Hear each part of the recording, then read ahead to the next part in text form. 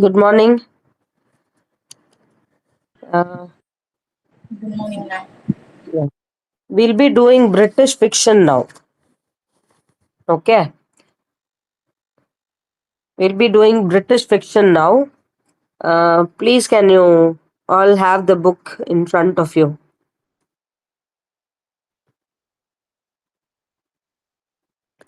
Right. So, in the previous three classes, in the previous three classes, we were looking at the novels written in English starting from the 18th century. Okay. So, we started with social realistic novels. We started with realistic novels, and then we moved on to a little bit of psychological novels. And Unit 3 completely dealt with novels that focused on the psychology of the central characters. Right. Now, we have completed 2 units plus one lesson in Unit 3. We'll be doing James Joyce's A Portrait of Artist as a Young Man today. And just to have a quick recap, you saw Fielding's novel Tom Jones, then you had Charles Dickens's David Copperfield. Again, you had Eliot's Adam Bede. All these were focusing on the external events, external events being portrayed, okay, in a very elaborate manner in episodic form, and sometimes it was also epistolary method of writing in the form of letters, okay, trying to show us what was happening, things like that. Unit 3 was completely, so we started with the beginning of the 18th century, and then we moved on to Victorian period, and then Edwardian era, again to modern era. So this 1910, 20, and 30, the first three decades of the 20th century, we could divide the writers with two different mindsets. One set of writer was called as modern writer, and the other contemporary writer.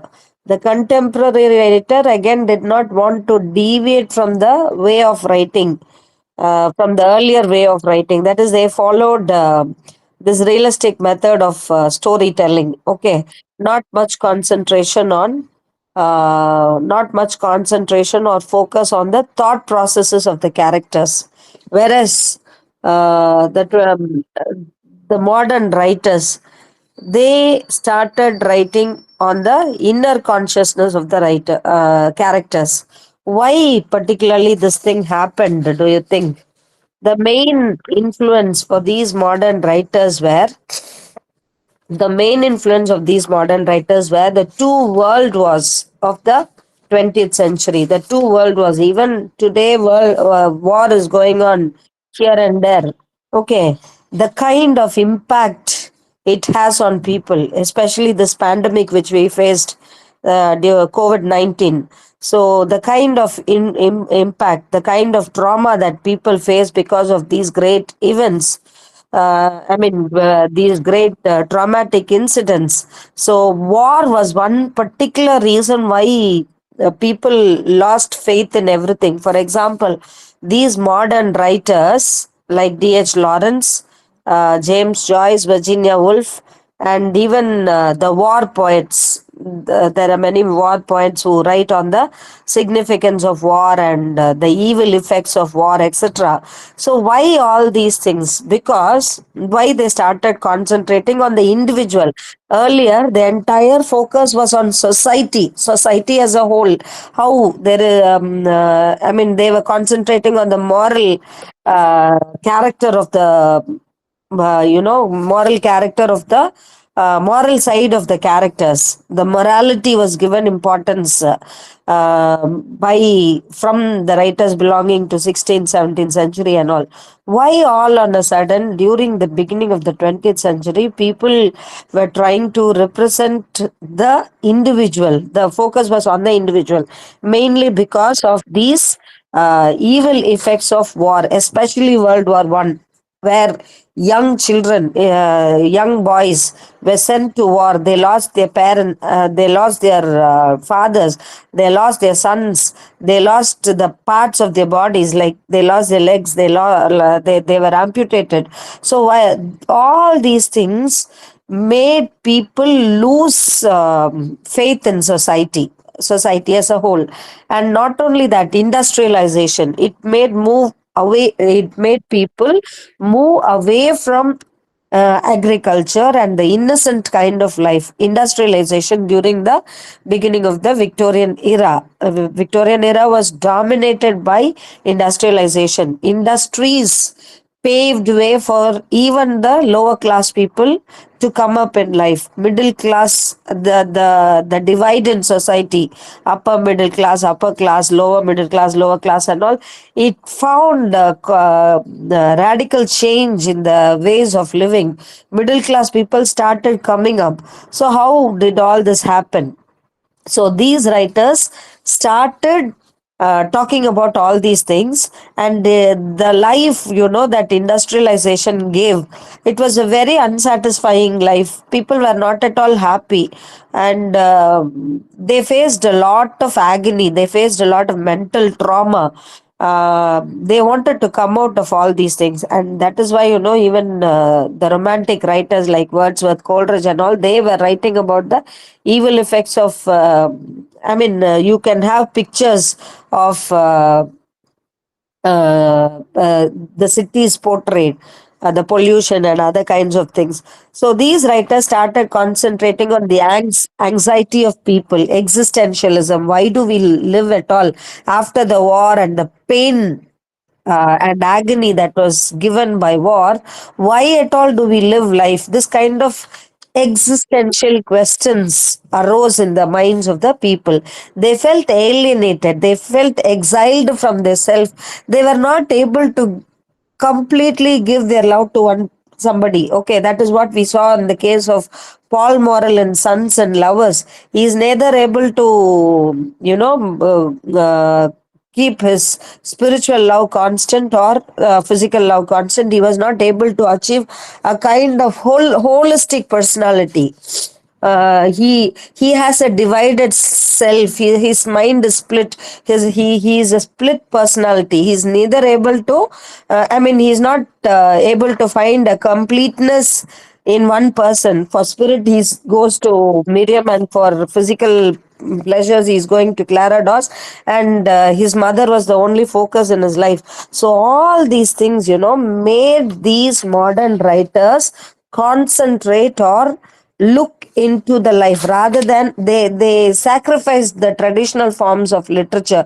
They found the traditional way of writing inadequate, insufficient, and they found it most unsuitable. They said, the thought processes are not the same always. Keep on moving from one thought to another. If this is the case, how is it possible for a novel to record the historical events or the events that take place in a person's life in an episodic form?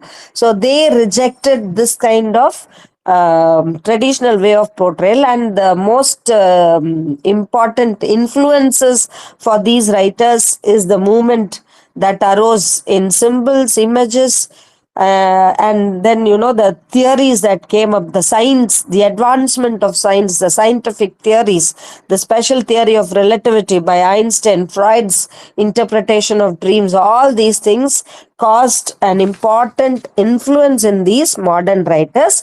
And you should remember that the difference between the writers who belonged during the 18th century and 19th century and the writers who belonged to 20th century, the earlier writers concentrated on the objective portrayal of reality. Objective portrayal in the sense only the physical events.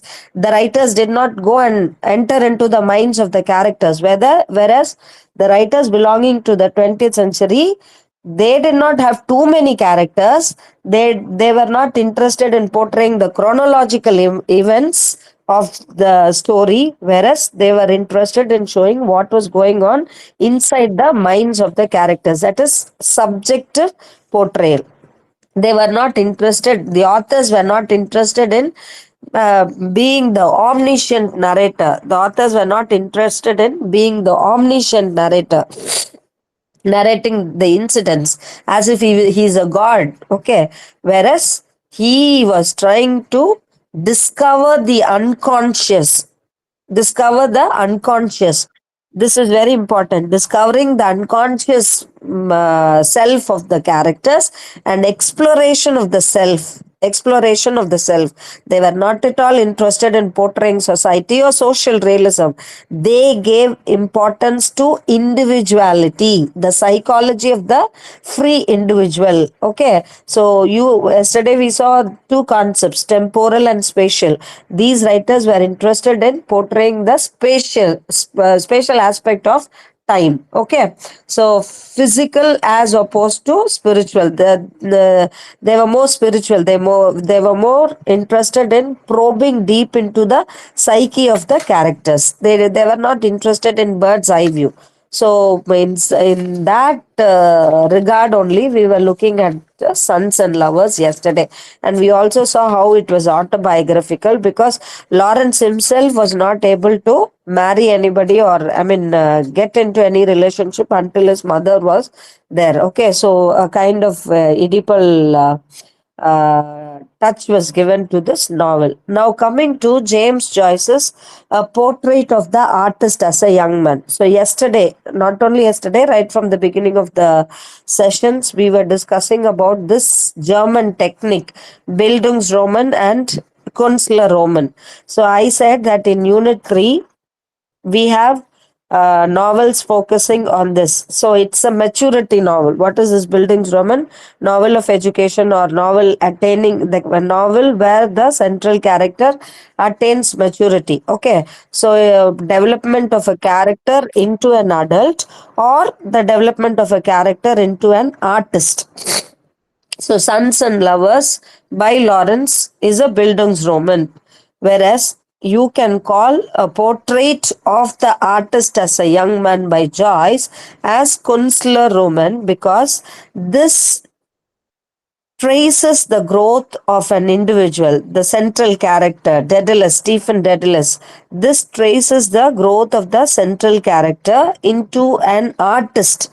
Okay, so this novel again is not written in the traditional way of writing. Okay, so Joyce, we see that he was the eldest in a family of 10 children, and just to have a brief look into the personal life. I mean, the autobiographical elements are also there in this novel also. So we'll just look into the life of Joyce, page 121 in the prescribed text for you. So we see that John Joyce, the father of James Joyce, was a staunch supporter of Parnell, the national leader of the Liberal Party of Ireland. Okay, so he was interested in politics, and because of his interest in politics, he lost much of his wealth and money and all, and they again ended in poverty. Okay, so he was a nationalist leader of the Liberal Party of Ireland, and he was also a minister, but his adulterous affair with one Kitty O'Shea ended his popularity, and also ended his office, put an end to his office. So, and he lost his social status, and there was a constant fight between Joyce's mother and father because of this.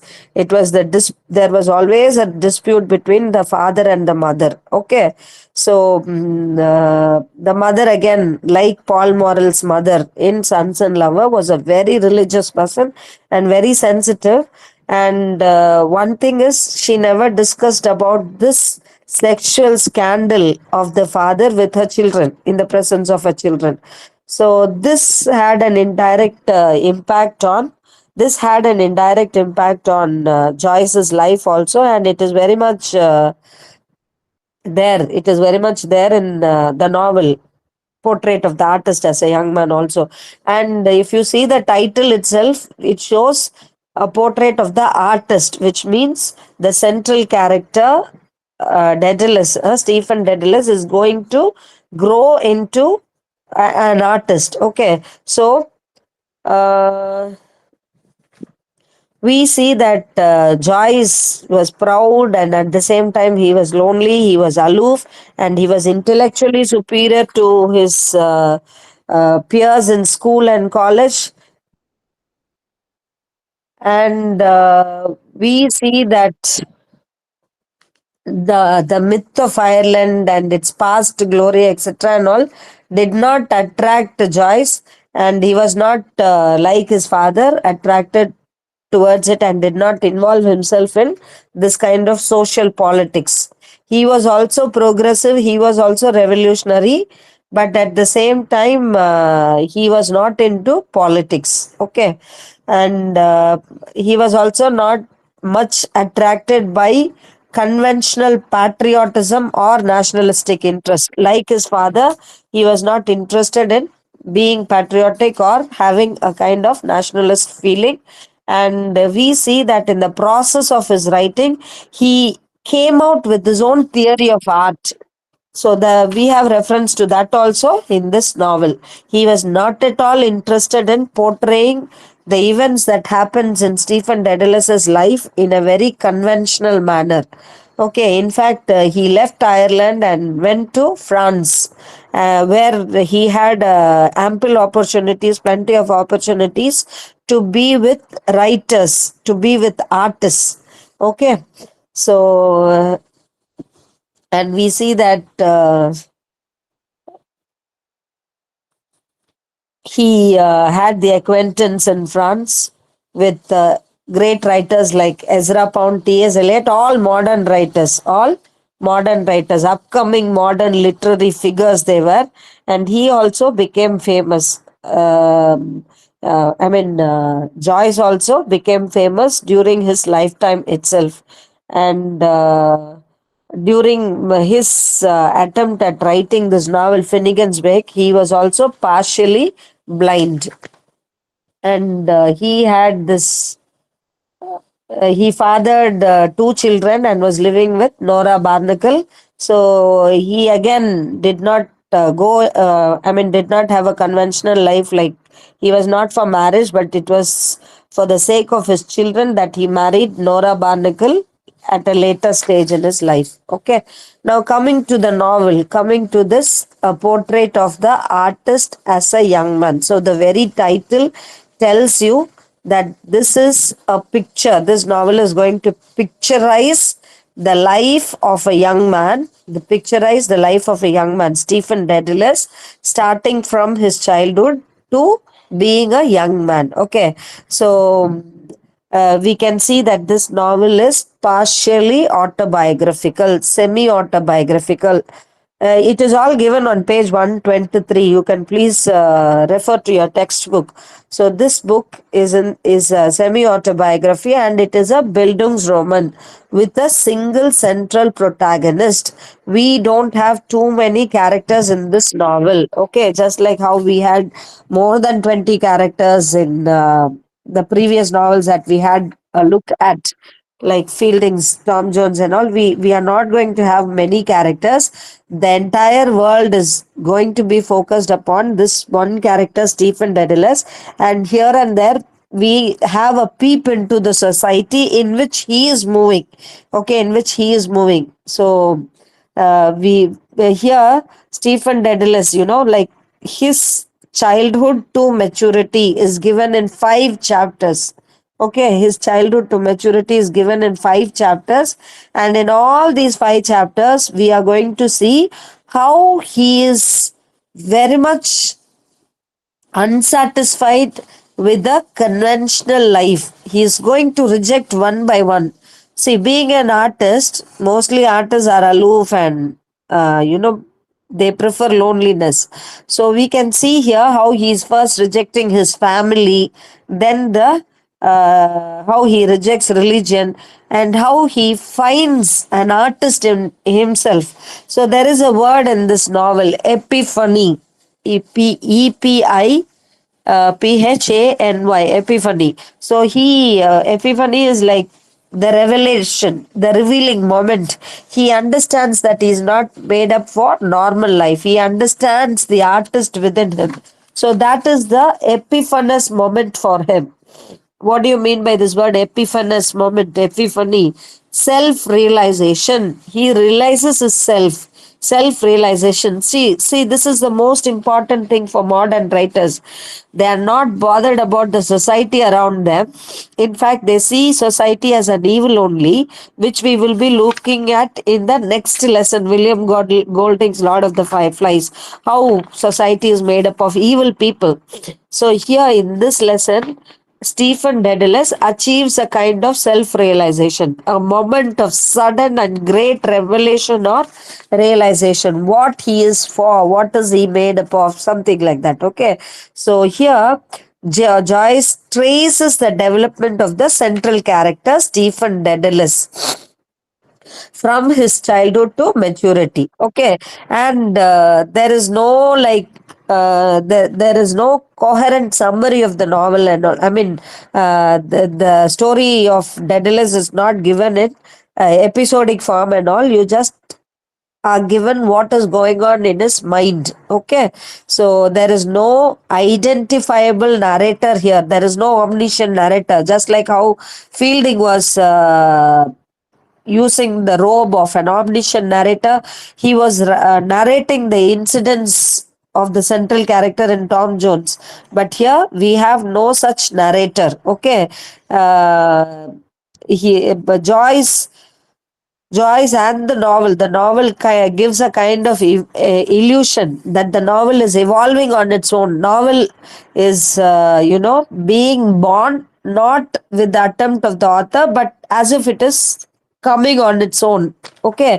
So many critics have described this novel to be authorless. So yesterday we were looking at like what is this reader response criticism and the importance of reader stated by Roland Barthes and all. So, modern writers say that with the completing of the novel, the authors die. There is no more role for the author in coming out with the meaning of the text. Meaning of the text emerges. Meaning of the text comes only with the interaction between the text and the reader. Okay. So readers are given importance. Readers are almost like second authors who bring about the meanings. Unless a book is read by the reader, the book is a dead one only. The dead, okay, the death of the author. That is what modern writers are emphasizing upon. So here, many critics have described this book as authorless. So, such technique has been used by James Joyce. So, what is this Stephen Dedalus doing? As a baby, chapter 1 begins Stephen Dedalus' life as a baby. So, we see that as a baby, Dedalus becomes aware of even wetting his bed. Okay, see, he is an artist. Artists are extremely sensitive to things around them. So when he wets his bed, he realizes how warm the bed is. Okay, and the warmth of the bed, the initial warmth of the bed immediately gets cold in a few minutes. Okay, so this kind of what to say awareness or the kind of sensitiveness to the things around him.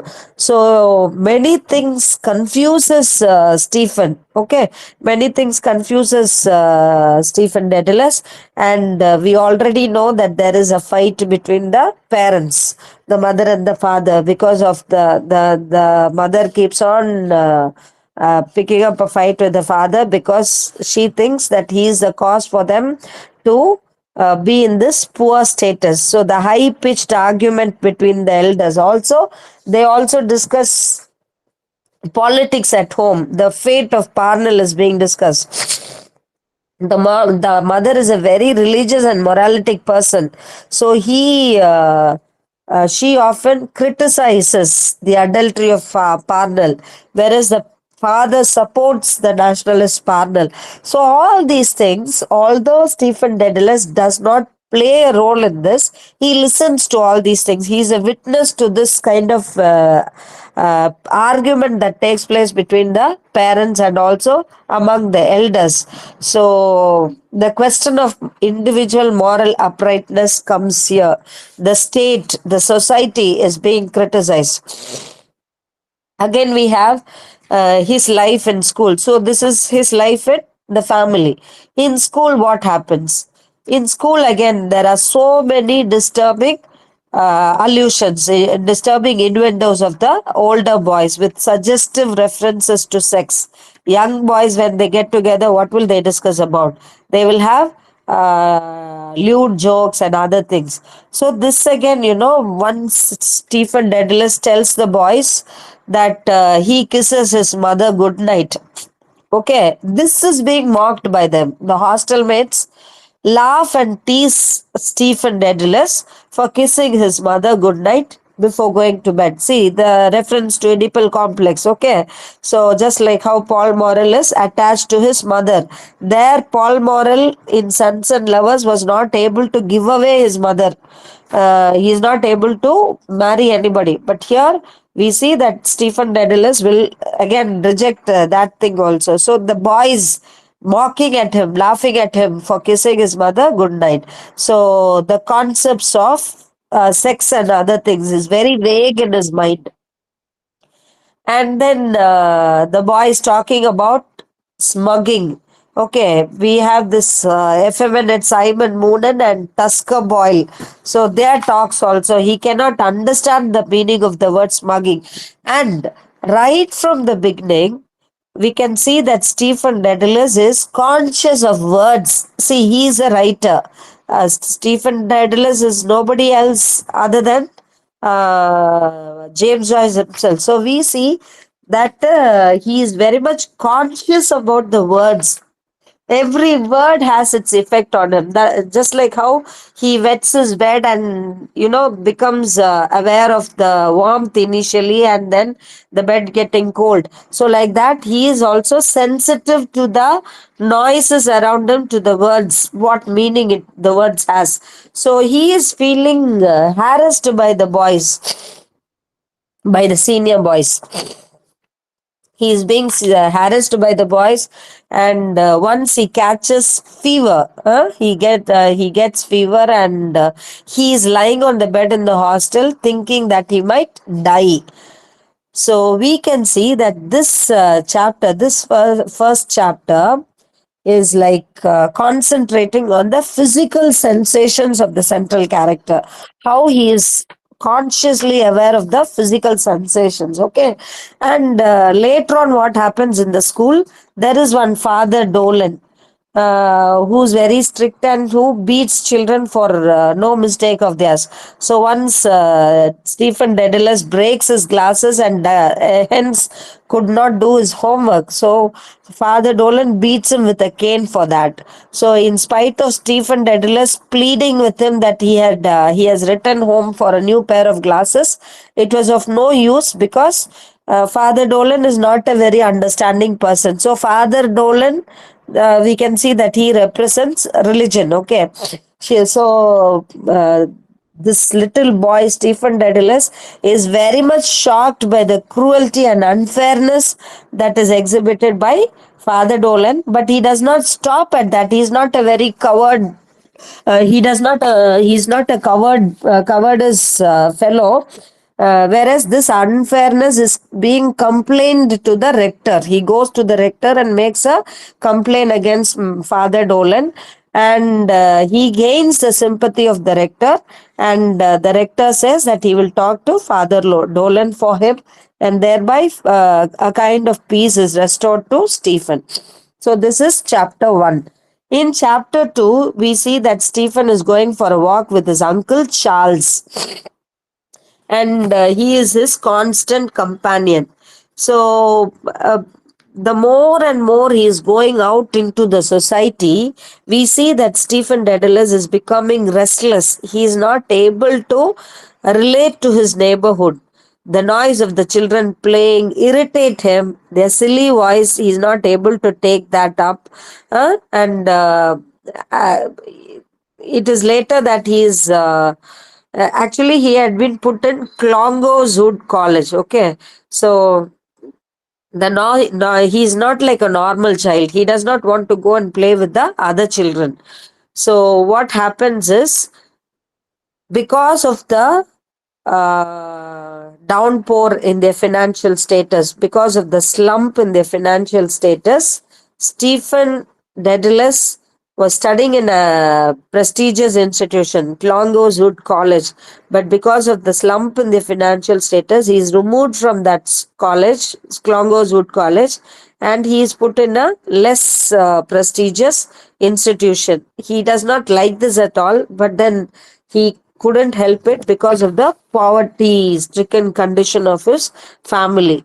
So we see that literature influences him a lot, and he used to admire Lord Byron. And once he submits an assignment to his English master, Mr. Tate, but then Mr. Tate does not appreciate the essay written by him, because he takes it to be heretic, to be unholy. And Mr. Tate bullies him, and in front of the classmates teases him. So this again becomes a point of bullying for the friends. Okay, so we can see that there is a constant inner debate and conflict going on within the mind of Stephen Dedalus. And then we also see that this Stephen Dedalus is aware of the squalid surrounding that is there in the society, uh, the dirt of the society. Okay, but somehow he tries to accommodate himself to the new setting, especially the new educational place.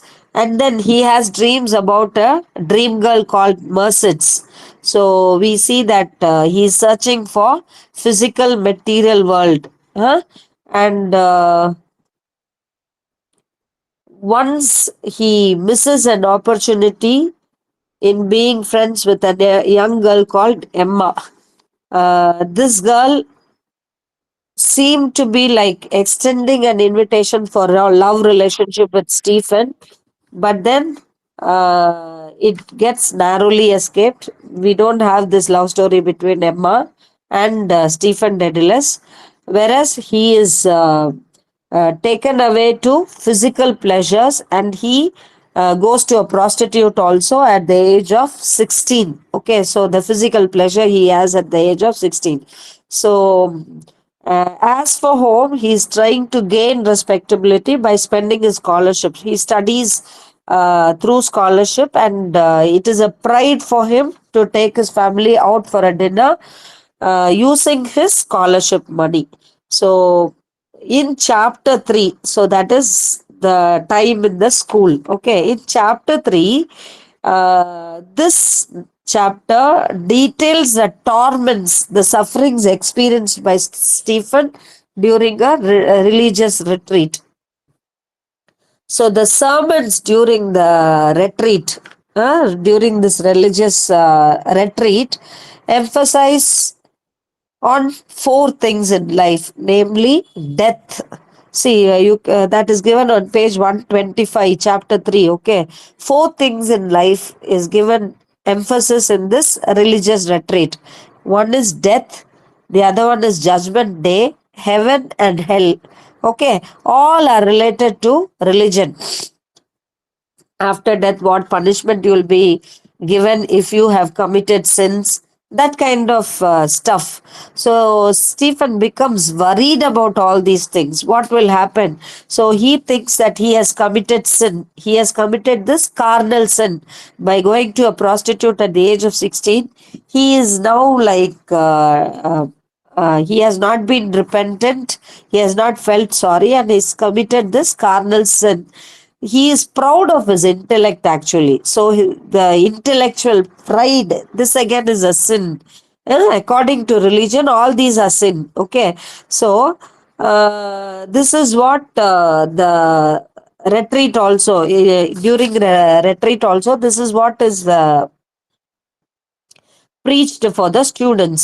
So we see that he becomes very remorseful. He feels sorry for all the supposed sins that he has committed, and he is constantly nagged by the thoughts of infernal punishment.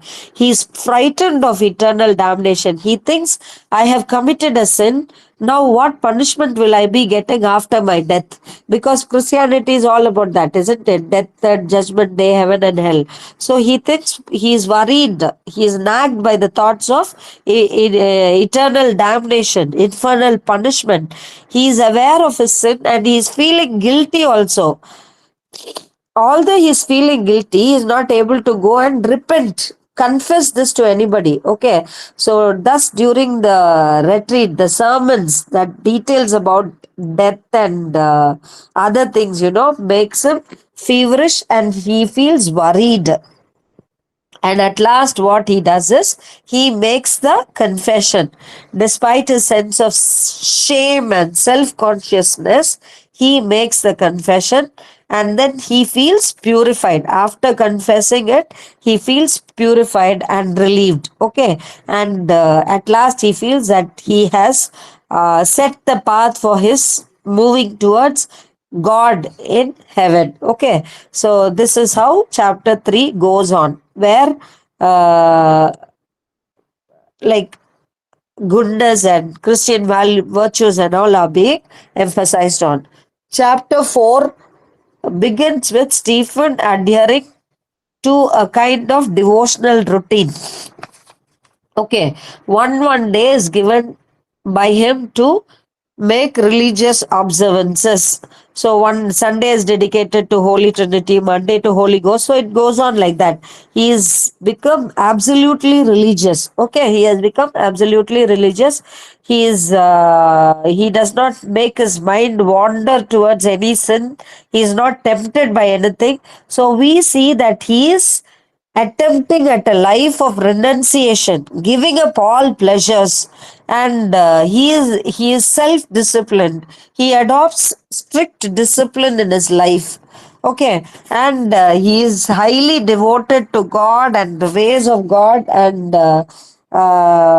but what we see is this priestly duties, priestly duties, the ways of the Jesuit order, does not attract him. A lifelong dedication to spiritual service does not give him any satisfaction. He finds the lifestyle of the religious fathers, religious brethren, very cold, and this orderly life, this strict disciplined life does not attract him and repulses him. And chapter 5, shows his complete renunciation of all these things. He completely releases himself away from all these clutches, from the clutches of family, from the clutches of religion and other things. Okay, chapter 5 shows the dean who's an English convert. So again, being aware of the words, okay, the words which attract him. We all know that he has become a very great writer.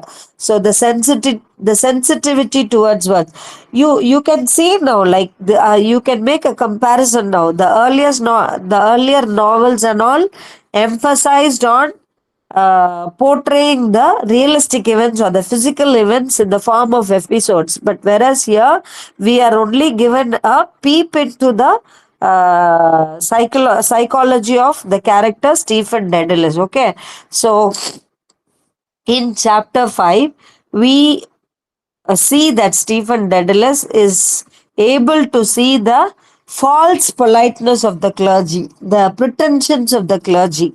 Okay, so he was already, Stephen Dedalus was already proud of his intellectuality. Intellectual pride was there in him. So now we see that he this kind of cloistered spiritual life is hated by him, and he declines to offer to enter the Jesuit order. He did not want to pledge himself to an artificial existence. So finally we see that he becomes a poet. He composes a lyrical poem, a villanelle, and feels excited about it. And he also creates his own theory of writing. Okay, so he follows one Saint Thomas Aquinas. Who's this Thomas Aquinas? He's an Italian priest. Okay, he's an Italian priest who has written about the theory of aesthetics. So we see that finally Stephen Dedalus rejects everything, and he goes into the mode of self exile. He gives up everything, he leaves behind everything, he rejects family, he rejects religion, and he finally exiles himself. He gives away the priestly profession and takes up the choice of writing, and takes life with all its contradictions. So he becomes a free soul. He seeks to free himself from the petty demands of family, nation, and religion. Okay, so the three things which he rejects is: first the family, next the nationalism, and finally it is the religion. He rejects all these things, and we see that he moves away. The novel ends with his moving away. He escapes. He decides to find his escape through exile, silence, and cunning. He is not bothered about anything. He is not bothered about his self or his family or religion or nationalism. And hence, we have this open ending, and you can make your own conclusion. You can have your own conclusion. Thus, we see that. Although the novel is not in a chronological order, okay, although the novel does not come in a particular time frame, it is somewhat progressive only. Okay, it is somewhat progressive. The life of Stephen Dedalus, starting from him being a baby, being aware of the how he wets the bed. Okay, starting from there, we see that there is some kind of progress in the portrayal of Stephen Dedalus. uh Right, now come to page 127. So, although the novel although the novel takes us to different time frames, many critics have given a unified reading of Stephen Daedalus's development into maturity. Okay, so Wayne Booth, for instance, he argues that there are three things to be noted. The three instances where Stephen Dedalus is seen to reject the option offered by the Jesuit father for a religious occasion. He is not going to enter religion, not going to take religion as a profession. Okay, and then his evolving his own aesthetic theory that he has learned from Saint Thomas Aquinas. That is, he is going to come out with his own theory of writing. He is an artist, isn't it? So he is going to come out with his own theory of writing. And then this composing of a villanelle, this lyrical poem, so finally makes him into an artist. So that is what the tracing of the development of this character into an artist. Okay, the tracing of this Stephen Dedalus is there. How the novel traces the growth of this central character into maturity and turns him from a small boy into an artist, into a writer. So we see here that how can this, you can ask how this novel can be read as a modern novel. You have all traditional forms flouted. There is no respect for the traditional forms. Even God, God was held in such reverence by the Victorians or by the earlier century writers. There was such reverence for God. But here we can see that he writes about God and other things with heresy, unholy things abroad. So Joyce's theory is like there is no God at all. The reverence towards God is shaken. So, and what is this Aquinas theory? The theory of aesthetics, achieving a period of inactivity. Okay, so how the individuals can realize their own self. He Joyce prefers a kind of wholeness instead of perfection. Okay, a kind of wholeness instead of perfection, a kind of essence in life instead of divine brightness.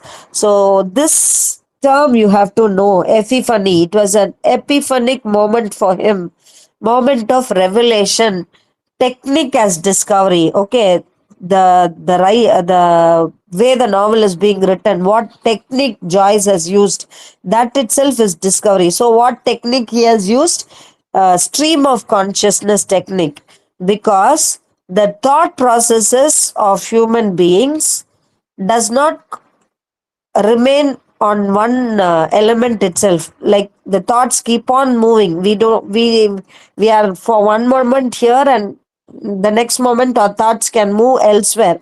So the stream of consciousness, how human beings, the single character, is able to keep on thinking about various aspects of life. So technique itself is a form of discovery here in this novel, and the novelist is trying to show, see how these modern novels do not give importance to story alone.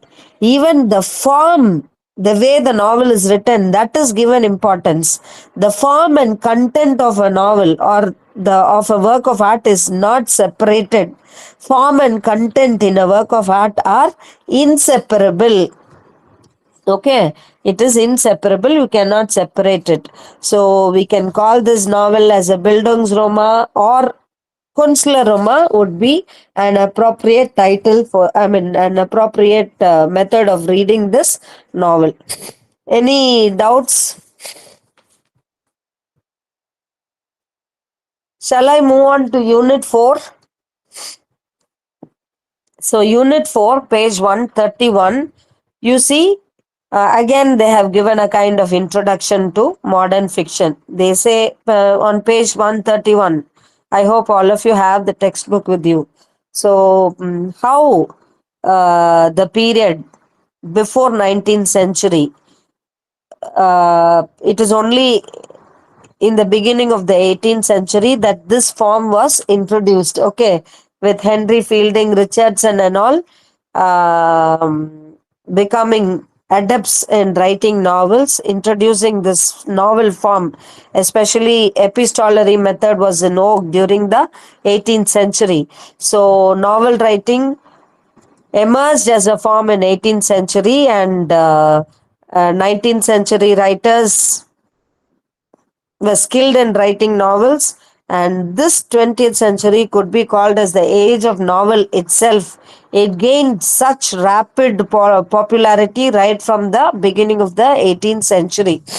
So, and we can say that this 20th century has completely thrown out the other forms of literature. No, I mean, it has eclipsed the other forms of literature. This became the predominant form of literature, and mainly, they say that this age, this 20th century, was an age of moral perplexity and uncertainty. See, as I told you, the earlier century novelists were concentrating on the moral aspects of the individual, the morality of the individuals. Every story will have an ending. Even Tom Jones, if you read that story, you will understand that the roguish Tom Jones finally becomes good. Okay.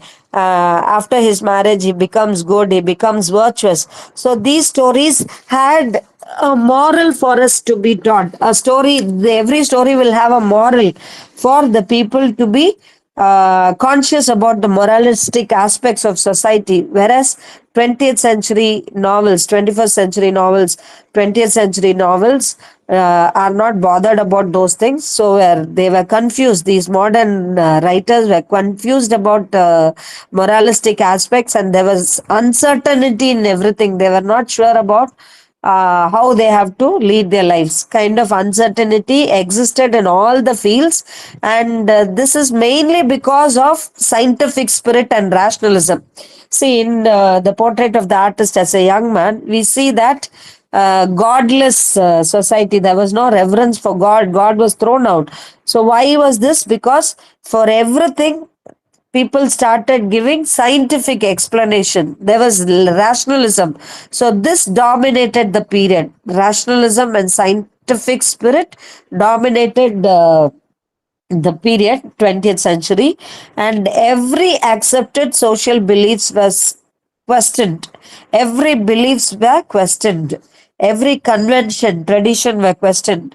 Where people took everything with skepticism. They had doubts over everything. And in terms of art and other things, there were innovations. People were experimenting with a lot of literary forms. They were not blindly following tradition. They were not interested in blindly following the tradition that was practiced by the ancient writers. They did away with the methods of writings of the ancients, and they were interested in innovations and experimentations.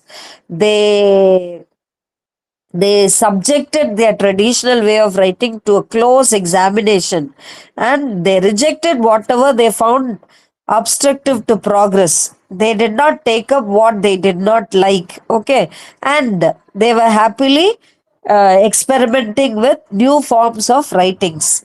So they were not interested in objectivity, but they were interested in subjectivity. They were not interested in portraying the reality. And the treatment of sex, that also found a place in the modern novels.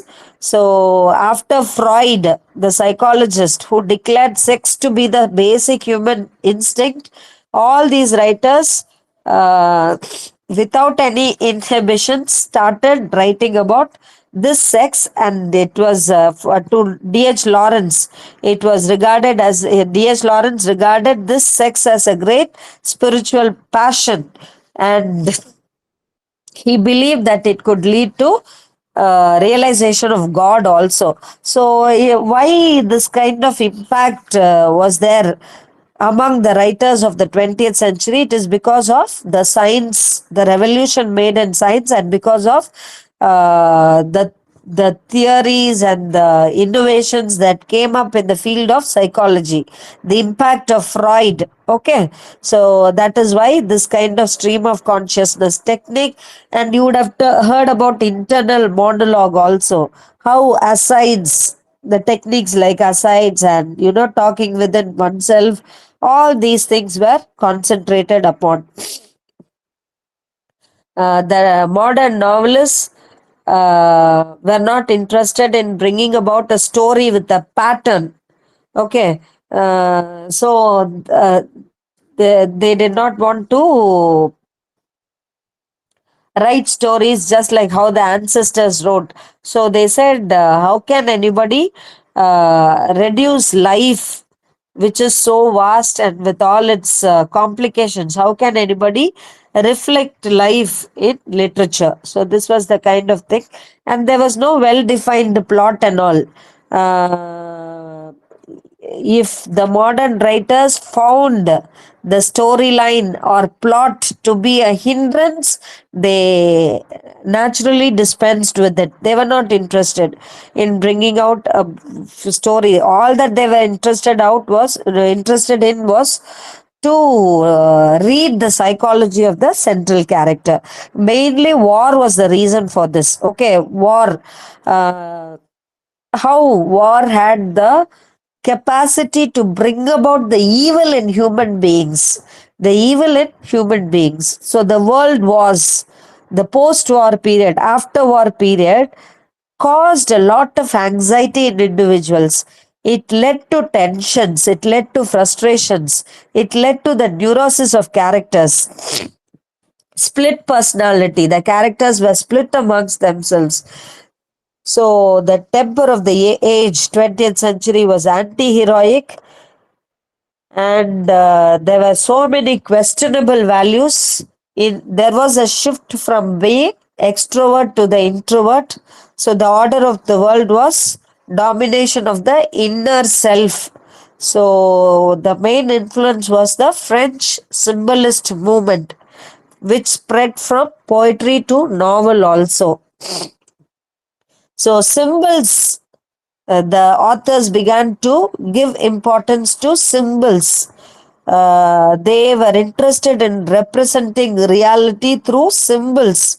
It baffled the readers, it confused the readers, and moral values, ethical values were not regarded as absolute truth. Okay, no more these writers interested in depicting morality or ethical values. So, to Freud, man is only biological phenomenon, a creature of instinct and impulse. So, different theories also started coming up. Different theories started coming up. So, you have the Marxist theory, you have the feminist theory, you have socialism. So but you cannot compartmentalize these works, like it does not reflect the spirit of one alone. Whichever method pleased the writer was concentrating on that. So socialism, politics, all these things, economic forces, social forces, all these found a place in literature, especially in novel writing. Okay, and the dominating feature was uncertainty and perplexity. Confusion prevailed everywhere. Uncertainty was there. Even the novels did not have closed endings. See, the realistic novels had closed endings. This is how the novel closed. We can, very assuredly tell that they lived, they were married and they lived happily ever after. Whereas these novels did not have such assured ending. The reader was the reader was allowed to make guesses what would have happened after. So it all readings were open ended, and readers have to make their own ending. That is how it was. Okay, so the increase in after the war, where war stated that there was no value for human life. Killing was there everywhere, brutality was there. So there has been an increase in vulgarity, brutality, and coarseness. So human relationships have been coarsened and cheapened, and man has become incapable of fine and subtle emotional responses, especially with the advent of television, cinema, cheap novel writing. Everything was kind of daydreaming only, and these all weakened the grasp of reality, and this is what gave rise to modern novels, diversity of themes and complexity of treatments. Okay, so William Golding, for example, he again, we are going to read William Golding's Lord of the Flies. That is the novel prescribed for us. So he talks about the effect of war. Okay, war made him lose all beliefs in human beings. He portrays human beings as being evil creatures. Okay, so there is no civilization at all. That is what Golding is going to tell in this novel. Human beings are not civilized, they are capable of evil. Evil is inherent in human beings. They are all inhuman, they are all alien. Okay, the vision of evil inherent in the human heart. That is what Golding is going to talk about in this novel. So, any doubts so far? Because it's No, time for ma'am. us to conclude the novel. I mean, conclude the session. Right, okay, then. We'll meet in the Ma'am, next week. what kind of Yes, questions are we to expect from all these novels? okay.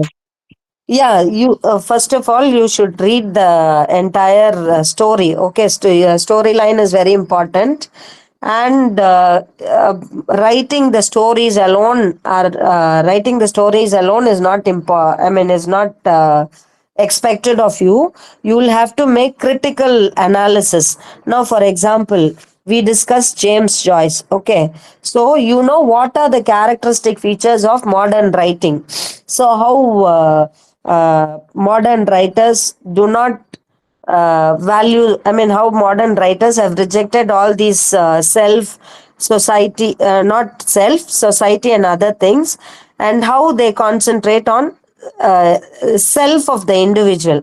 So they might ask you, like, consider this James Joyce's novel as a stream of consciousness novel. So, in that way, you can say what stream of consciousness is. You can just go to the internet and find what the definition of that, okay, stream of consciousness, and how the thought processes of Stephen Dedalus is brought out. Instead of writing the story, complete story in your answers, you just intersperse your answer, mix the elements of modernism, the elements of the techniques that these writers have used in your answers. Okay, so how can you read this novel as a Bildungsroman? How is it a Kunstlerroman? That type of questions only will be asked for you. Okay, so bring out the character of Stephen Dedalus. So how Dedalus rejects the family first, and then the society, and then religion, and how he is being selfish, how he wants his inner self to be satisfied. Okay, so this kind of questions only will be asked for you. So, Understood? ma'am, Yeah, yes. yeah, yeah. So, throughout when we are answering, does our perspective have to come out? If you are going to put in your perspective, well and good. Yes, Okay. Okay. fine. Okay, in good grammatical English. Yeah. Yeah. This, okay, yes. Ma'am, Yes, ma'am. Yes. how long should an ideal answer be, How depending upon? long? How Yeah. long? I would, even if it goes to 3 to 4 pages, fine, because you have lots to write in these. It is novel, isn't it? How long does a novel run to? It runs to 200 pages, more than 100 pages, right? So you will have lots to write if you are really thorough with the novel. And interesting aspects also, because this modern fiction, no, British fiction, it has lots of interesting to write. Okay, so maybe 4 to 5 pages. Okay, thank you. It depends on how much content that you put in your answers. You can also write 2 to 3 pages. At the same time, you can also, go to 4 to 5 pages. Nothing wrong in that. Okay, thank you so much. Okay. Share the novel. I mean, the summaries of the novels are given in this text itself. I wish that you also read the entire text to have the real essence of the novels. All these novels are wonderful novels. A reading of it will give you the essence of the novels. Okay. Thank you. It's time for the next class. Thank you. Thank Thank you. you, ma'am. Thank you so much. Thank you, ma'am. Welcome. No assignments, ma. There are no assignments. You will be getting instructions from the DDE if you have to submit assignments. Ma'am, which Thank- other novel is there? What? Apart from this one, which other novels are there? I'll discuss in the next class, because now it's time for the other class. I'll surely discuss about this. Sure, ma'am. And what was Don't the name of this novel? don't you have the textbook with you? The textbook given by DDE? Yes, ma'am, I do have. So, which textbook we were doing right now? Yeah, no other novels. Only these 10 novels you'll be having. Okay. So, Okay. yeah, up to unit 4, it is 8 novels. And then unit 5 has 3 books. So, apart from these 11, there will be no other novels. Okay, only the books that have been like sent by DDE, right? Yes, yes, yes. This book, no, this British fiction. Only the novels which have this, that are prescribed in this Mm-hmm. question will be asked from. Okay. Okay, ma'am. Thank you so much. Right, right. Thank you.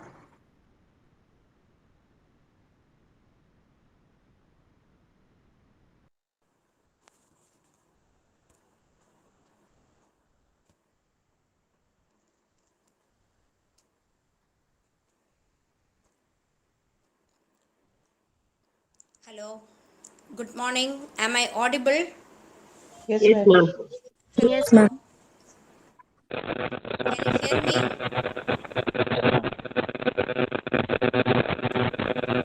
Some disturbance is coming. Yes, ma'am. Someone is on unmute. Abhinesh. Hello, can you hear me? Huh? Abhinesh, please mute yourself. Hello? Hello? Oh, ma'am, someone is Can you on hear me? unmute. I can't hear you. Ma'am, someone is on unmute. Abhinesh, please mute yourself. Yeah, Thank you. Aditi, please mute yourself. Now, can you hear me? Yes, ma'am. Yes, ma'am.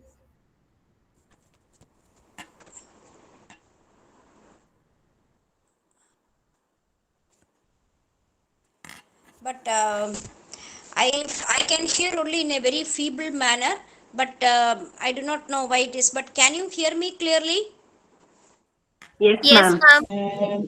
You can hear me Yes, clearly, yeah? ma'am. Yes. Okay. Yes, Okay. ma'am. Okay.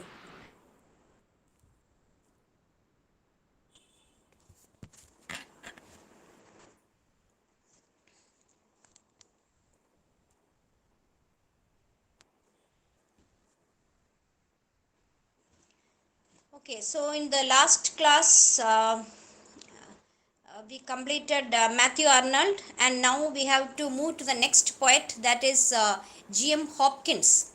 Okay, Hopkins was a very innovative poet. You can take page number 109, 109 in your notes, in your study material for British poetry.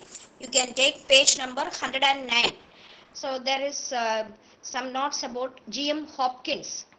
So Hopkins is an important poet because he was very innovative, and he belonged to the Victorian era. And some important features of his poetry, I'll tell you. One important aspect about him is he's considered to be the greatest Victorian religious poet. So he wrote religious poetry. That is, his poetry has themes pertaining to religion, nature, the inner turmoil, the inner anguish of human beings. Okay, then and there are he also wrote about the world, piety, God, etc. And according to him, the world is like a text written by God, and in this text God expresses himself completely, and it is by comprehending this world that human beings can approach God and learn about him. So that is about his ideas. And he also wrote about the environmental destruction and indifference to nature, and such themes, contemporary themes also he presented in his writings. Then about his poetic innovations, like he was very original and innovative in his poetry. So he put forth a concept called inscape. Inscape spelling is INSCAPE. Inscape. So what do you mean by inscape?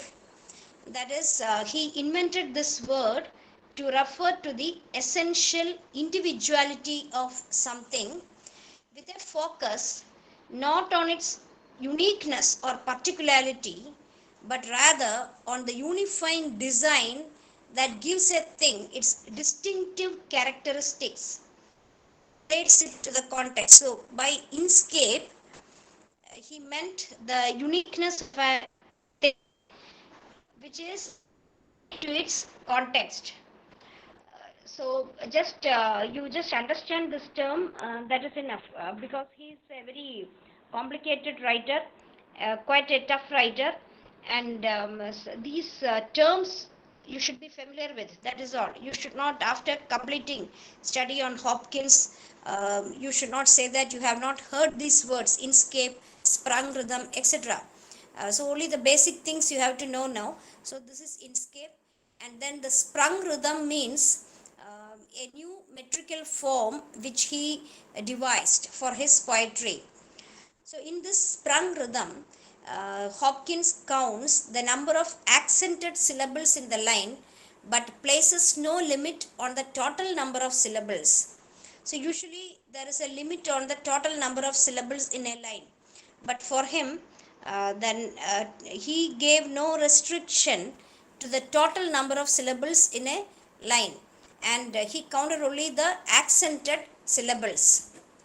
Okay, so the sprung rhythm he devised. So he also used multiple stressed syllables one after the other. For example, a line in his poem Bincy Poplars is like this: all felt, felt are all felt. All felt, felt are all felt.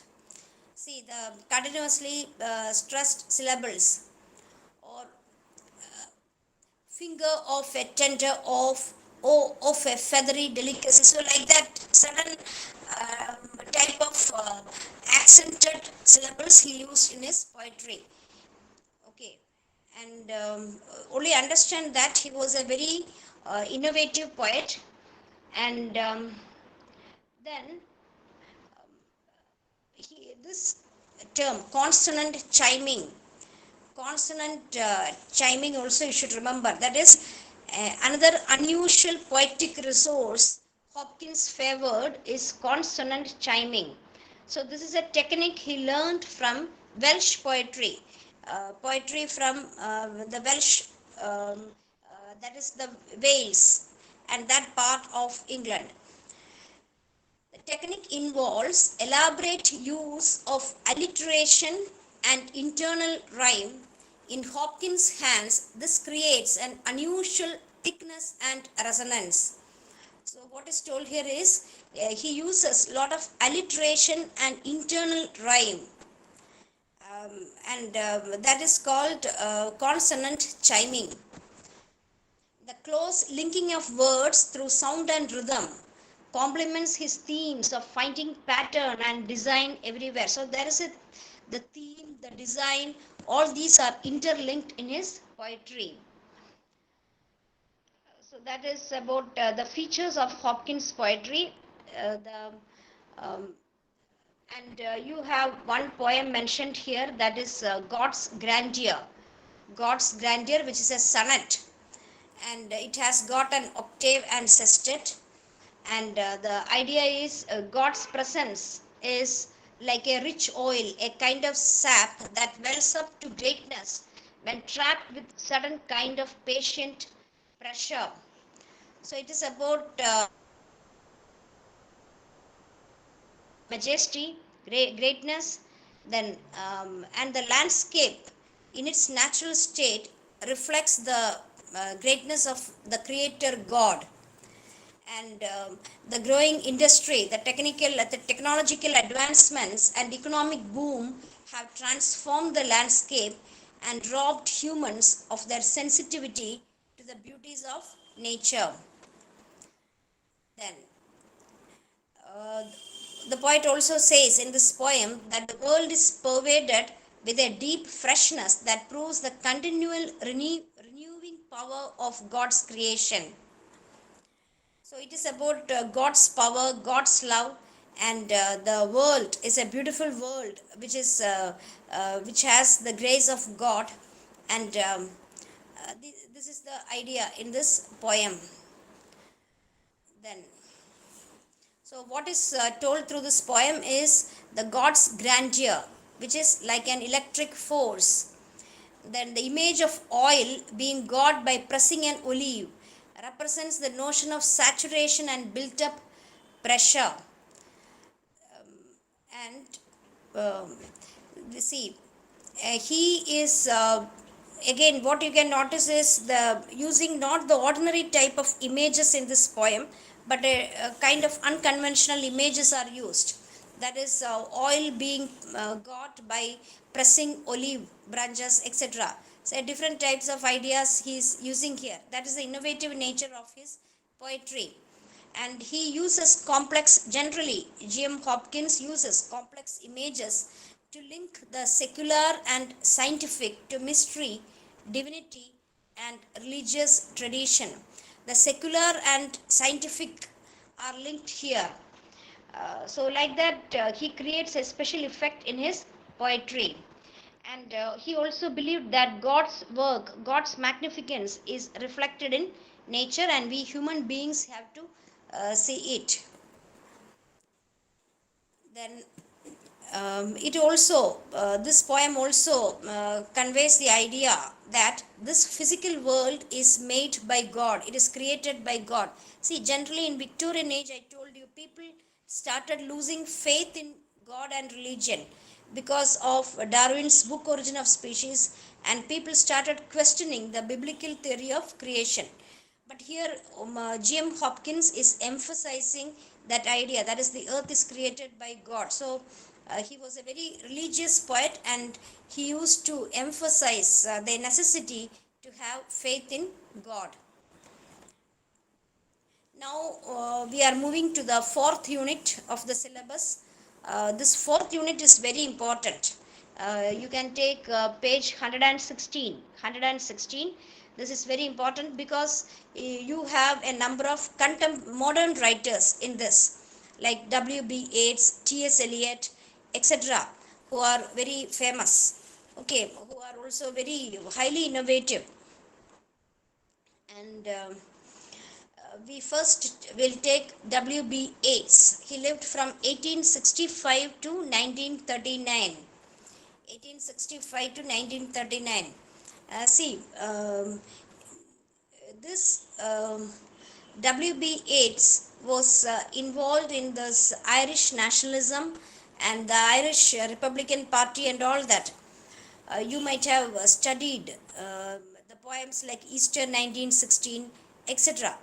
I do not know whether you have studied that, but that is, Yeats was a revolutionary poet from Ireland. You know, England, the UK, United Kingdom, comprises of three places. What are those three places? Three regions. Hmm? Anybody? Can anyone answer? See, no one wants to open the camera. No one wants to answer. We Ma'am, are studying is one British British? literature. What are British? the three One is important British. islands, territories in you, or the three in countries coming under that? UK, United Kingdom. Three important units of that. See, Ma'am, England, one is Scotland, British. and Ireland. England, Scotland, and Ireland together form UK, right? So but out of these three, England, Scotland, and Ireland, England was taking a domineering position always, and Ireland was sidelined. And England is a Protestant country basically, and Ireland was basically a Catholic country.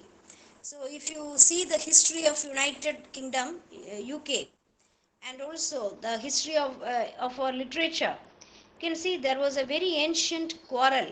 It started from very ancient times between the Catholics and the Protestants, and between the England and Ireland. And Irish people, they wanted to assert their individuality, their religion, their culture, and they didn't want to be dominated by the British people. So they started many rebellions, many struggles, and like that, to establish their independence. So this conflict between England and Ireland was going on for quite long time. But finally, what happened is, a part of Ireland came to be under British control, and the remaining part of Ireland became an independent state, which is called the Republic of Ireland. So, when Ireland was struggling for its independence or struggling against British supremacy, there were a number of organizations and groups which led people in that civil war, and Yeats was also an active member of all that. He was part of the Irish nationalist movement, what is called as the Irish nationalist movement, which which argued for the independence of Ireland, which argued for a separate identity for Ireland, and also they wanted to protect the myths, the legends, the culture, the history of Ireland. Okay, so Yeats was a part of all that. That is how he is an important writer, and he also started the Abbey Theatre with some others. He also started the Abbey Theatre because Ireland was a very important place in those times.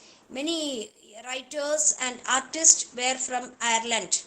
George Bernard Shaw was from Ireland. The fiction writer, the novelist James Joyce was from Ireland. So Ireland had number of important people. Even Seamus Heaney, I think. Seamus Heaney, the poet you are going to study later, he was also from Ireland. So a number of great people came from Ireland. And the Celtic tradition was the ancient tradition of Ireland, and Yeats wanted to revive that because their ancient culture or native culture will be lost in the by the influence of the British, that is English customs and culture. So he wanted to revive the culture. Then there were also others with him, like playwright Sinch, Lady Gregory, etc. Along with him, they were also actively part of this Irish nationalist movement.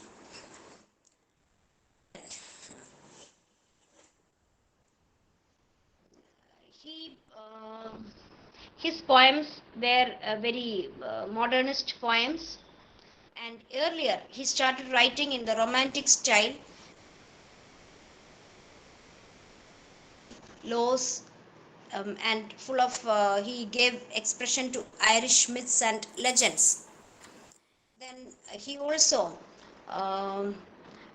he at one stage he focused completely on myths and folklore, and then he started focusing on contemporary politics. And later, towards the end of his life, he started the spiritual traditions, and his poems were infused with spirituality and sometimes even with occult and mysticism. Okay, so what are the important themes in Yeats's poetry? He started writing as a romantic poet. Then he started writing politics or political issues in his poetry. He wrote about Irish myths and legends, and then later he turned to spirituality, and his poems were infused with Irish spiritualism, and sometimes even with this occult and mystery. That is because occult and mystery, because occult and mysticism, and in these things he was influenced by the Eastern philosophy and even by the philosophy from India. So Yeats and T.S. Eliot, they were all well read in Oriental philosophy. Oriental philosophy means philosophy from the Eastern region. Even Indian Vedas and Upanishads and Vedic philosophy, they were familiar with. And T.S. Eliot and W.B. Yeats also use some elements from Indian philosophy in their writings. Okay, and then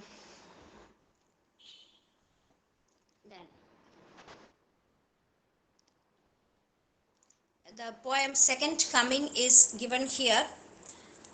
The second coming is given here. Just one stanza I'll read from this to give you an idea of it. As it turns and turns in the widening gyre, the falcon cannot hear the falconer, and then things fall apart and center cannot hold. Then mere anarchy is loosed upon the world, the tide of violence is let loose, and everywhere the ceremony of innocence is drowned. The best lack all confidence and assurance, while the worst are filled with intensity. So many important lines which are always remembered in literature are in this poem. That is, the falcon cannot hear the falconer.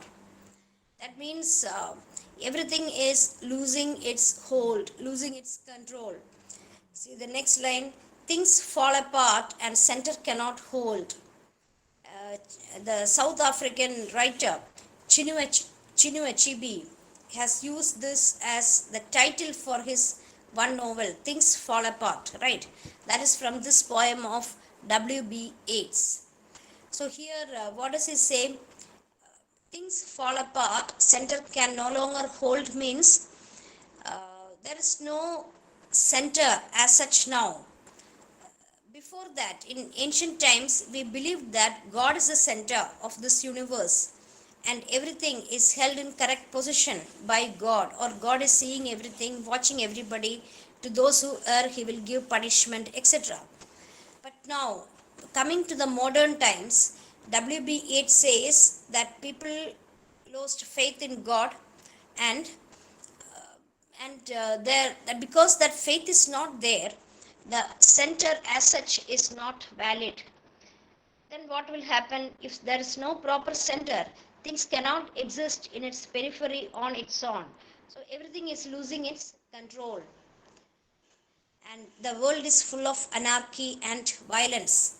And innocence is drowned, innocence is destroyed. That is what he says here.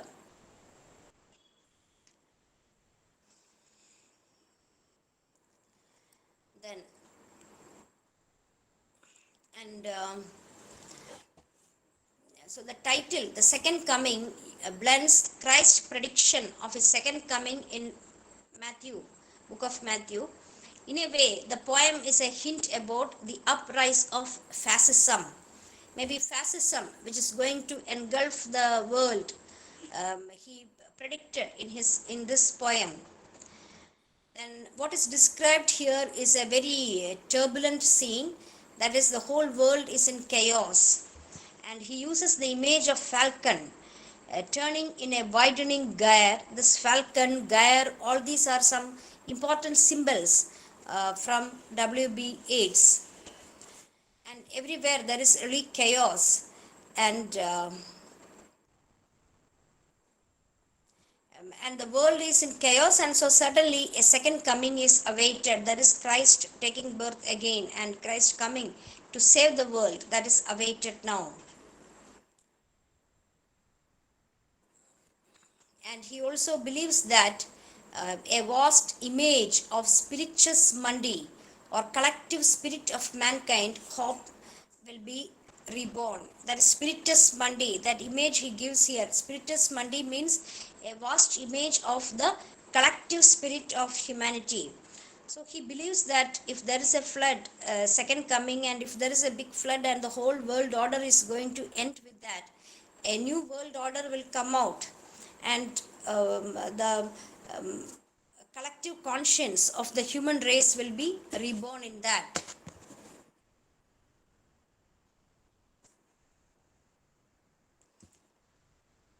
So that is a poem. So this describes a kind of apocalyptic situation. Apocalyptic means a very pessimistic future. That future is going to come to an end.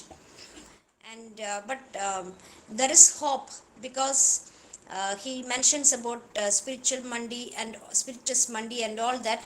There is some hope that humanity will survive even after this.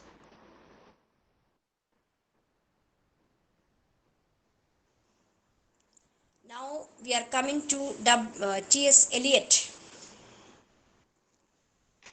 So when I say about modern poetry, I want to tell you certain things about modernism.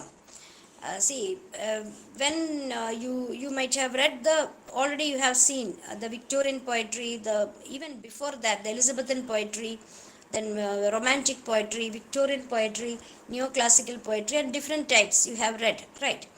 When you come to the modern age, the poetry is a bit different. This is the age of technological innovations, and similar innovations took place in poetry also. So many of the poets discarded the conventional metrical pattern, and they started writing in what is called as the free verse. So what is free verse? Free verse means you cannot the writers felt that the conventional metrical patterns like iambic pentameter, iambic tetrameter, blank verse, etc., are inadequate to contain the modern thoughts and modern reality. So they wrote in a type of pattern in which the sentences can be long. Then there's no restriction to the number of syllables or the number of words in a sentence. A free flowing style, that is free verse. This technique was put forth first by the American poet Walt Whitman in his poetry Leaves of Grass. Leaves of Grass. So here, stream of the what you call as stream of consciousness technique in fiction, corresponding to that is free verse in poetry. So the writers used free verse. They used many technical innovations. They used many innovative and personal symbols in their poetry. Okay, so T.S. Eliot's poems. T.S. Eliot was also a T.S. Eliot was a great writer of the 20th century, and when we say about his writings, we should also mention that he was a great critic, he was a playwright, he was a poet, and he was also a good editor. So that is about the manifold capabilities of T.S. Eliot.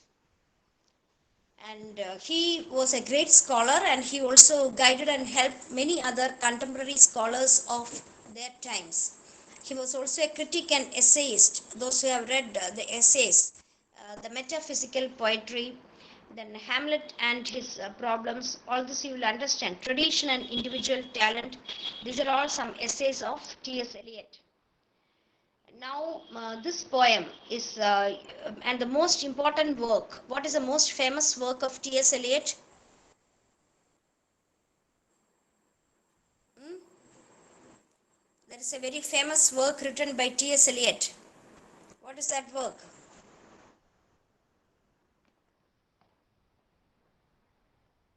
I'll give you a hint. It was published in the year 1922.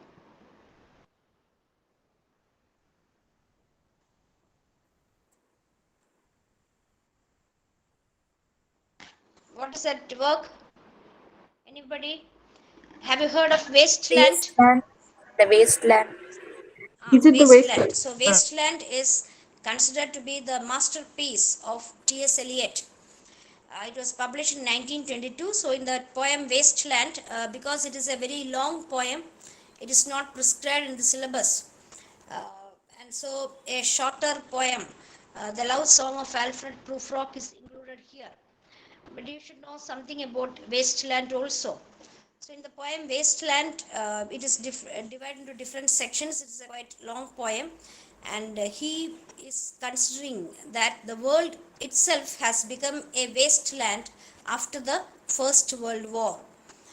And here there are only images of death, decay, dryness, and all that. There is no life. People have become infertile, both physically and also spiritually. The infertility, the spiritual vacuum, the state of death and decay of the contemporary British society is well presented in that poem, The Wasteland. Now, what we have to study is here the love song of J. Alfred Prufrock. You take that poem, it is in page number 127 of the notes you can take. Just a minute.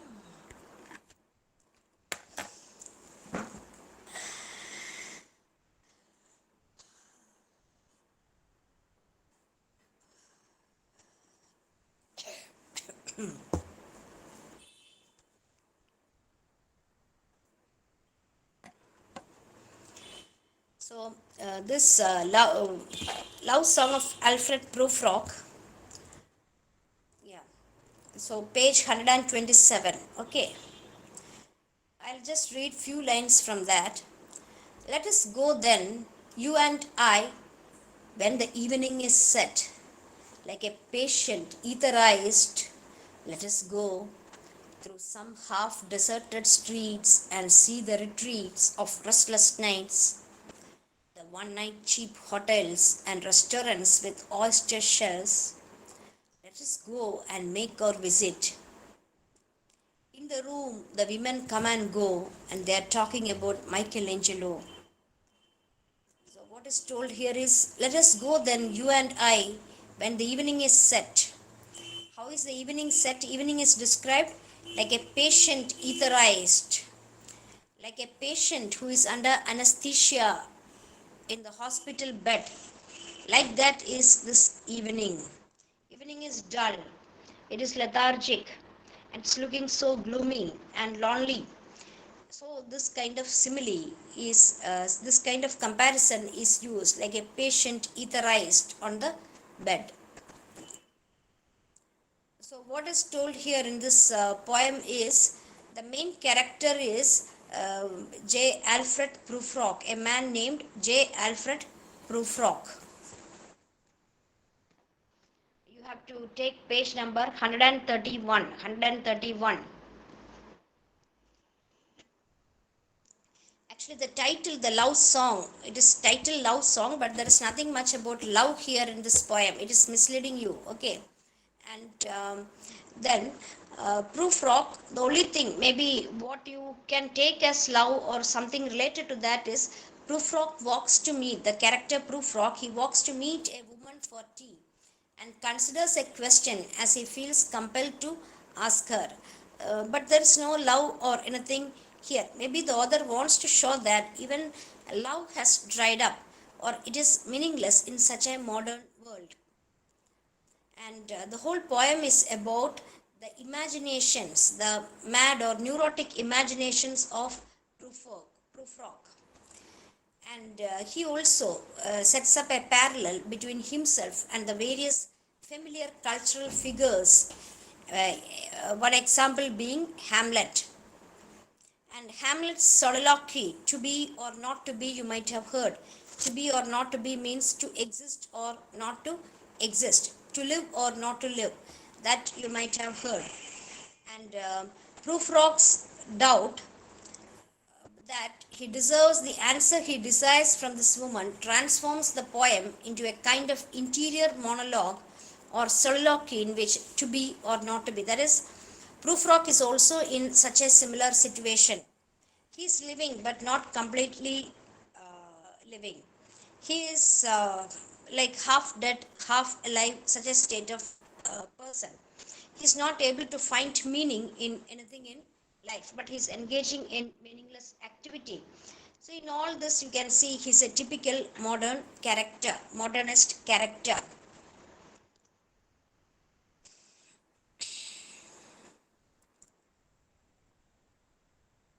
Then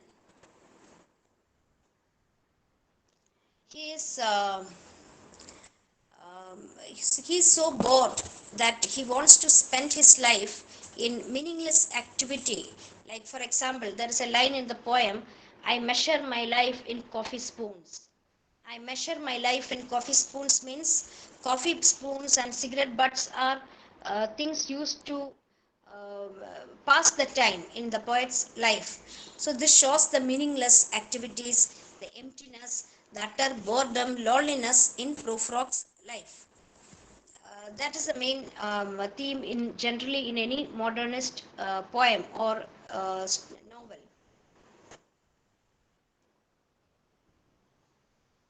So Prufrock believes that the age is a burden and he is deeply troubled by this. And Prufrock is very unsure of himself. And he is also alarmed by the thought that people will see his aging body. And he also believes that whatever he did was useless activity. So here you can see a person who is lacking confidence, who is lacking integrity, who is having a lot of mental problems, and he is such a person is the character. So what Eliot says is, in the modern age most people are leading such a life, the life of Prufrock. Just a minute.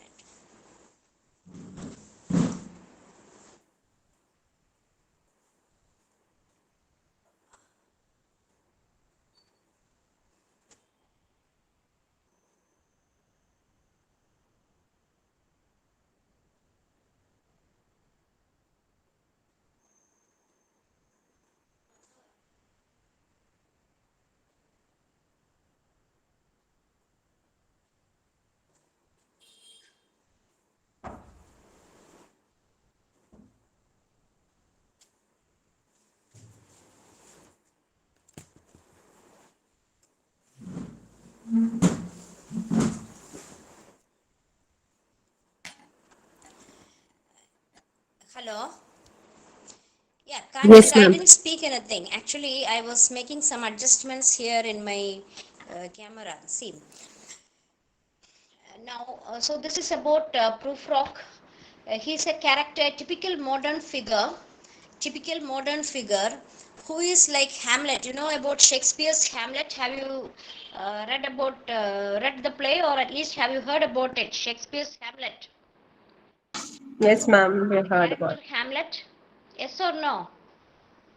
Yes, ma'am. Sometimes you Yes, have Yes, to ma'am. ma'am. Yes, ma'am. It's replay, one of or you his have to greatest interact in the works. class. Otherwise, what will happen is I'll be talking and talking, and it's very boring for me and you. So, Hamlet is a character who was always vacillating between life and death. Vacillating means he was always thinking whether to live or not to live, whether to exist or not to exist. So, and he used to think so much about everything, and because of that, his actions became very ineffective. Prufrock is one such character. He was also engaging in such meaningless thoughts, to be or not to be. Then he was very he had lack of confidence. He was very unsure of himself, and he was very unhappy about himself. And he felt a sense of insecurity. He felt a sense of loneliness. He suffered from poor self-esteem, and he could not communicate his thoughts or ideas to anybody. He was very apprehensive about love and also about life, etc. These are typical of the characteristics of a modern person, because modern man in the modern world, modern world means that is the world which was affected by the First World War. So during that time, many people lived like that. They lived without any anchor or support in life. Okay, then. So the poem is a typical modern poem, and Prufrock is a fragmented character. He is always entering in a self-debate or a self-analysis in his own mind, and so sometimes he also enters in a fantasy. That is, he imagines a peaceful world under the sea where social classes do not exist. And he also dreams of singing beautiful mermaids, singing beautiful songs. Um, and but he thinks that these mermaids cannot sing for him. That shows his lack of confidence and a sense of insecurity. Okay, then.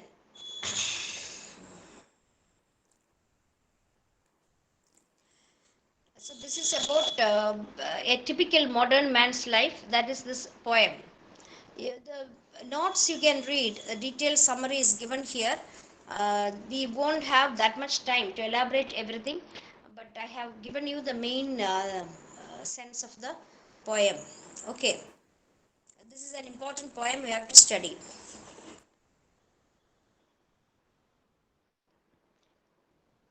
And at times he also compares himself to Lazarus. Who was Lazarus?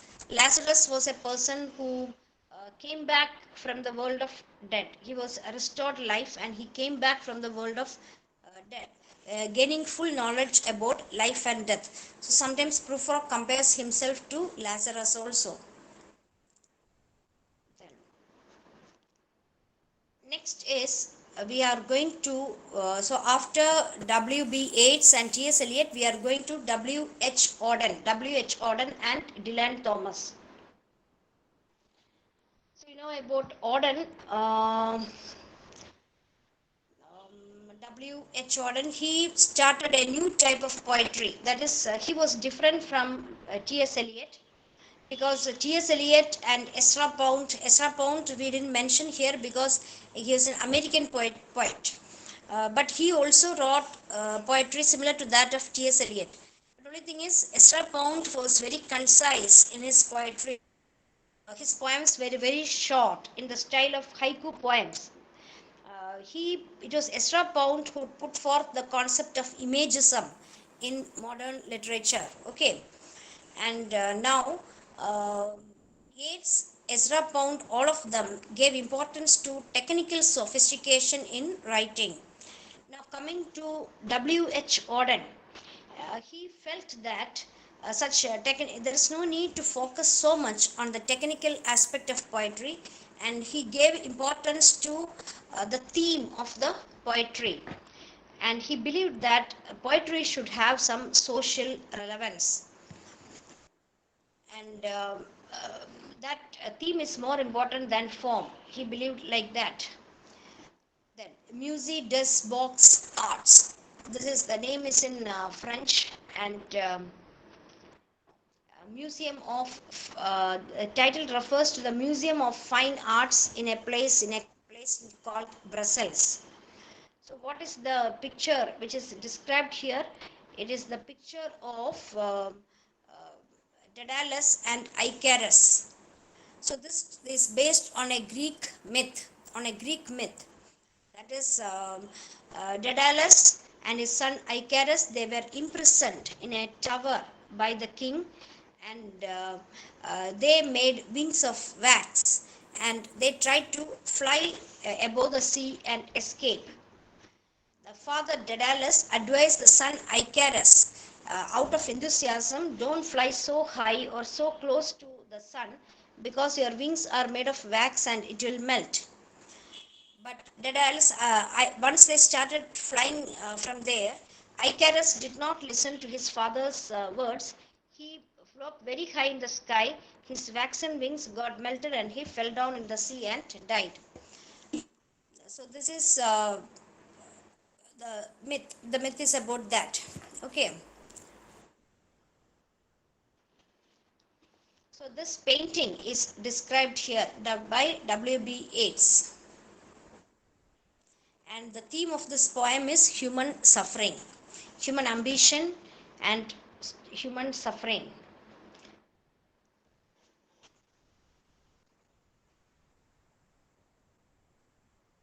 Now we go to Dylan Thomas. So Dylan Thomas was a nature poet.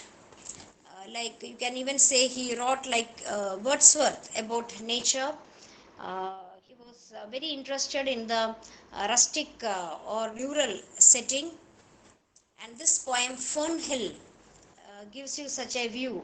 That is, there is a beautiful description of nature here. I'll just read few lines from this. Now, as I was young and easy under the apple boughs, about the lilting the house, and happy as the grass was green, the night above the dingle starry, time left me hale and climb, golden in the heydays of his eyes, and honored among the wagons. I was prince of the apple towns, and once below a time I lordly had the trees and leaves, trailed with daisies and barley, down the rivers of the windfall light. This first stanza itself, you can understand that he was preoccupied with the theme of nature, in representing nature through his poetry. See the mention about apple boughs, grass was green, Dengle's starry sky, then I was prince of apple town, trees, leaves. Every line there is something about daisies, the rivers, night. So in every line there is a description or some natural words about nature. Okay, and what is told here is the main idea is he expresses belief in nature's innocence and beauty. Then religion is used for its metaphors, but it extends further to the ideas of incarnation. And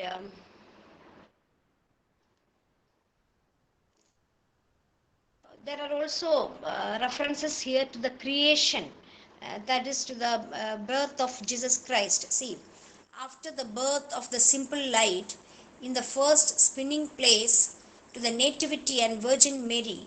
Example, blessed among the stable. So such lines indicate that he is telling about the birth of Christ.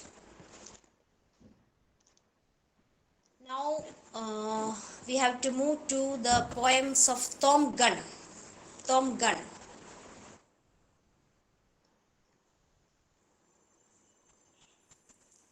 Tom Gunn. Before that, have you got any doubts?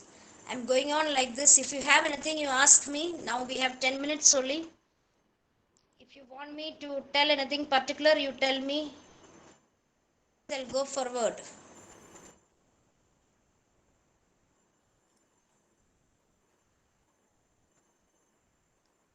Hmm?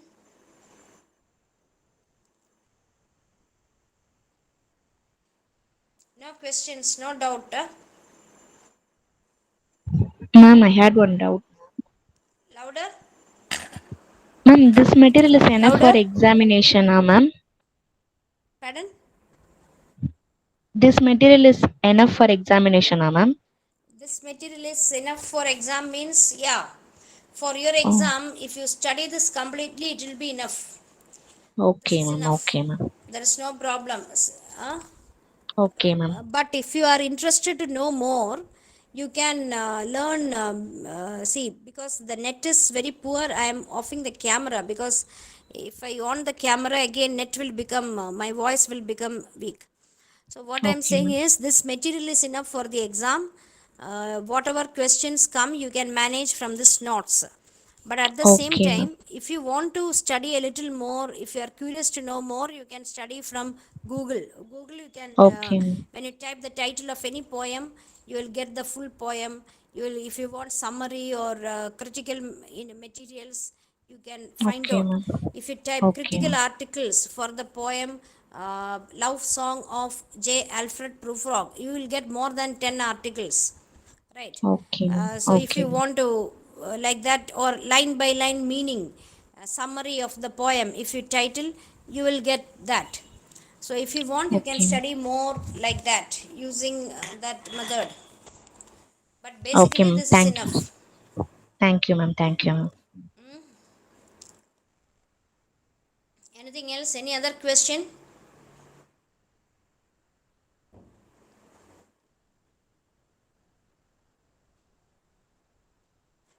Okay. So now we are going to Tom Gunn.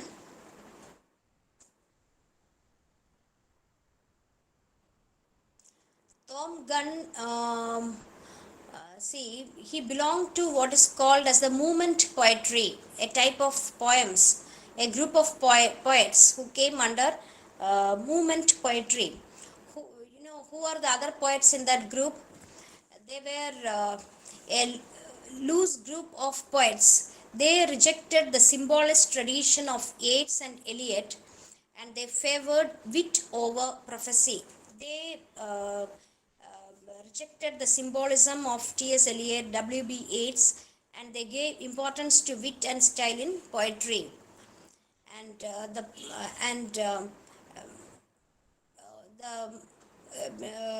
the poets in this group were Philip Larkin, Tom Gunn, Kingsley Amis, John Wayne. And this group wrote poetry that through its subject and diction would express rather than overthrow the restrictions of ordinary urban life. So ordinary urban life is the theme of most of these poems. Ordinary urban life.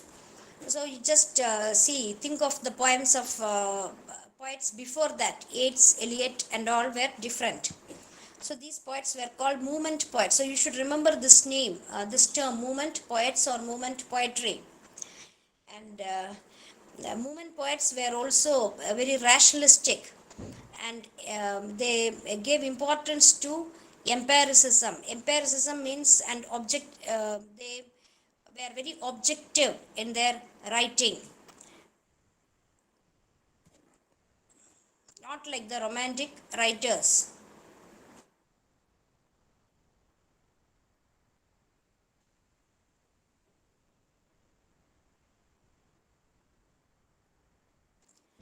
Then this particular poem, On the Move, On the Move is about a group of youngsters who are like who are see.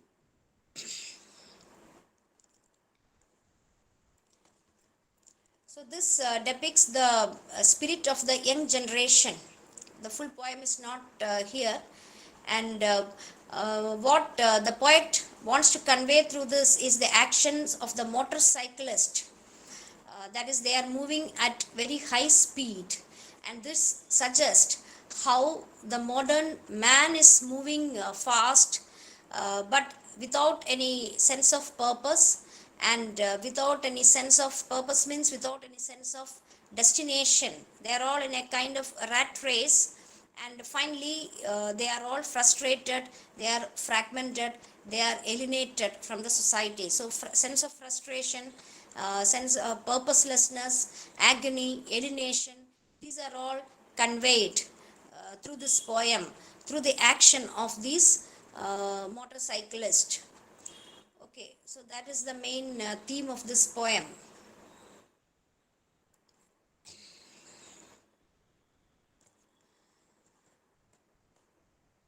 So this you can try to read it. There is like nothing more is given about the poem in this notes, so that you can go through Google summary or so.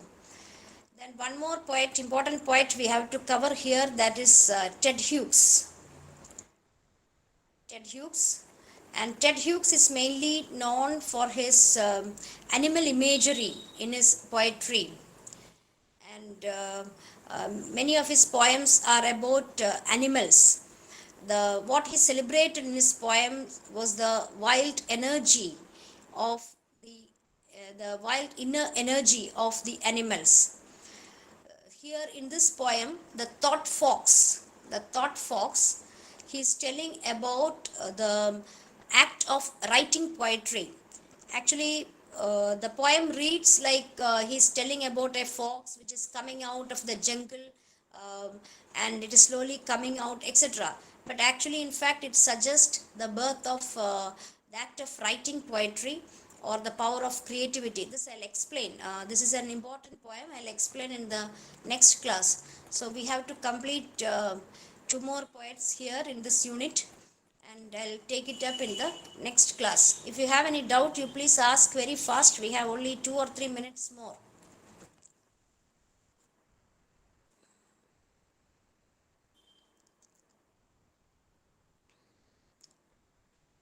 Anything, any questions, anything you want to put in chat box?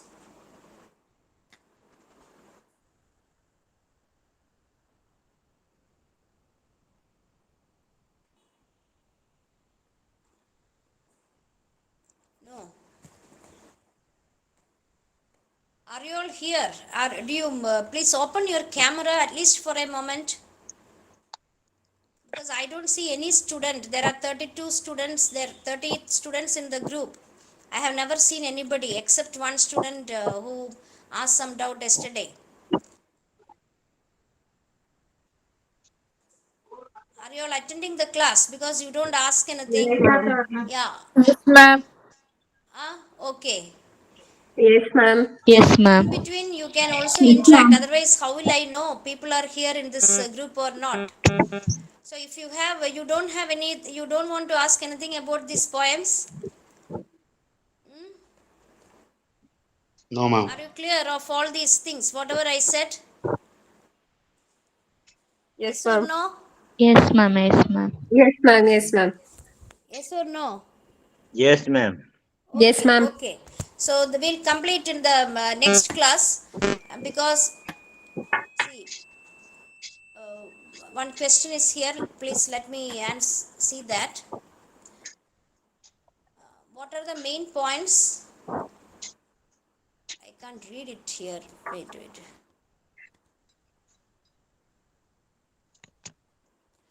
Can you see? I have some problem with connectivity here. Can you read that? Whoever has written that message, can somebody read it for me? Can somebody read it for me? I have some network issue here. What are the main points that have to represent when we are writing a poem criticism? What are the for me my this What are audio the is main very low. points Please that read. What are the have main? to What are the main points that have to represent when we are writing a poem criticism?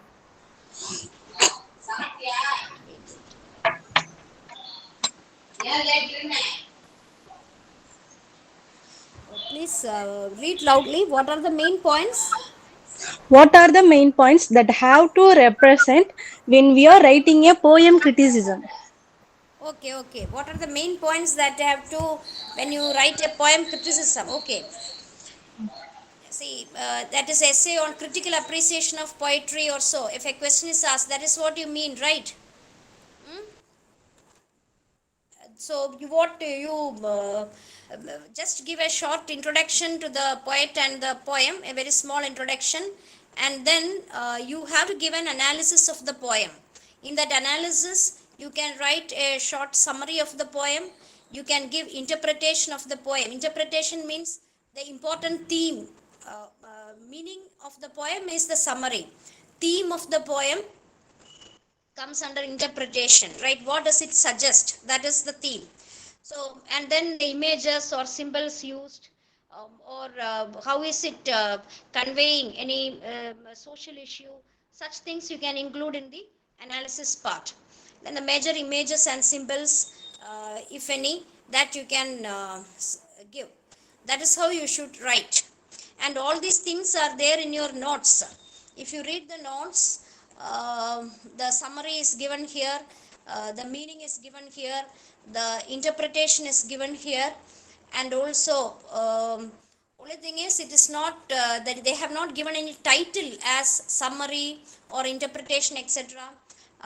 For thought folks, see, they have given it as commentary they have given. And then some images or ideas they have given. So together you read it and understand it, and you have to put it together like that. That is all. Okay. So the summary, that is analysis, interpretation, the theme, all this should be there. That is enough. At this level, that is enough. Whatever is in the notes you utilize, that is okay for you. Okay. Ma'am, in order to get a complete comprehension, you would suggest that Yes. we read the poem also. Okay, okay. Hello. So in the next class, we'll take up the next two poems. Okay, thank you. Okay, thank you, ma'am. A very good afternoon. Am I audible? Yes, Yes, ma'am. ma'am. Yes, Yes, ma'am. ma'am. Yes, ma'am. Okay. Yes, yes. So, let me just share the slides. Okay. Yeah. So is the slide visible? Yes, Yes, ma'am. ma'am. Yes, ma'am. Okay. Right, so we are going to look into the fourth unit now. And under this, you have two plays prescribed, which belong to two different genres. One is Samuel Beckett's Waiting for Godot, and John Osborne's Look Back in Anger. Now, let me go to Samuel Beckett's Waiting for Godot. Published in the year 1948. Okay, so Samuel Beckett was born in the year 1906 and died in 1989. He was basically native of Dublin, Ireland, and he belonged to the middle class family. And he is said to have commented, "I had little talent for happiness." So this sort of carried throughout his life, and this depression expressed itself in most of his plays, in all his plays rather, of how life is meaningless. Okay. And here he moved in the year 1937. He moved to Paris and made that his permanent home. And during the World War II, Beckett joined the underground movement in Paris in order to resist the Germans. He remained in resistance until 1942, and then he was forced to flee from France.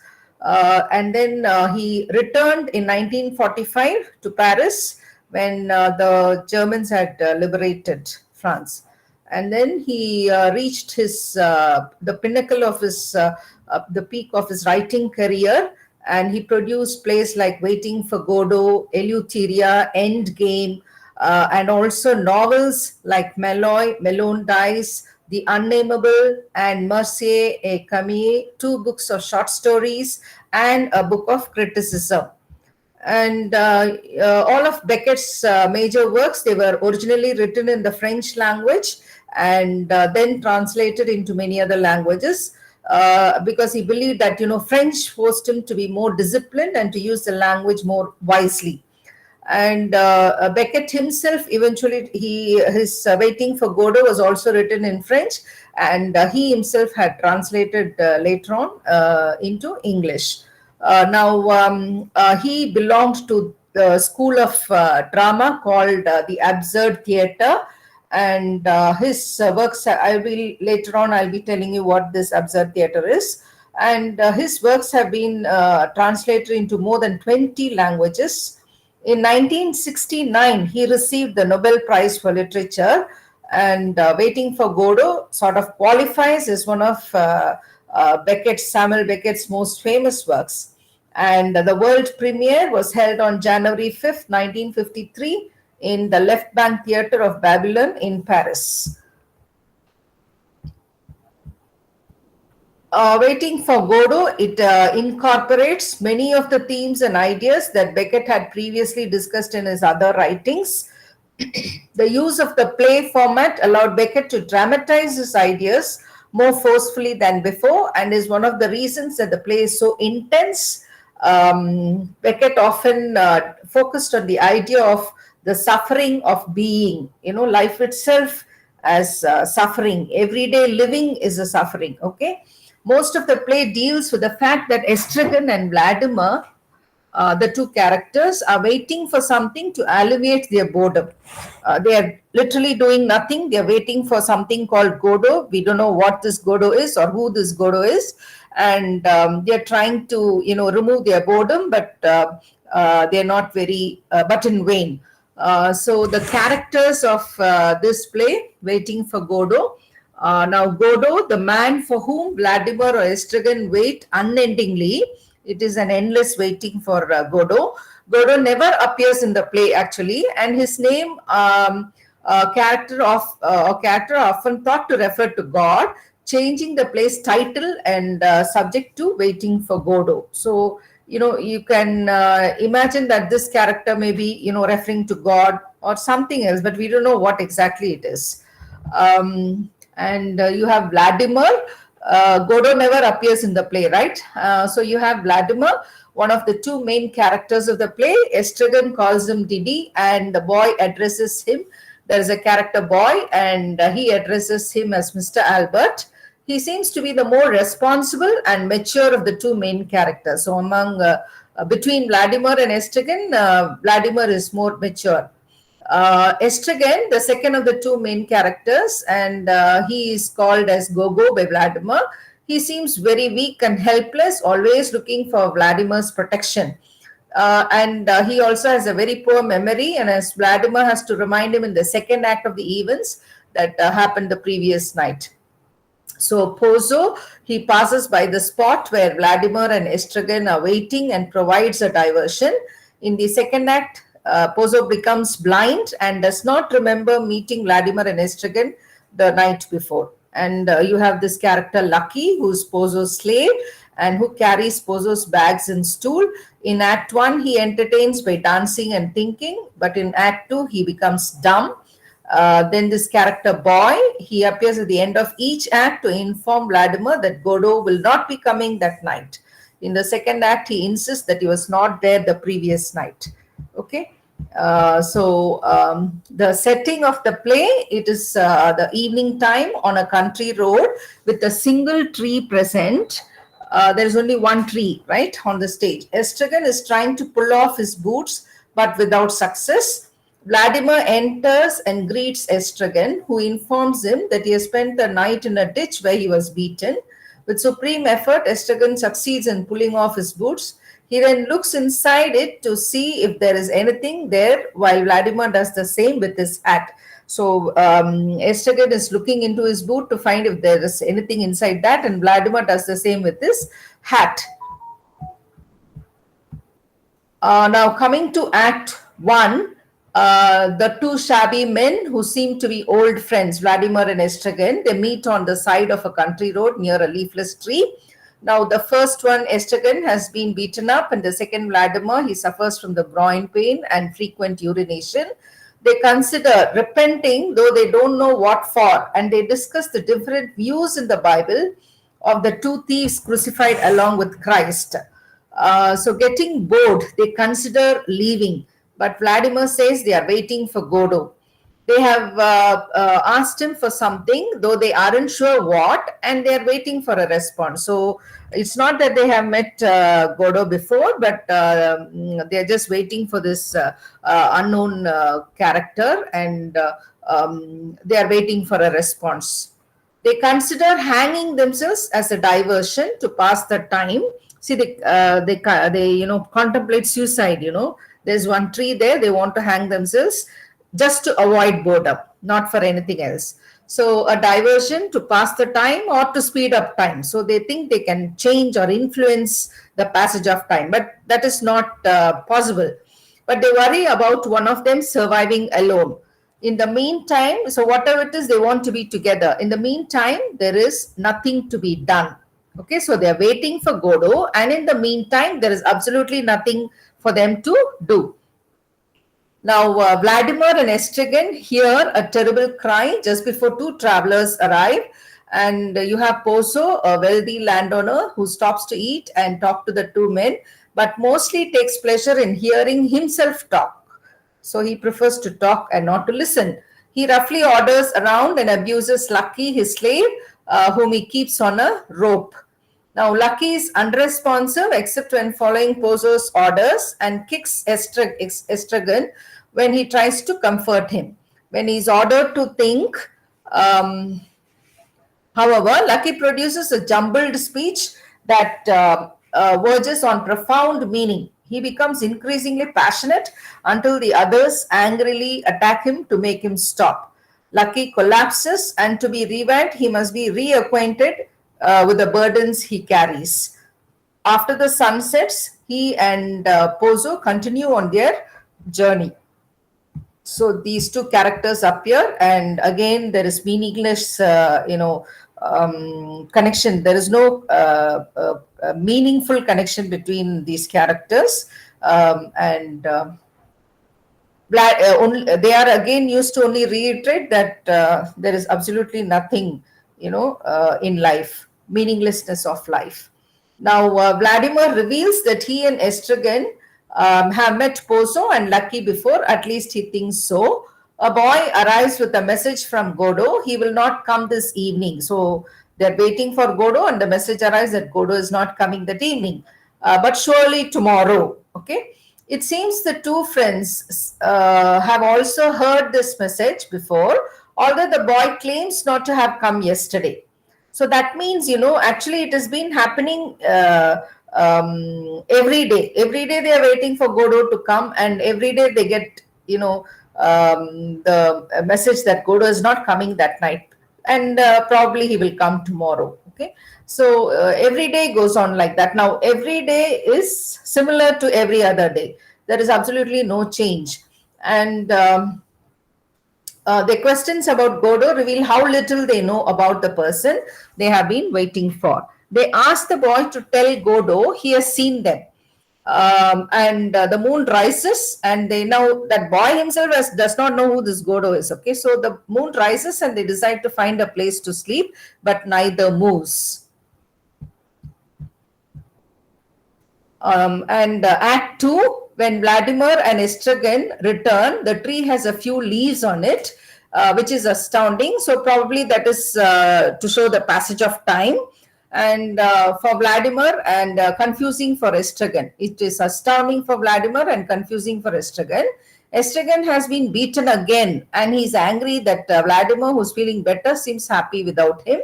He suggests they part ways, but Vladimir discourages him.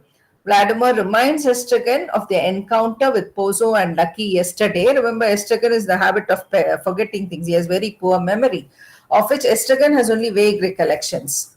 Now, Estragon sees the world as a muck heap. Muck heap is just a pile of garbage. Okay, so that is how he looks at the world. He perceives the world. And their conversations to pass the time linger on, describing the dead who make a noise like feathers. They also debate the value of thought, ultimately deciding it has little worth. So, whatever they want to contemplate or discuss, or everything, it appears meaningless to them. When Vladimir points out the change in the tree, Estragon denies that they were in this place yesterday, because yesterday there were no leaves.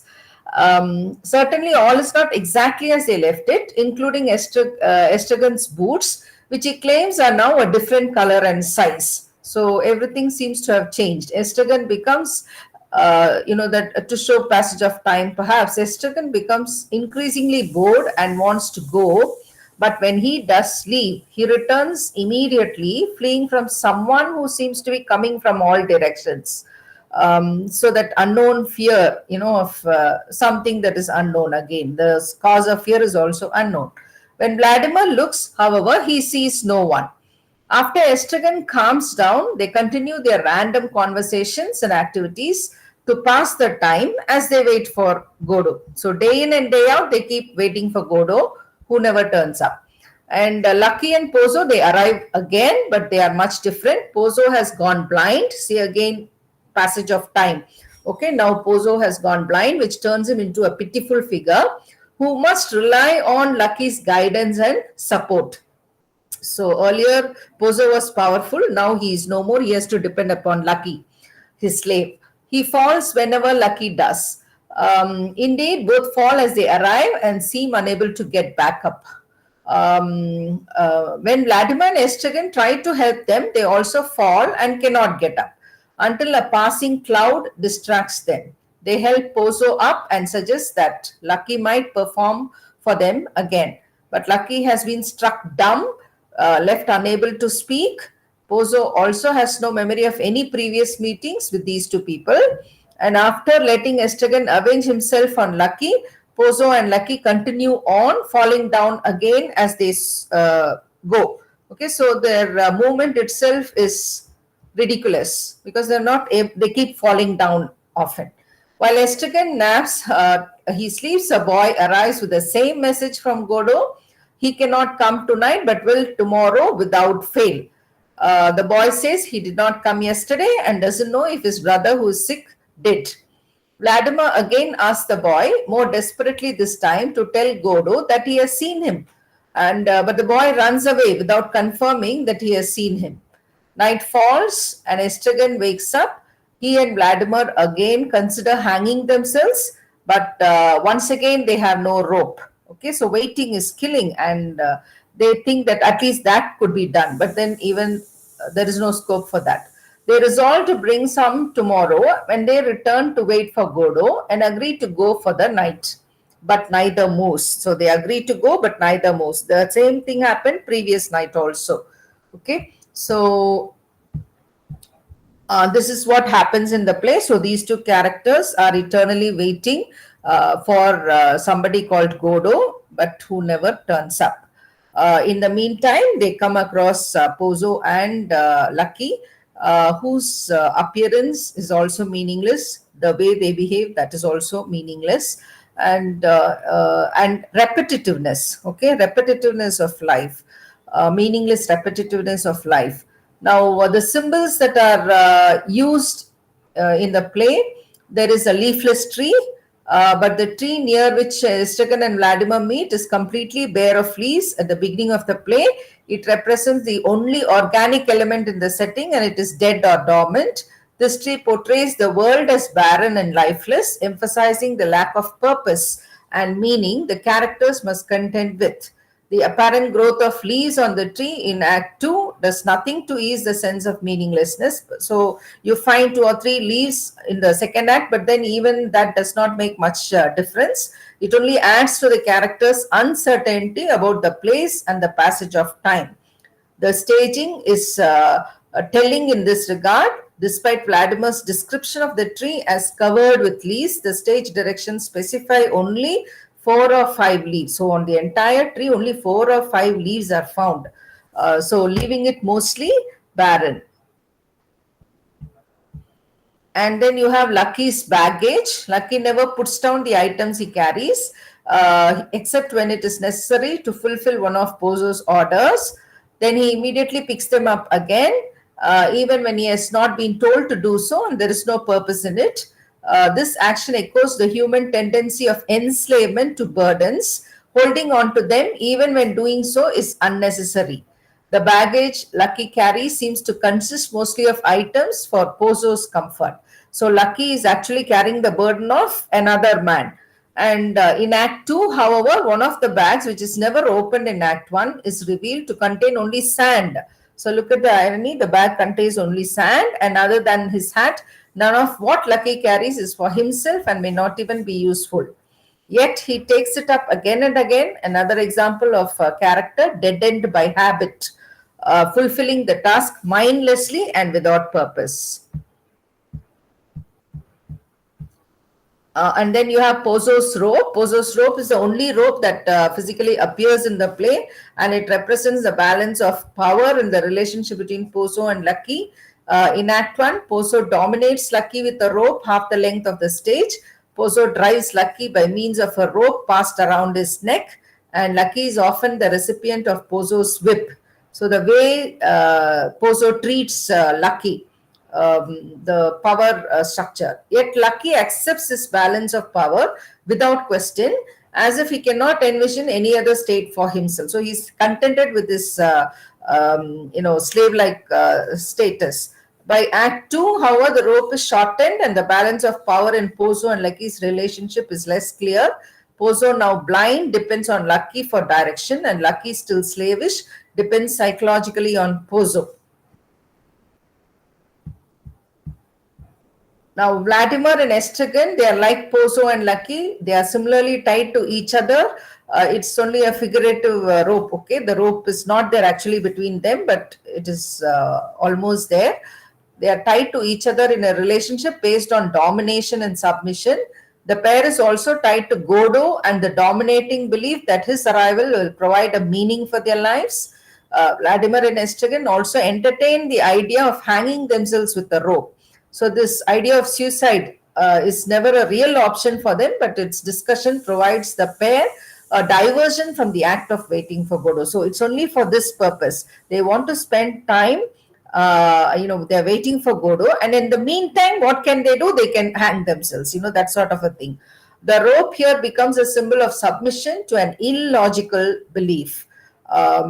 So throughout the play, there is no logic or reason. There is only illogic in every word and every act. In Waiting for Godot, Beckett builds his themes through the minimalist setting and the characters, absurd conversations, and actions. Characters represent humanity, the setting represents human existence, and words and actions demonstrate larger truths about the human condition. So, the meaninglessness of being, of the human condition, that is what is being represented on the stage. So absurdity of existence. Now, one of the most noticeable features of the play is utter absurdity.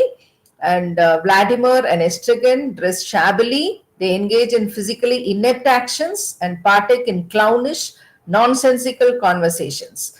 They absurdly wait endlessly for an unchanging situation to change when it is clear Godot will never come. They occasionally discuss ending their wait by hanging themselves or simply leaving, but again, absurdly, they never take any action. Although they agree there is nothing to be done, they work absurdly hard to fill the time while they wait. The unavoidable conclusion is that human existence itself is absurd. Now, Beckett's emphasis on the absurdity of human behavior shows both the tragic and comic sides of the existential crisis. So, when life is meaningless, then it is purpose. It does not have any purpose to fulfill. So this purposelessness of life is also brought out. None of the characters in Waiting for Godot, they have a meaningful purpose. And Waiting for Godot might seem to give Latimer and Estragon a purpose, but the fact that Godot never arrives, renders their waiting meaningless. Likewise, Pozo and Lucky might seem to be traveling towards something, but their travels are ultimately shown to be equally purposeless. Pozo initially professes to be taking Lucky to the fair to sell him, but this purpose is again never fulfilled. The second time they pass by, they express no purpose at all. They are simply moving from one place to another. Their traveling may even be counterproductive because they cannot seem to go any distance without falling down. So the second time when they arrive, they keep falling down, as I told you already. So they cannot reach any destination in that sense. So the messages from Godot delivered by the boy are equally purposeless. Godot will never come, and it is not at all clear the messages are even meant for Vladimir or Esther. So it could be for anybody or for none at all. The boy calls Vladimir Albert. All the characters seem to be trapped in their purposeless roles by little more than habit, and which Vladimir calls a great deadener. The idea that life has no perfect purpose is a recurring theme in the theatre of the absurd, which Waiting for Godot helped define. Uncertainty of time. Now, the characters also seem to be trapped by time, endlessly repeating, essentially the same day again and again. This creates a despair that leads them to repeatedly contemplate suicide, although they never remember to bring the rope they would need to actually hang themselves. Time is one of the main ways people organize their lives and memories. So the uncertainty of time in the play contributes the feeling of meaninglessness. So we do everything as per time, but then when that time is beyond us, then we are unable to organize time. That means life itself is meaningless.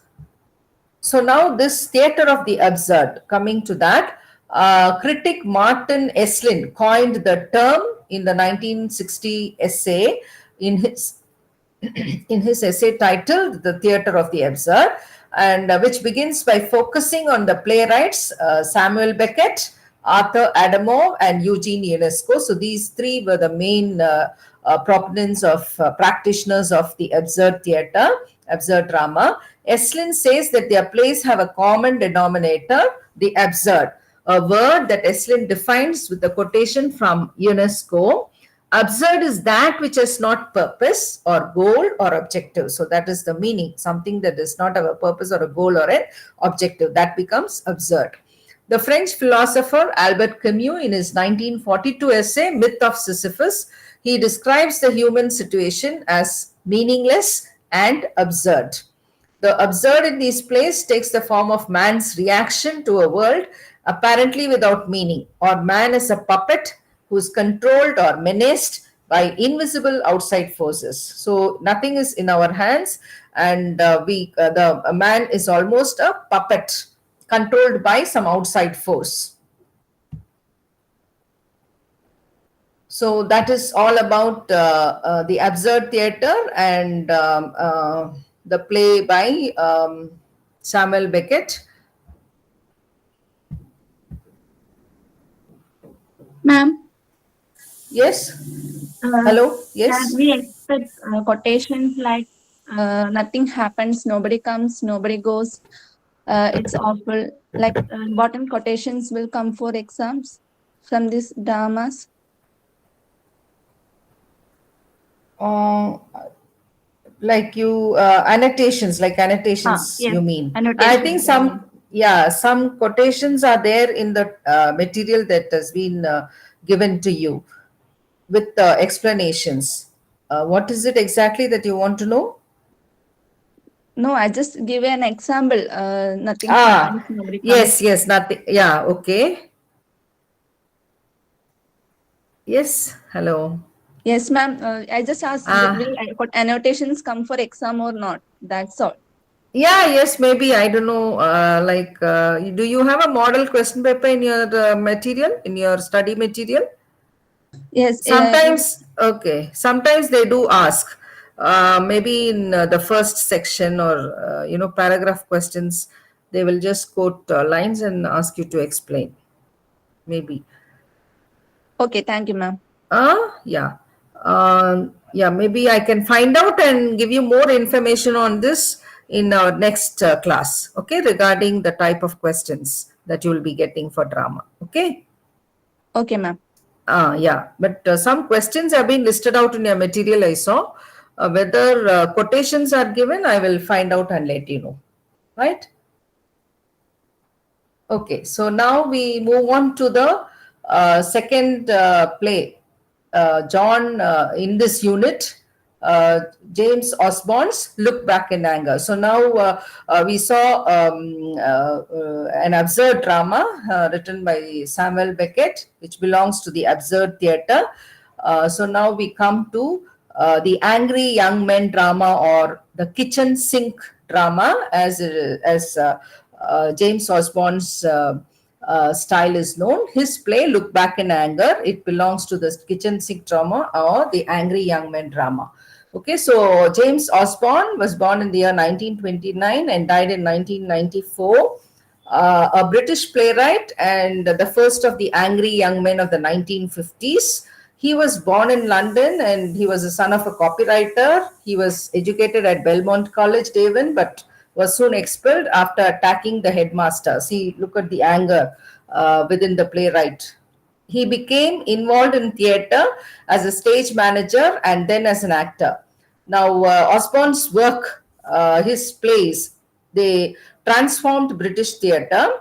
He had to make it artistically respected again, throwing off the formal constraints of the former generation and turning our attention once more to language, theatrical rhetoric, and emotional intensity. Now, you will find that when you look at these two plays, one is Samuel Beckett's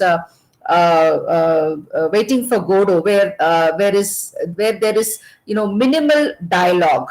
Dialogue is very, very less there, just as characters or situations or stagecraft, everything. Now, when you come to Osborne's play Look Back in Anger, there is so much of language, so much of arguments and rhetorics and emotional intensity, or the kind of language that he employs. It is filled with too many words. Okay, and so coming to this play, Look Back in Anger, Jimmy Porter, the main character, he's a 25-year-old educated man who runs a sweet stall. Now he is married to Alison Porter, and it happens to be a love marriage, and he has a friend in Cliff Lewis. Now, Alison Porter, she's an unhappy young woman married to Jimmy Porter because she belongs to the upper class family, whereas Jimmy Porter belongs to the working class. And so this class difference is highlighted throughout the play, and they don't, gel together. It's very difficult because they belong to two different classes. And she's estranged from her upper class family because she married Jimmy. Now, Cliff Lewis is Jimmy and Alison Porter's neighbor as well as friend. He helps Jimmy with the sweet stall and has a protective fondness for Alison. Helena Charles is a friend of Alison, and Helena is a touring actress. Alison Porter's mother is fiercely protective of her daughter and had tried in the past to keep Alison from marrying Jimmy Porter. So Alison Porter's mother, she never encouraged the love or marriage between her daughter Alison and Jimmy Porter, and she tried every means to stop that marriage, but in vain. Because of this, Jimmy despises her, and she's only mentioned in the play. She never appears. She's only mentioned in the play. So these and you have some other characters like Madeline, who's an old flame of Jimmy Porter, and you have Nigel, who's Alison Porter's brother, who's a politician as well. And again, Nigel does not appear in the play. Then you have Colonel Redfern, a retired military officer, and happens to be Alison's father, and he rarely sees his daughter. Then you have this character Hugh Tanner, who's an old friend of Jimmy Porter's. Mrs. Tanner, again, who does not appear on stage, is Hugh Tanner's mother and the person who set Jimmy Porter up with the sweet stall. And Webster, who's mentioned in the course of the play, is a friend of Alison Porter's. Jimmy Porter believes that Webster is gay and so must understand suffering as Jimmy does. So these are the characters. Coming to Act 1, the play is made of 3 acts actually. The play consists of 3 acts. Now, the first act, Look Back in Anger, it takes place over 3 acts in approximately 4 months. So, the time passage for the entire plot to evolve. The setting is Jimmy and Alison Porter's small attic apartment. The play opens with Jimmy and his friend Cliff Lewis sitting in leather armchairs. They are just reading the newspapers and magazines on a Sunday night. And you have Alison, who is in the room. She's at work. She's ironing, and Jimmy is the driving force of the play.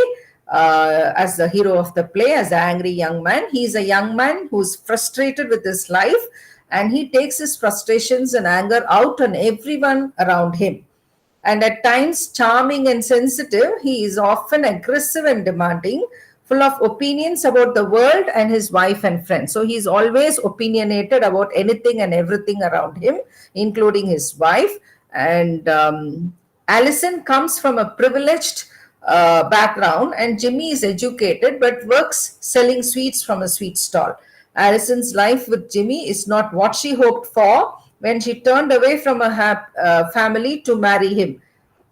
This could be one of the many movie plots we would have seen, with such a girl with a rich background and marrying a man coming from a poor background.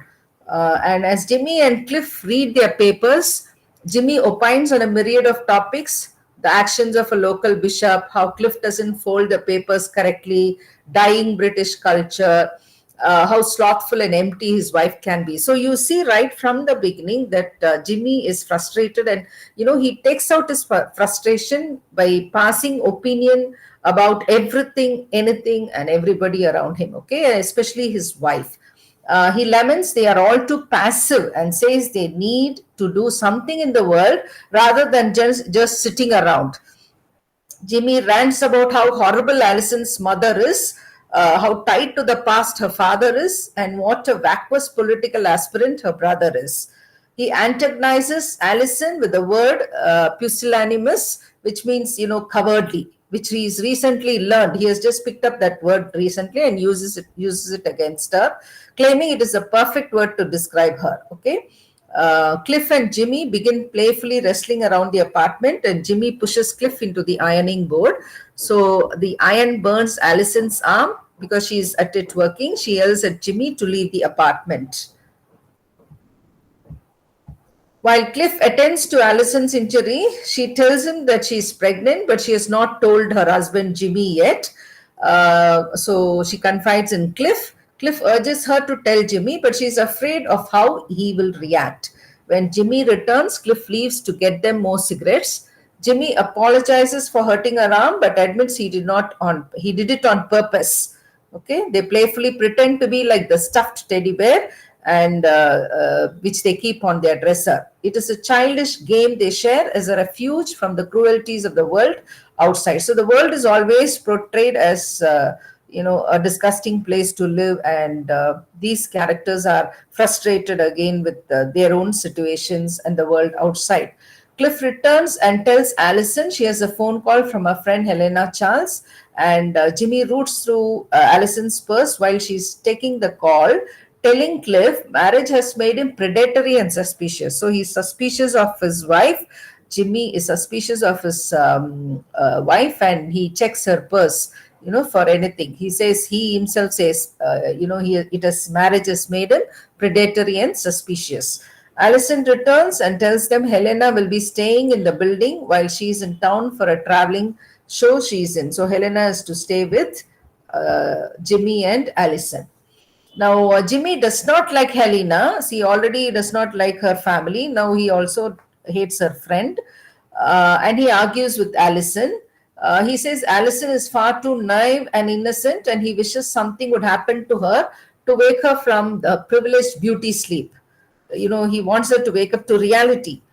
Jimmy even suggests she could have a child and it could die. Maybe then she would feel something like suffering or anguish.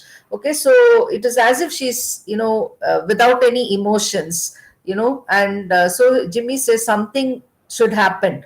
And it could even be the loss of a child. Only then you will wake up from that beauty sleep.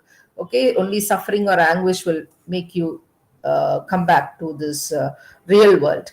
And he exits with these words, but he does not know that she is pregnant with his child. He exits, leaving Allison and Cliff stunned.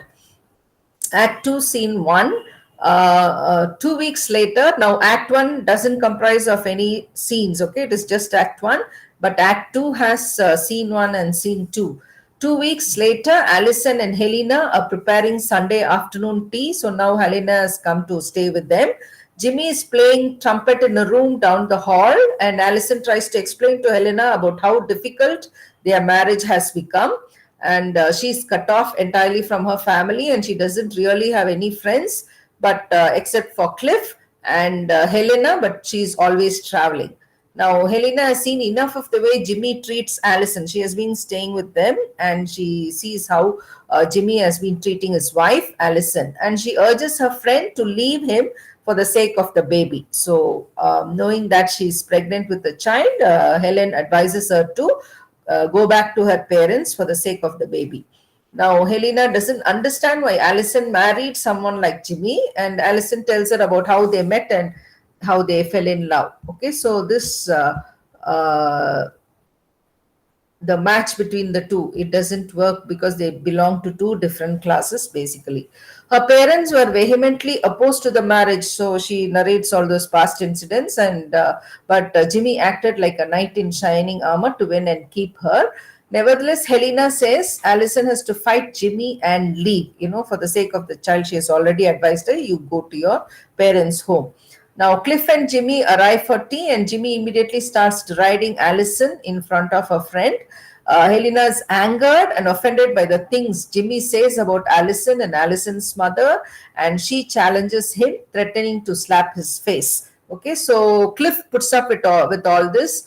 Allison also puts up with all these, but Helena doesn't. She wants to slap him. Now, Jimmy threatens to hit her back. When Allison says she's going to church with Helena this evening, Jimmy mocks both of them and religion as well. So he has been mocking at everything and everybody, as I told you. He accuses Helena of trying to win her over. Jimmy asks Helena if she has ever watched someone die. She replies she hasn't. He then tells them about watching his soldier father die slowly when he was only 10. So, his childhood, all these incidents which happened when he was a small child, maybe that is why he behaves like this. He relates how confusing it was and how angry and helpless he felt at the time of his father's death. Helena exits to prepare for church. Then Jimmy accuses Allison and being an unfaithful Judas, but Allison says all she wants is a little peace. Helena returns and tells Jimmy he has a phone call. When he leaves, she also tells Allison she has wired her father to come pick her up the following day. Remember, Helena has advised Allison to leave this Jimmy's house in order to go back to her parents so that she can have her baby in a peaceful way. So that is why now her father is coming to pick her up. Allison agrees she will leave. When I think somebody has to mute your mic. Allison agrees she will leave. When Jimmy returns, he is upset. The mother of a good friend has had a stroke and is dying, and he has to leave for London immediately. So that's the reason he's very upset. He expects Allison to go with him, but she silently walks to the door and leaves with Helena for church. Okay. So Allison is not going with him, rather, she goes to the church, and after which she's going to go to her father's home. So, coming to Act 2, Scene 2, the following day, Allison's father, Colonel Redfern, is watching his daughter pack up her things to leave. They discuss Jimmy, and the colonel confesses he always thought Jimmy was clever in his own. Yeah, please mute your mic.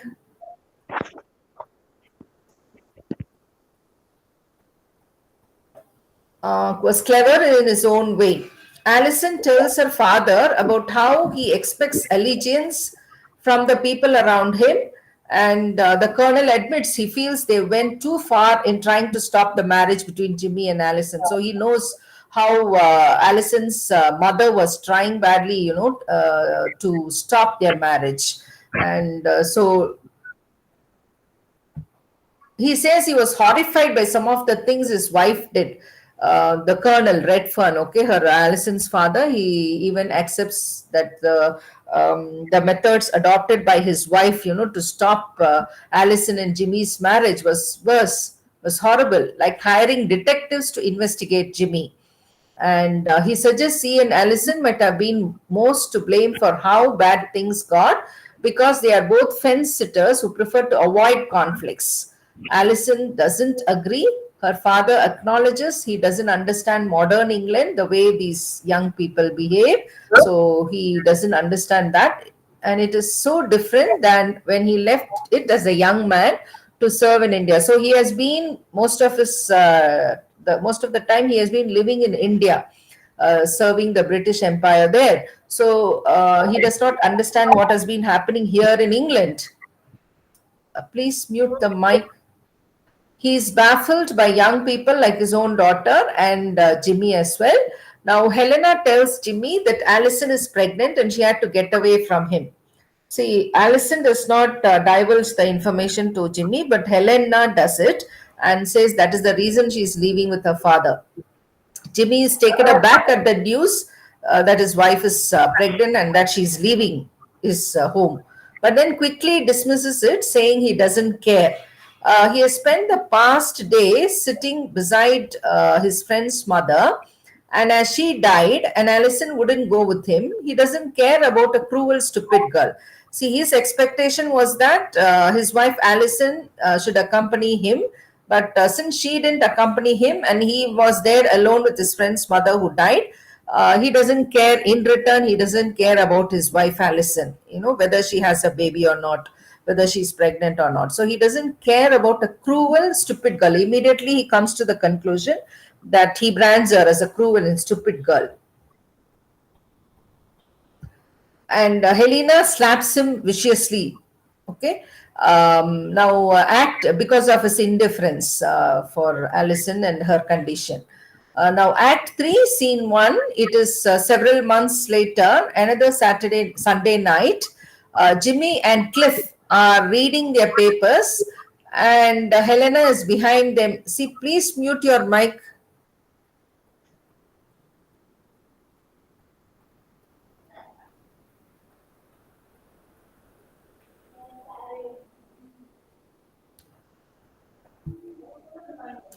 Okay. So again, you see Helena. Now, Allison is not there in the house, but Helena is doing the ironing. The two men bicker about what. See, there's a lot of disturbance. Please mute. As they usually do, with Jimmy declaring his opinions on the news of the past week. So they're just reading through the newspapers and passing comments on that. He jokes about an evil orgy in a nearby town where there is a sacrifice and people drink blood. Okay, so there is a drunken festival there nearby, and instead of drink, they are having blood. Okay, Jimmy and Helena joke about performing their own sacrifice, perhaps using Cliff. It's the usual Sunday activity, only now Jimmy is little less hostile. He does chide Helena about her faith and going to church, as he finds religion to be outdated and doesn't understand her interest in it. So he is literally angry with everything else, okay, even church, even religion. And he makes fun of the church by comparing faith to the bodybuilder ads in the magazines. He reads that promise weaklings a muscular body. So Helena asks him to stop. He changes the subject, and he and Cliff fall into a familiar skit about a man looking for nobody. Then they break into song about a man who marries a woman from a higher class, which could be referencing to themselves, okay, to Allison and Jimmy. Cliff leaves and Jimmy tells Helena he thinks they are worthy opponents. Helena says she loves him. Jimmy suggests they leave town and make a new start somewhere else together. Helena agrees. As they are leaving to go celebrate, and the door opens and Allison enters. She looks exhausted and very sickly. So Allison returns, but she looks very exhausted. Then comes Act 3 and Scene 2, where Helena and Allison have tea and they discuss what has happened between them and Jimmy. Jimmy's trumpet playing can be heard from down the hall, and Allison tells her she lost the baby. Okay, so she has had a miscarriage and she has lost the baby. She has tried to come to the apartment a number of times but could never make the trip all the way. She wanted to come back to convince herself what happened here really did happen. And Helena apologizes for moving in with Jimmy. Allison says she has no reason to apologize. But so in her absence, there is a relationship between Helena and Jimmy. And but Helena says she still believes in right and wrong, and what she did was wrong, even evil. So her relationship with Jimmy in the absence of Allison is a wrong one. She realizes she feels Allison's miscarriage was a judgment against all of them. For Allison behaving that way, or for Jimmy behaving the way he did, or for Helena doing what she did. So Helena is going to leave Jimmy, not to step aside for Allison, but because Helena feels what she has done is morally wrong. She hopes Allison doesn't return to Jimmy. Allison says maybe they are both wrong for him. He would prefer a cross between a mother and a prostitute. And Helena can no longer stand the trumpet playing and she yells down the hall for Jimmy to stop. Jimmy enters. He notices Allison looks ghastly, and he says he knows what happened. It was his child too, but it wasn't his first loss. Helena tells him she's leaving immediately. She explains, so maybe the loss of the child has softened him as well. And Helena tells him she's leaving immediately. She explains it's a decision and Allison had nothing to do with it. Helena says she can't be happy doing something so wrong.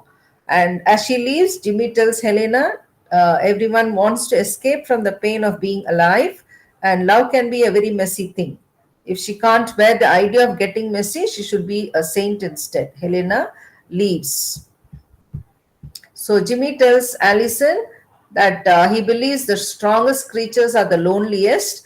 He reminds her of the first night they met and how relaxed she seemed to him and how much strength he thought she had. Now, but he learned while they were married, she didn't really have strength. She'd never had an ounce of distress in her life.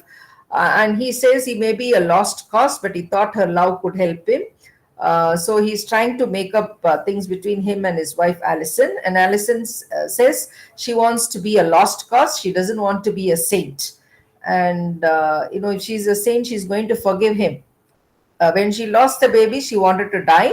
She had never felt anything so painful in her life. So this is what earlier Jimmy had told her. Okay, only something like the loss of a child will make her, suffer, and that has happened to her. She realized it was the kind of suffering Jimmy wanted her to have to become stronger and more human. So she collapses at his feet and he picks her up, holding her. Jimmy says they can be together in their pretend bear cave and look out for each other. They can protect each other from all the world's traps lying in wait. So this is what is, and that's how the play comes to an end. Jimmy holding her, and they stick on together so that they can protect each other from the outside world. And so this is called as kitchen sink realism or kitchen sink drama, which was a recognizable English cultural movement in the late 1950s and early 1960s. Now, it was seen in the theater, in art, in novels, in film, and even in television plays. The term kitchen sink is derived basically from an expressionist painting. So it actually comes from painting by John Bradby, which contained an image of a kitchen sink. So the painting contained an image of the kitchen sink. The term was quickly applied to a new style of drama, and the hallmark of which was a more realistic representation of social life, country houses and tennis courts were out. Okay, so imagine if we did Shaw's Pygmalion. Now there, the setting is entirely different. You have country houses and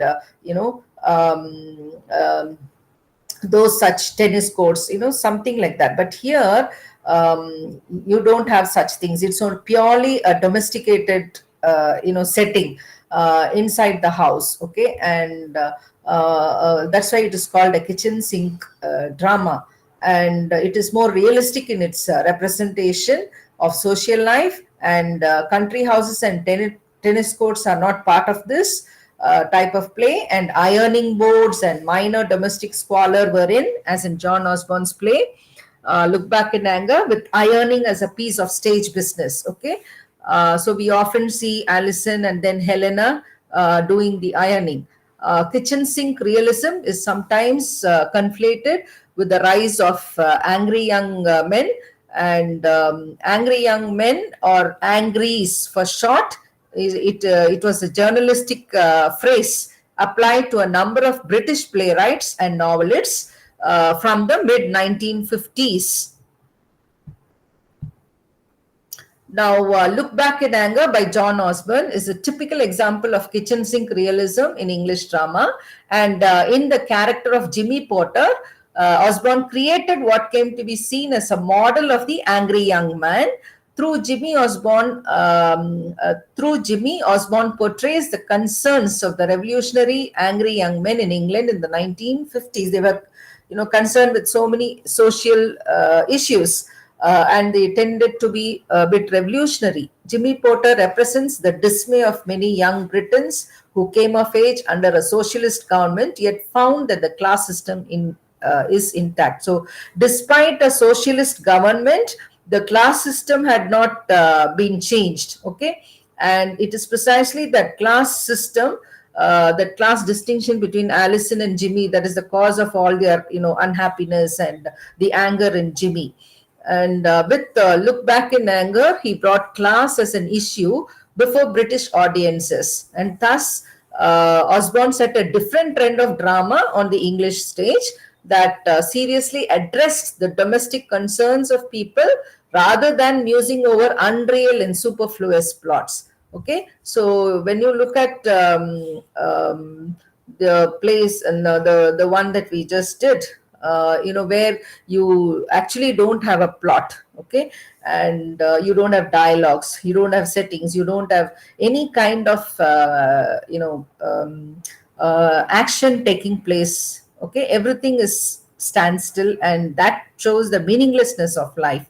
Now here you come to a type of drama which is very much part of the everyday existence within the household, what happens within the domestic world, okay, between members of a family. And that is what this play represents. So it addresses the domestic concerns of people rather than musing over unreal and superfluous plots. So with that, we come to the end of the fourth unit.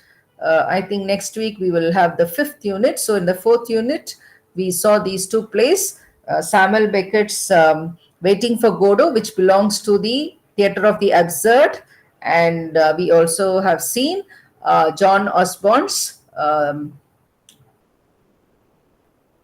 Look Back in Anger, which belongs to another type of genre of English drama, and that is called the angry young man drama or kitchen sink drama.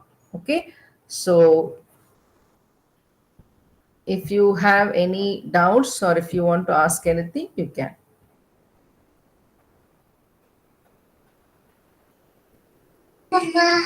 Good afternoon, ma'am. Yes. Would you be sharing the PPT slides with us?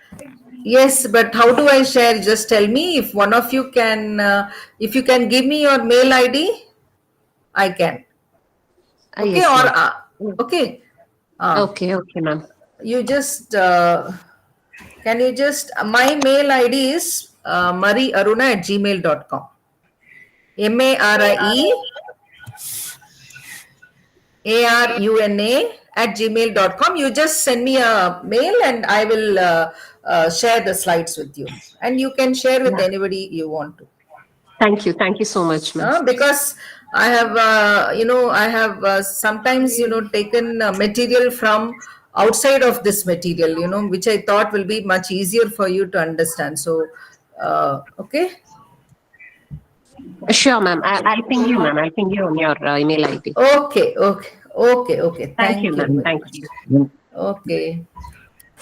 So, Ma'am, one more thing. have a nice, yes, yes. Yeah, ma'am. I was just looking after the that question papers of last year. Okay, So okay, there is one question related to a dollhouse. So okay. do we have Doll's an house. No, yeah? Doll's house, I think is not prescribed for you here. Actually, that is the play by Eugene Ionesco. He is one of the playwrights, of absurd theater. Okay, which I've mentioned here when we discussed absurd theater in the play that we discussed by Beckett. Okay, so he belongs to the absurd theater, and his play is Doll's House. No, what is it actually you wanted to know? This is not prescribed, but for you, the play is not prescribed. Okay, no, because I was looking two examination papers, 2021 and 2022. Okay, So there were the question right. being asked twice Uh, in both the examination. So okay. I was just looking up to that Which part of module which has been which provided part by. of the, yeah, which section of the question paper? It's in just give me a minute. Let me look. In 2021, it is in first part, part A, Okay. And what's and marks? Section A marks means is 2 marks. no, it's for 5 marks. I Uh, think so. 8 okay. marks. For 8 marks. oh, okay. Eight And in marks. Uh, 2022, it's again for uh, 8 marks. okay. It Yeah. is simply out of now. I know the syllabus only that I'm doing now. So Okay, ma'am. here, Ibsen's play is not. I'm sorry, it's not Eugene Ionesco. It is Ibsen. Ibsen, Ibsen. He's a playwright, and his Doll's House is not prescribed for you. Okay, in your syllabus. Okay, ma'am. But if at all you want to attempt it, this is the thing. You can just go and look up for Ibsen's Doll's House, a play written by Ibsen, and you can go through it. Or no, actually, when at the time of evaluation, if you have questions out of syllabus, then I think they consider, they really consider about giving marks. They evaluate very liberally. Okay. Because it's not part of the syllabus, right? Yeah, ma'am. Yeah. Thank you, ma'am. Thank you. Okay. Okay. Okay. So I think we can call it a day. Thank you.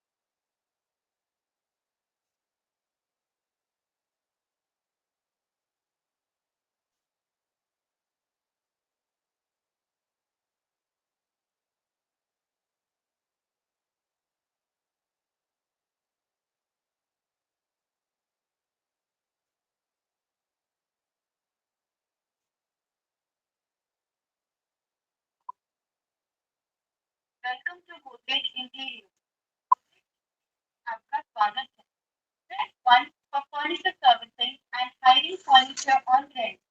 Press 2 for new furniture and interior or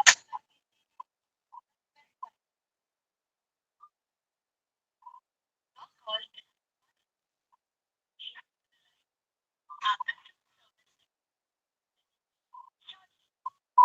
आपका call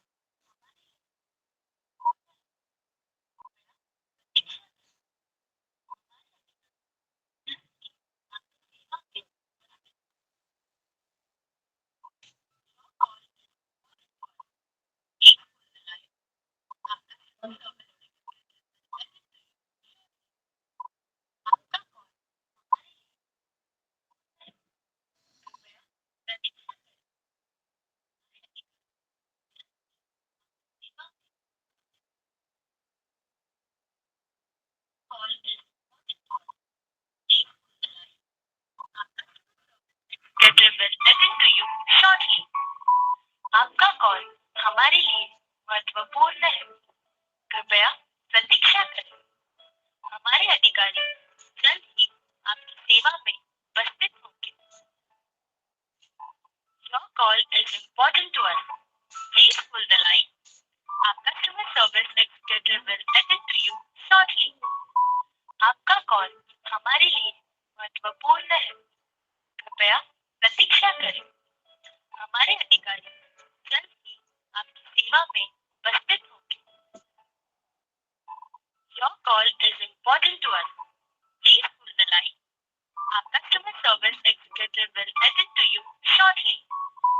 आपका call हमारे लिए महत्वपूर्ण है कृपया प्रतीक्षा करें हमारे अधिकारी जल्द ही आपकी सेवा में उपस्थित होंगे Your call is important to us. Please hold the line. Our customer service executive will attend to you shortly. आपका कॉल हमारे लिए महत्वपूर्ण है कृपया प्रतीक्षा करें हमारे अधिकारी जल्द ही आपकी सेवा में उपस्थित होंगे Your call is important to us. Please hold the line. Our customer service executive will attend to you shortly. आपका कॉल हमारे लिए महत्वपूर्ण है कृपया प्रतीक्षा करें हमारे अधिकारी जल्द ही आपकी सेवा में उपस्थित होंगे Your call is important to us. Please hold the line. Our customer service executive will attend to you shortly. आपका कॉल हमारे लिए महत्वपूर्ण है कृपया प्रतीक्षा करें हमारे अधिकारी जल्द ही आपकी सेवा में उपस्थित होंगे Your call is important to us. Please hold the line. Our customer service executive will attend to you shortly. आपका कॉल हमारे लिए महत्वपूर्ण है कृपया प्रतीक्षा करें हमारे अधिकारी जल्द ही आपकी सेवा में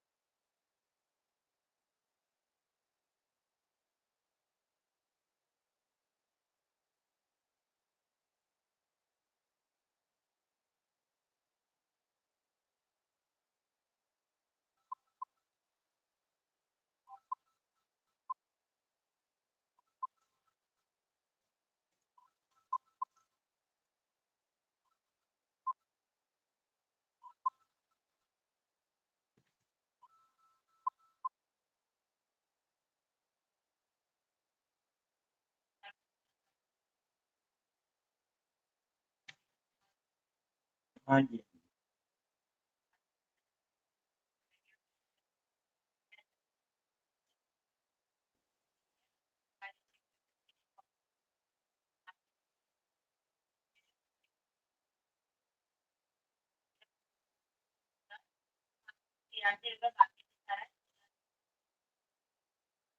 तो वो कल मैंने जमा कर दी ना मैडम। कल कल वो मेरा 1373 अकाउंट से होता है ना। नहीं, एक मिनट आप चेक करो ना।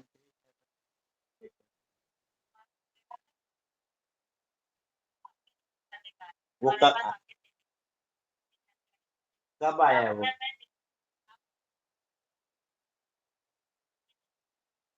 नहीं, वो जो आपके पास अभी लास्ट अपडेट कब आया?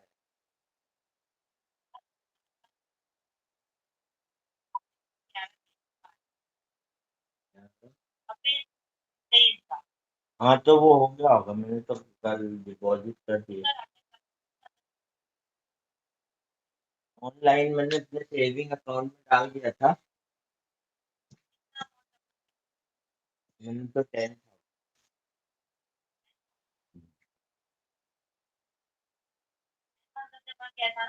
हाँ।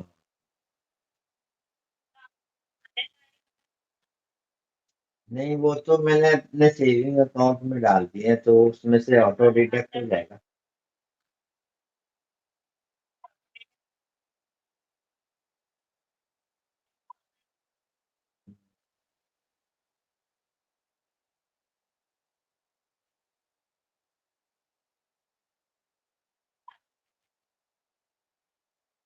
अच्छा।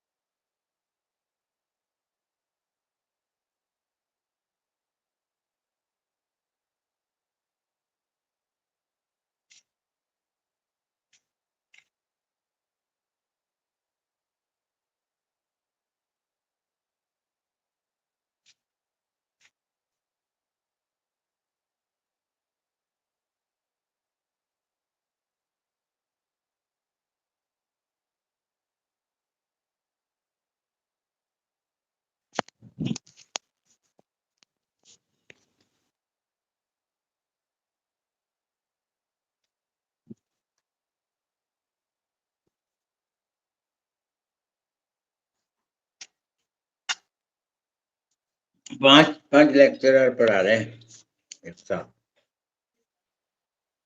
हम्म?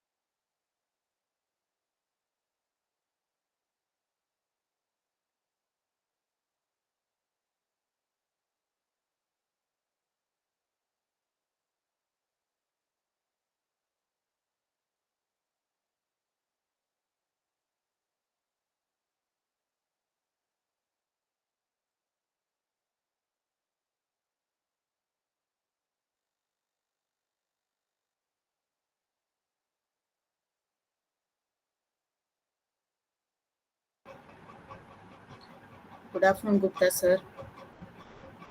I will start my class exactly at 2 p.m.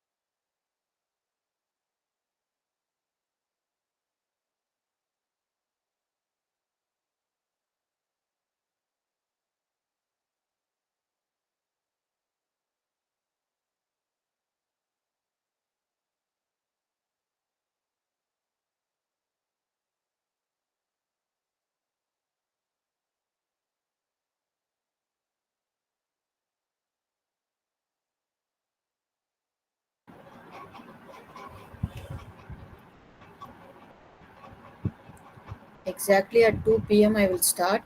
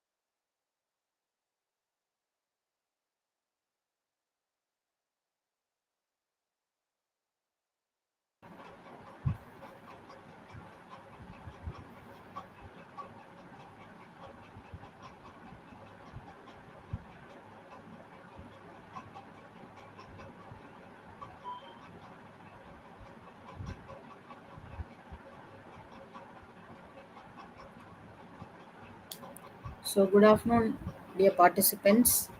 I hope since morning your classes are going smoothly, and we are now in the fourth session of American Literature class. I hope I'm audible and I'm visible. In case of any network disturbances or whatsoever, please intimate me, and soon I will share the PPT to you. And it's a real tough work for me now, post lunch session, right? And that too Sunday lunch, and people would have had a very good feast. And after a feast, listening to lectures, especially lessons, are boring. Okay, and I hope I won't make you sleep. I hope you'll also be interested to know what I'm going to tell you today. All right. And at the end of this session, if I have time, I will try to forward the PPT I happen to. Thing is that I will share the link. One of you can open it and see if that is working it out fine, or else on the last session I make sure that you get the PPT. The PPT is just the points, whatever, like, you know, came to my mind with the study material I made, some here and there, some kind of this thing. And regarding American literature, certain things I would like to say in general. And seeing the diversified nature of the participants, we have young learners, we have, you know, learners who are advanced. I won't say advanced learners, learners who are maybe experienced, who are in a profession, for your, for your professional qualification or whatsoever you are acquiring this degree. All I want to say about American literature is that the syllabus which is given to you, right, maybe given to me also, when I see that they have covered almost all the canonical writers. When I say the canonical writers, yes, as a student of masters in literature, you must be familiar with these authors. You must be having some idea about the authors. So such is the syllabi for you. And I could see that some might be vast. For example, fiction is vast. My voice is breaking. Okay, just a second, then I'll switch off the video for some time. If it is switching off, means there might be some seamless presentation. I don't see as such any network issue. We'll see. If still it is breaking, we will see. So what I was telling you, like, for American literature, certain things you are supposed to do. Like, supposed to do in the sense, you are, like, supposed to be knowing the terms, the writers, the concepts, etc. And these writers are all canonical writers. Most of the writers given for you in the syllabus are all canonical writers. Yeah, it is absolutely necessary you have some understanding, some idea of these writers. And if you are planning to appear for, say, net examination or SLET examination, a sizable amount of questions do feature from American literature. I tell you, when you look at the literary terrain, literary arena, or maybe literary studies in India and in the world, before the 40s or before the 50s, it was one and only British literature. All right. The British literature was occupying the center stage, no doubt about it. But somewhere from the 60s to 90s, it was the era of American literature. And if you ask anyone and everyone, their go-to topic, Abhinay Shabi, please stop presenting. Abhinay Shabi, uh, if you have something to present, you can put a word to me and then you can present. You accidentally clicked it, so you can stop sharing your screen to us. All right, unless or until if you're going to say something to us, please stop presenting Abhinay Shabi. You can stop your screen. I mean, stop presenting. Yeah, thank you, because we people, we are not tech savvy, right? So this kind of uh, glitches do happen. All right. So what happened was that till the 90s, it was American literature. It was the golden period of American literature in academia, I can put it that way. And it was the time where people were taking American literature as the primary area of research, or they were scrutinizing American literature extremely. They were having the radar was on, the focus light was on American literature.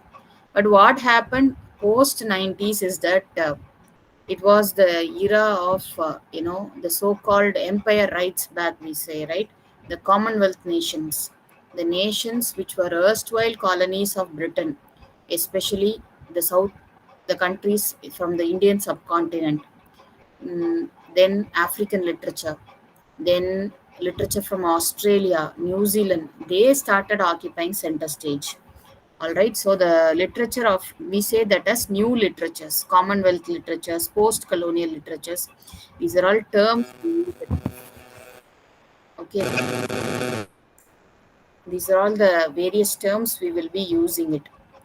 All right. So if you look at now, for the past 15 years or maybe 20 years from the millennium, or not exactly from the millennium, from the from the first decade of the millennium, okay, that is after 2010, we see the shift is slowly moving towards theory, especially cultural theories, literary theories. Those are the things which are focused tremendously. And so this is the era of theories, they say. All right. And now we have come to a point of no theory zone. Okay, we have come to a kind of a situation where we have what is called a snow theory zone, and research has become very, very interdisciplinary and transdisciplinary. I'm saying all these points, not it may not be useful for you to crack your examinations or whatsoever. I still believe that somebody here in this pool of participants would have bigger aspirations, would be aspiring to crack NET, SLET, or enter PhD, do a PhD, register for PhD, or work in an institute of national reputation. So for those people, I'm really telling, I hope what I'm saying makes sense to you. If you think this is something irrelevant for the contact program, well, you can very well say it. Thank you, Savita, for your emoji. And I believe in one thing. I believe in hard work, and I believe in also smart work equal. Because I am a relatively a young scholar, a young professional, and at a very young age, receiving my doctorate made me to feel that yes, I have the I have the honest to pass on the message. I have the burden to share the message, and I give equal opportunity to everyone as such, even in my regular students also. So with that idea, we'll slowly creep into our today's class. We will continue with our remaining novels. And I could not see some material in the what can we say, study material. That is, some topics are not discussed in the study material. I hope now the slide is visible to you. So, yesterday's class, for the introduction of American fiction, I happened to give something, I happened to say a term, three terms, namely melting pot, pot puri, the third would be salad bowl. So, these are all the terms which actually, these are all the metaphors which are used to signify our American fiction as such. And American fiction, if you look at now, it has become so heterogeneous. And okay, thank you, Nafisa. Have planned Okay, thank you, Nafisa, thank you, that means a lot to me. I always carry that, my underlying mantra would be, wherever you go, carry your sunshine with you, that small little sunshine with you. That is my ulterior motive also. Fine. So coming on to our topic today, since time is very short, we have so much to discuss. Unfortunately, no small talks, right? Just to wake up from your sleep, I have to stop singing lullaby, right? I have to say something very stern and very stiff things. So yeah. So as I said yesterday, it is a salad bowl, all right, and it is also a potpourri where you have different flavors which are getting fused together to give a unified voice. Okay, univocal voice could be heard.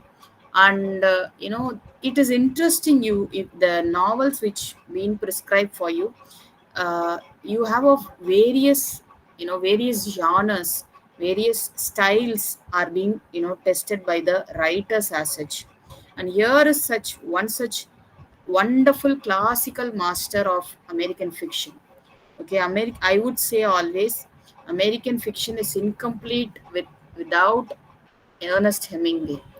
Okay, a man who had so many adversities personally, to put it up again, I cannot have so many small talks, but I am a person who always look everything in totality and try to connect the work I'm studying. That is my strategy basically. All right. So when you read an author, it's good to know the author's background. That will really help you to understand the work, the style, the technique the author is using in their work. And every author's, we say every author has an everlasting impression. Actually, I'm a I won't say I'm a literary freak, but I'm a voracious reader. I have good number of collection in my own personal. I have a good number of collection in my library. So every now and then, when I sit down and I read, I really wonder what really goes in the author's mind when they pen down such work. And one such author I always used to fascinate would be Ernest Hemingway, a man who had a very adventurous life, colorful life. Okay, okay, who had a very, what can we say, Epicurean lifestyle. Okay, he was an ambulance driver during the World War I, and because of an injury, he was he lost its maybe his confidence was shattered, we could put it. But still that man had the zest for adventure. All his works, especially some of his mature works, I would say, wherein he actually shows that streak of adventure. And especially this novel, A Farewell to Arms, we can say undoubtedly it is his masterpiece. Okay, a novel which was written during the, what can we say, in the backdrop of World War I, and he himself bore witness to what happened during the World War I, the horrific things, etc., that made him to write this particular novel, A Farewell to Arms. And it mostly takes place in Italy and Switzerland. And given the scenic description of the Swiss Alps, okay, the Italian Alps, it really melts your heart, especially the central character when he is undergoing some kind of he was recuperating from kind of an illness. Okay, the scenery of Swiss Alps, which Hemingway describes, it literally transports you to that place. That magic I felt when I read the novel, actually. And again, I'm telling you, certain things one has to feel for themselves. One has to get the whiff of themselves, I would put it. Okay, get the taste of it. So that kind of magic happens when you read Hemingway. All right. So, who is the narrator of this particular story? It is Lieutenant Frederick Henry, and here it is basically from Henry's point of view. But okay, sometime the author, when he wants to pitch in some philosophical musings, he shifts to second person, okay, narrative, and that will sometimes hit you hard also when you read it. All right. And the novel is mostly seen to be as an anti-war novel and an autobiographical novel. It talks about literally what Hemingway underwent during the First World War. Okay, and what were the real miseries which were, which were happening for the soldiers. All right. So maybe very rarely we get to know what really happened during the First World War. Narratives are not that much popular in in literature as such. But here is a work which talks about the First World War, how the world was gripping, okay, during the First World War and such things you can find here. So one thing you have to notice here is Hemingway's writing style. That is something very important here, and it is again a kind of a romance story for people who like romance tales. This story talks about the wonderful romance between Henry and Nurse Catherine, and that's something heart melting also. That is something which will jilt your heart. I would say it that way. All right, and I don't know if you happen to come across a particular novel by name English Patient. You can read back to back these two stories by Michael Ontage. Movie has also come. English Patient. Michael Ontage is a Sri Lankan Canadian author. Okay, Michael Ontage or Ontage, however you call it. Fine.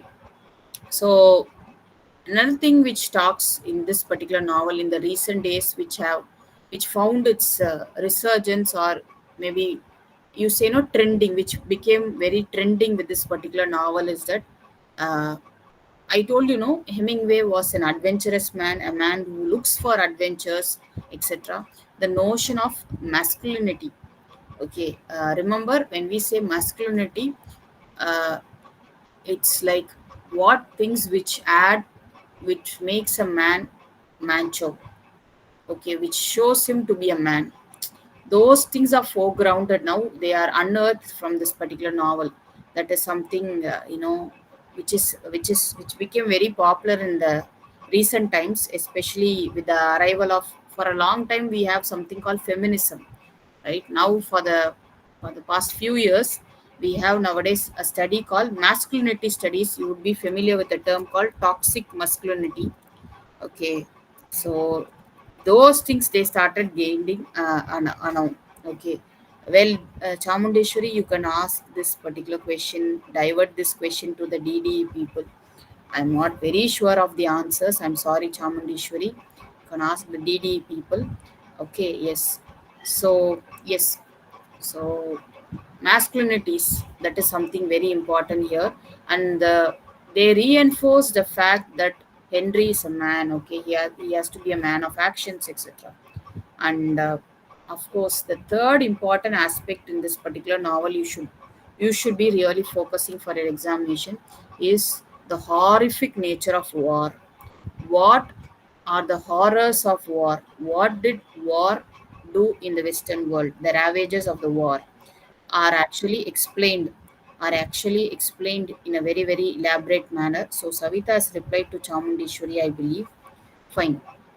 So that is there.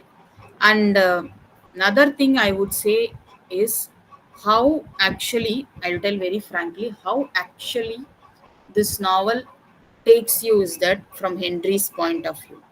Okay, Henry at one point he sinks so low.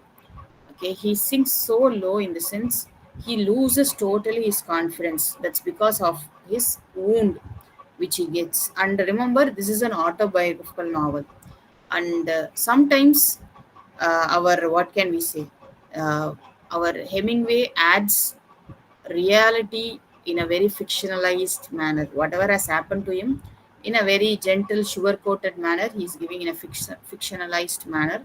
That is something you should be seeing here. All right, and the love episodes of Henry and Catherine are also very, very touching and very, it melts your heart. That is something very important here, actually. Uh, next three novels are actually very important in the sense from the point of view of race. Before that, let me tell a very quick thing about African American fiction. I told you for African American drama, Lorraine Hansberry something. For African American fiction, let me add some point. I have some signal fluctuations, so I'm, for the time being, I'm switching off my camera. Don't mistake me. Uh, So, what are the points you should remember when it comes to African American fiction? When we say African American fiction, okay, they have become some kind of very, very, very important, uh, what can we say? They occupy a very, very important position in American history, I should put it. So, what are all the things which are usually focused in an African American fiction? So, we'll quickly have a kind of a very short, very brief common threads which you find in African American fiction, because the next last three novels which we are going to see, they are all written by African American. One is by Ralph Ellison's Invisible Man, the other two by famous women writers, namely Alice Walker's Color Purple and Toni Morrison's Beloved. And all these three novels are canonical. I told you, right, in the beginning itself, they are all very, very important, and you cannot dismiss this place. I mean, these novels very easily. There lies their magic, actually.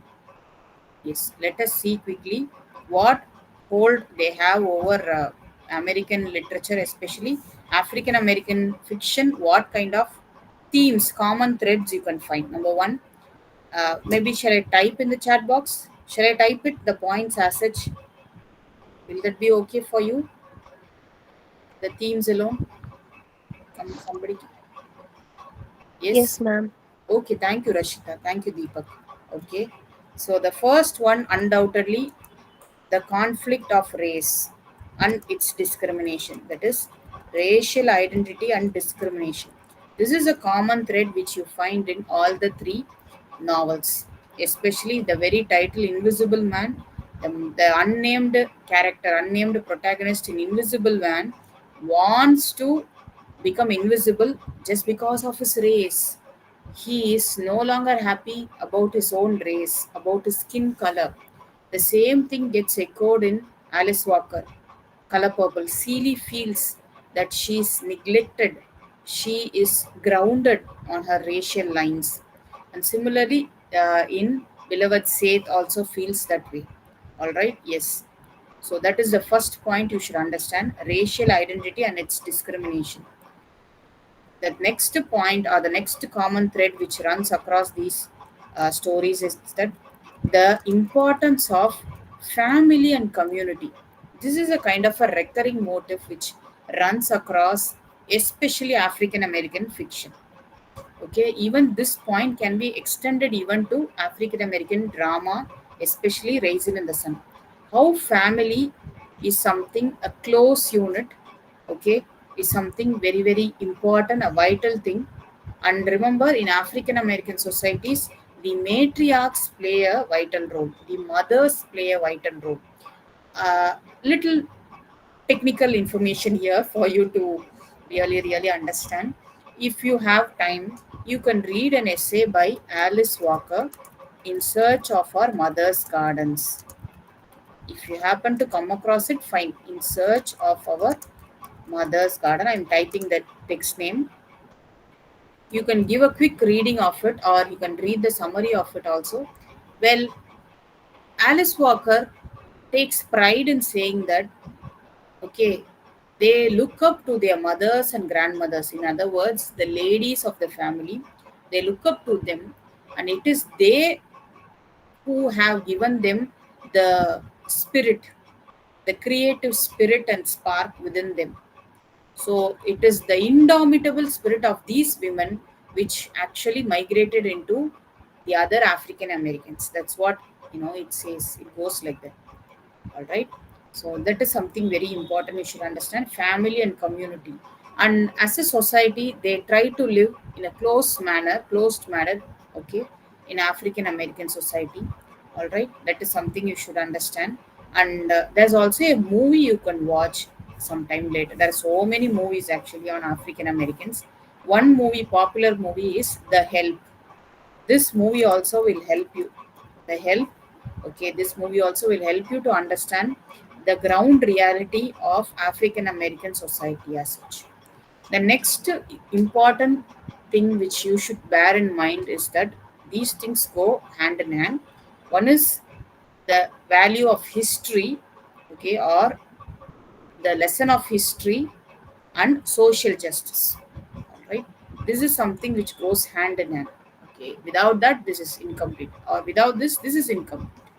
So something which goes hand in hand is social justice, and of course, most of the African American writings are all political. Please understand, they are all political in nature. That is something you should understand. And maybe now they are light for leisure. Maybe a century ago, the writings were all mostly political.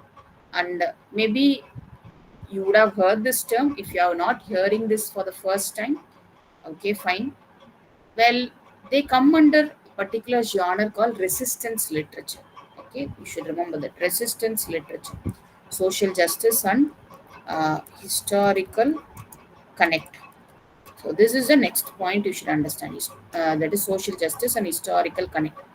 Just because they were slaves, they had civil war, they fought for their rights in civil rights movement, and they have come a long way. So social justice and historical connect, something a kind of an another underlying thread which goes in African American writing. All right, that is something you should understand very very clearly. Next, maybe little extension of social justice and historical connect would be cultural heritage. Okay, they take pride of their culture. Okay, they take very much pride of their heritage, of their culture and heritage. And especially if you read Beloved, all right, you will find elements of folklore getting fused in the narrative. Okay, and you could see there are songs, there are storytelling events, there are some traditions. Okay, there are some traditions. These are all certain finer nuances of African American literature, I would say. I will type it for you. There's music, there's folklore, and you have some traditions. So these are the things find a kind of a fuse in African American fiction. Why? Because when you are reading, especially Toni Morrison, Toni Morrison has a very complex way of storytelling. I tell you, it's really difficult to read Beloved. Okay, to understand the essence of Beloved, you really need patience, I would say. Just like I don't know how many of you happen to read any postmodern novel like Salman Rushdie's Midnight Children or some other postmodern novel. The same kind of it will be, you will be reading for nearly an hour, but you would have finished hardly a page. So intense it is. Okay, so intense it is. Why? Because of the style of Toni Morris. That you should accept it actually. All right. Next, two things very important in African American writings is there is or there are aspects of migrations and displacement. Migrations and displacement. All right, especially when you happen to read Alice Walker's Color Purple, it talks about the life miseries or life of a particular character by name Celie. Okay, Celie, and she has a sister by name Nettie. Okay, Celie and Nettie. It is, the story is written in the form of letters. Okay, that is, this is the style incorporated by Alice Walker. So Nettie is someone who is not in America, but she is in Africa, spreading the word of the Lord. She is there in a Christian missionary. All right. So you see, obviously, there is migration and displacement in the stories of African Americans. Another very, very important theme, please understand, this is something very important, not only from examination point of view, but from the point of view of understanding the totality of African American literature is very important one, self-identity or quest for identity. There is a pronounced thing here which is there. Okay, self-identity and discovery. So, what are they? Who are they? What is their purpose?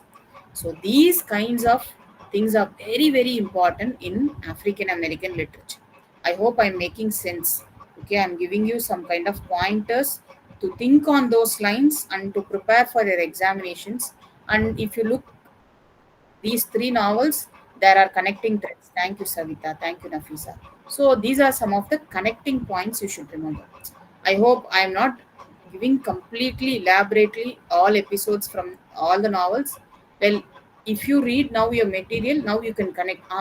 I happen to say, ma'am happen to say this particular point. Okay, this is the self-discovery thing. Okay, this is the racial displace. This is the racial, tension. This is the identity. Okay, search for identity.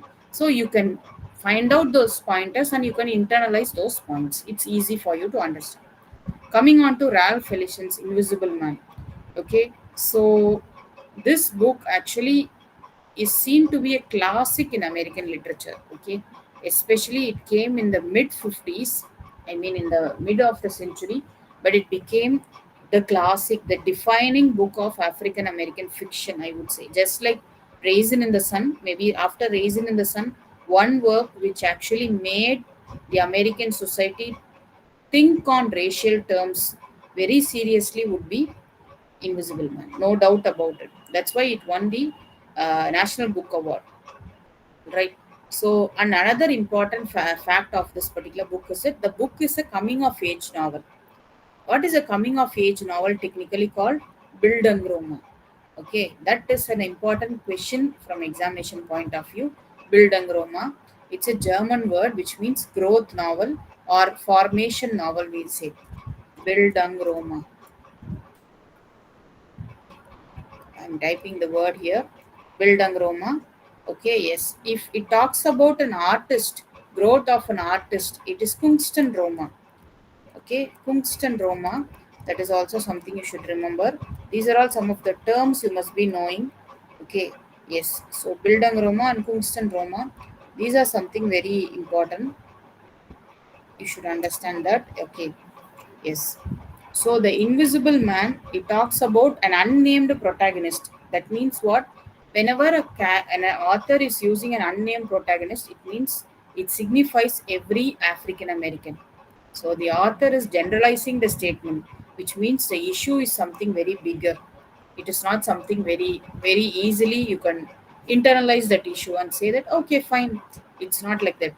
Whenever, remember, with names, I told you in the previous class, with names itself, you can get to know about the characteristic features of a particular character, yeah, of a person, of an individual. All right, yes. So, the unnamed protagonist is a young African American man who grapples with issues of racial identity, social invisibility, and complexities of his place in societies. So, what is his position? The very self identity, his identity itself is a question mark. In addition to that, racial tension prevails.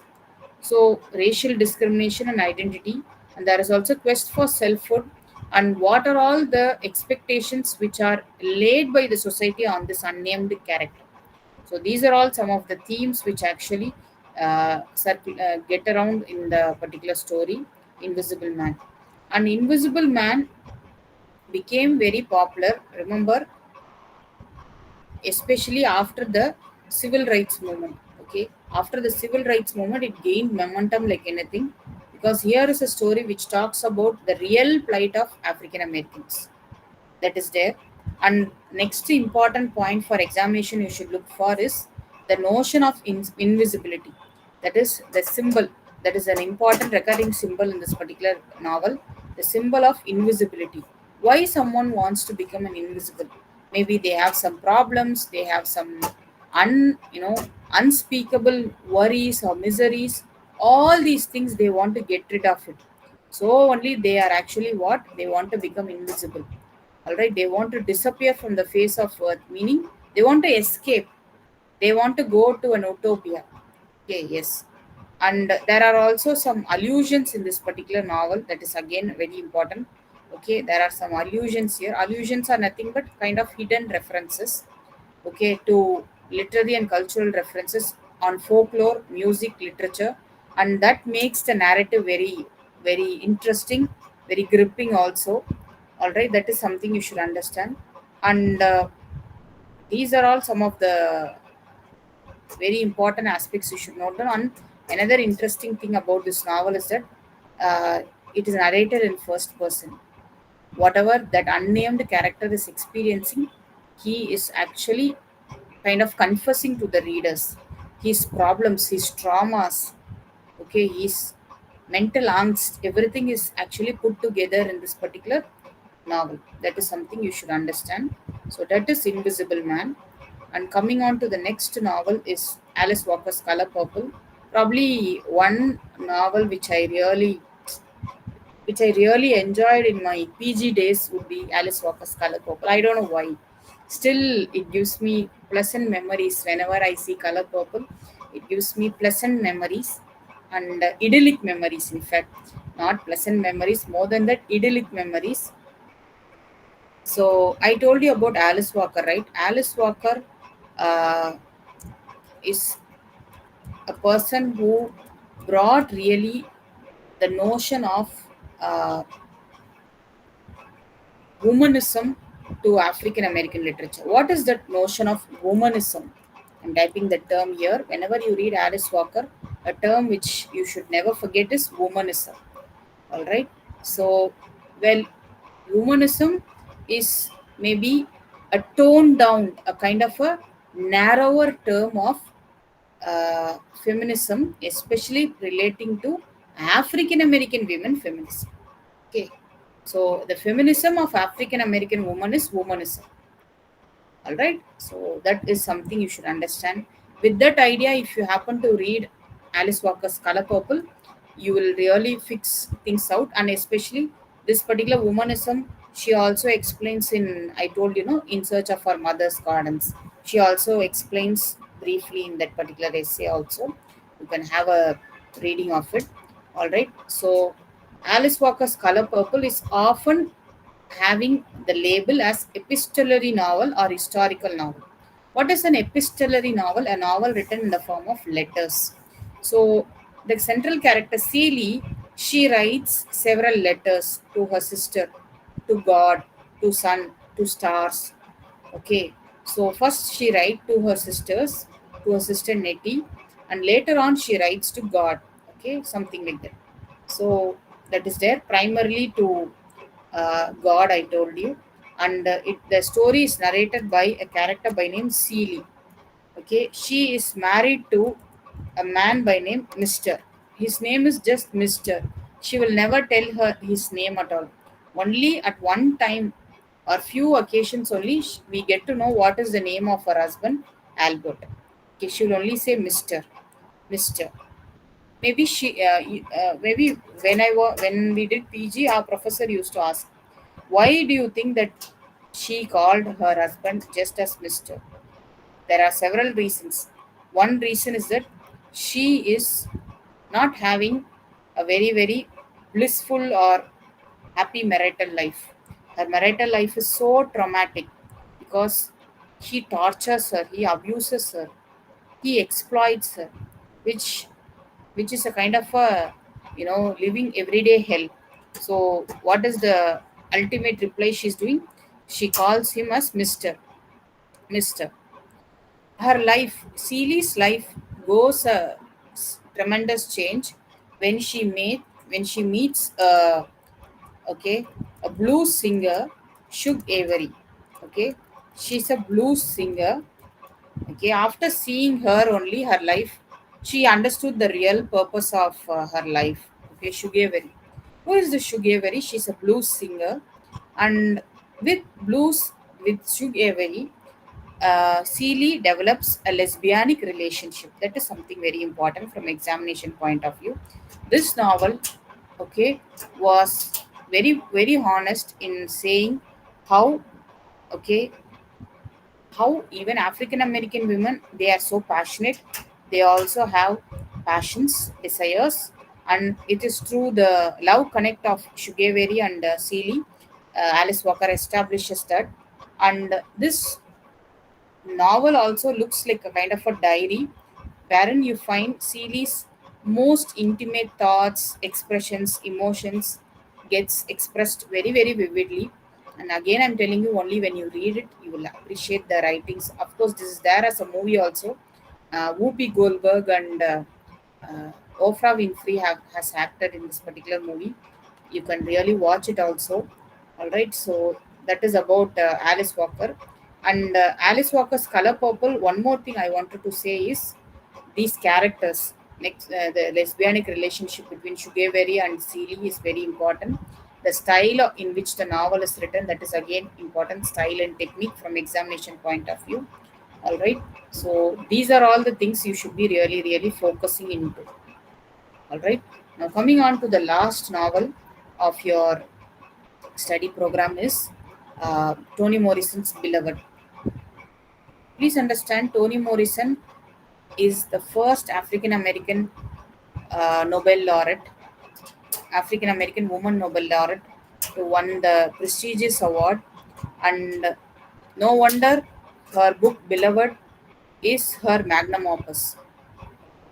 If you happen to read her Bluest Eye, that was her very first novel, okay, and Beloved shows the mature, the ripe, the so-called adept Toni Morrison to her readers. All right, that is something you should understand. So this is her fifth novel, and the novel, very important from examination point of view, is seen to have postmodern elements, and it is classified under magical realism. Okay, magical realism, where there is blurring of boundaries of real and imaginary things. So why it is magical realism?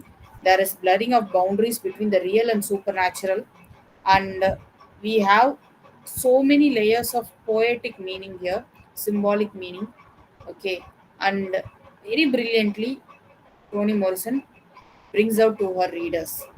So another thing about this particular story is it talks about motherhood.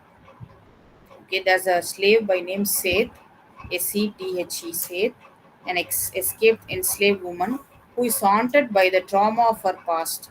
Thing is that what happens is that Seth, okay, Seth actually kills her baby.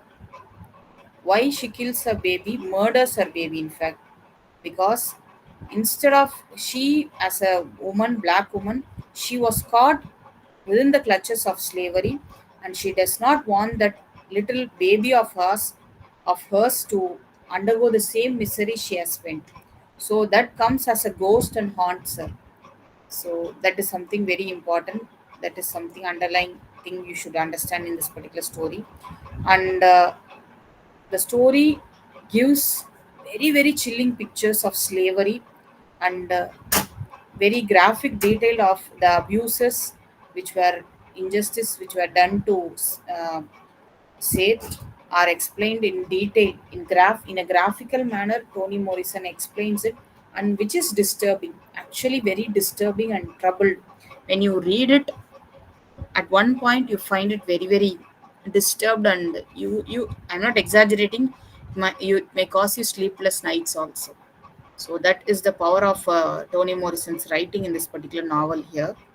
So, so what kind of style you find in this particular novel is that it is something unique, where she shifts from perspectives, from non-linear storytelling. All right, uh, there is no linear narrative here. The narrative shifts from back and forth. Okay, such things happen, and the lines are very, very lyrical, mellifluous. That is there. All right, these are all some of the things you should be understanding when you are reading Toni Morrison's Beloved. Let me tell you once again, the stories, the materials which are given to you are all actually a kind of a baseline. Okay, they are kind of a baseline only, and those things really, really will give you some ideas. Some only when you read the material you will understand what is there in each story. All right, without that you may find it difficult, and especially if you happen to get convinced with the questions, that is at the end of each lesson they are giving you questions, try to find out answers for it. What could be the answers? Such things you can really focus on, and when you do that it will be very easy for you, very understanding for you also. All right, so that is there. Just a second, I will try to just, I'm giving sharing the PPT, just check. All right, so whether it is coming for you or not, wait.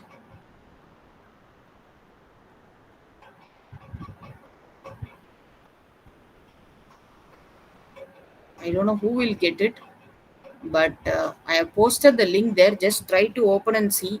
Is it opening for you, for everyone or so?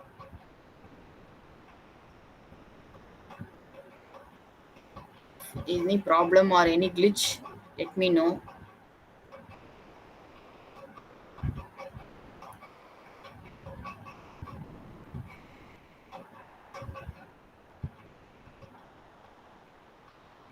Well, I'm not very sure of it. Those are those questions given in your text, like in your study material, are basic questions. Okay, are basic questions, questions which will make you or help you to understand the text better. And while asking only from that should not be the case. You should be expecting some general questions also, some specific questions also. That's how I will put it. Ma'am, I'm not able to access the PPT, ma'am. Wait, let me see. Just a second. So not allowing to download. Just a second. Well, I think so. You cannot download because I am sending from my official mail ID. So let me just see. Just a second. Because I have not tried sharing like this. I usually have a Google Classroom and I post it there. So this is something new to me. Just give me a second. Let me figure it out what can be done.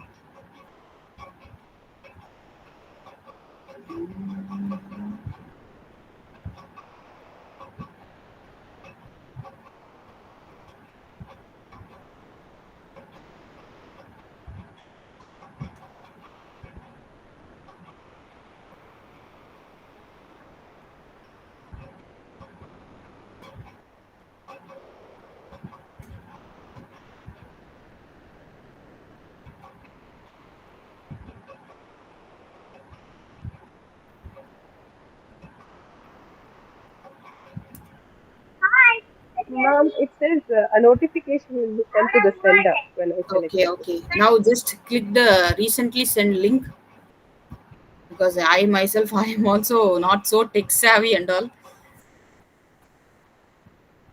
Just click and see now. It must be opening now. Yes, ma'am, got it, ma'am. Oh, now it's coming Yes, ma'am, yes, for ma'am. everybody. I believe so. Yes, it's coming. It's showing me. As many as 4 people are accessing right now. Shows some icon, some interesting animal emojis. It shows to me. Maybe somebody can download it, and I believe you have a WhatsApp group, right? You can share it in that so that other participants can also access. Sometimes some people might be missing out today's session or whatsoever. It might be easy for them. Okay, I believe I have completed today's part, I believe. uh, but let me tell you, reading for examination is different from, you know, understanding the concepts. Actually, to put it, reading for examinations are gamble. That's what they say, right? We read so many times, and what can we say? We read, okay, this might be important, that might be important, but at the end of the day, you should understand the concept. And since literature is one subject wherein you don't memorize stuffs, you be creative, you analyze, you come out with your own answers. That is the interesting part of literature, actually, to put it. And that's what in tomorrow, that is in next class, that is next week. What I'll do, I'll quickly give an overview of the poems. Okay, and I'll also maybe find out some previous question papers.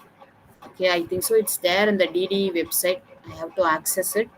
So, and I can also discuss in case a question is asked, how are you supposed to answer that particular question? I can give you some insights. I see. Okay, grapes of wrath. Okay, fine. All right, I missed Ma'am, it. there's this doubt. Excuse me, ma'am. Yes. Ma'am, I always have this doubt that when it comes to literature, although a person writes a particular story or a novel, although the other person, the way we understand is definitely different with each person, right, ma'am? Uh, so when we're giving an answer, the change in perspective will that be assumed as wrong? Not at all, not at all. It is your perspective, right? It is absolutely your own perspective. For example, maybe you see a. I can give this example with a movie or something. Okay, you watch a movie. There are several reviews, right? No two reviewers give the same views. Maybe for someone it is good. For someone it is some more is something can be added to it, right? As simple as that. Mhm.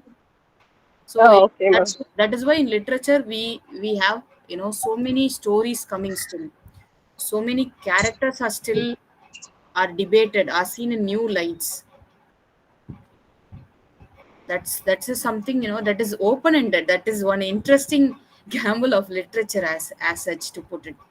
And when you read about some characters, maybe over the period of time, I told, especially the story of Hemingway, right? Hemingway's characters, male characters, they are now read in a new light of masculinity studies. Okay, so if you take Shakespeare, right, for the past 400 odd years, that man is tossed and turned like anything, and he's still active in still active, staying safely within his grave. People undertake so many kinds of researches, so many notions of theories are being fused to his writings. Now we have even thank you, Savita. So now we have even digital humanities. They try to find out using software about certain aspects of Shakespearean plays. So many research is still happening globally on literary works. It's not something, yes, what I say is absolute truth. Unlike science, which is absolutely true wherever you go and whatever you do it, this is not possible in literature actually. Okay, ma'am. Thanks. I think so. Somebody spoke something. In the PPT, I happened to randomly, like I used one PPT file, I just typed all the things, whatever I showed you, I typed in that. And poetry, maybe I'm yet to add it. Okay, so as and when I get time, I sit down, I prepare for your classes, and I add some points. So for poetry alone, I'm yet to do poetry. Mostly, like, I will be using the material only, study material, that is more than enough for poetry. And whenever you're reading generic subjects, especially fiction and novel, fiction and drama, try to focus more on characterizations, the technique, the style of the author. That will really help you to understand better the story in a way. Just knowing the summary will not help at master's level. Okay, you should know something in depth. Try to read between the lines. That's what I can tell you. All right. So I still have few more minutes, but let me give way for the next teacher. You can relax a bit, and meanwhile, the next teacher will join, I believe. I'll see you in the next class. Till the time you have any doubts or you might not be having, if you have something, just note down. We'll see in the last session. Okay. Thank you, participants. It's been wonderful teaching you and wishing you all the best. Thank you, ma'am. Yeah, thank you. Thank Thank you, you, ma'am. ma'am.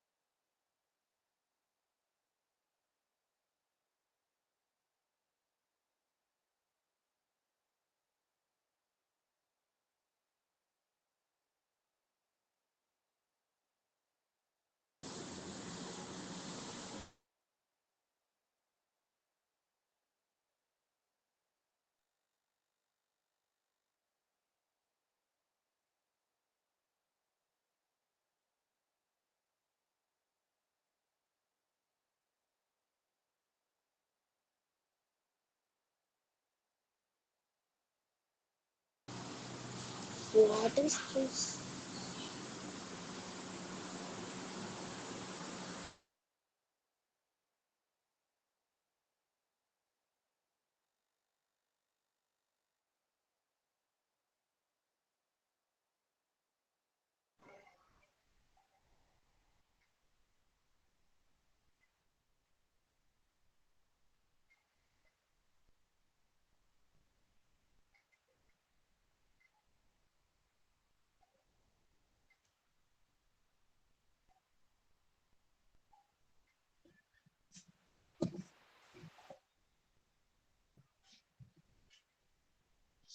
Good evening, friends. Am I audible to you? Yes, sir. Yes, sir. Posted in the Yes, chat sir. whether I Yes, am sir. audible. Okay, thank you.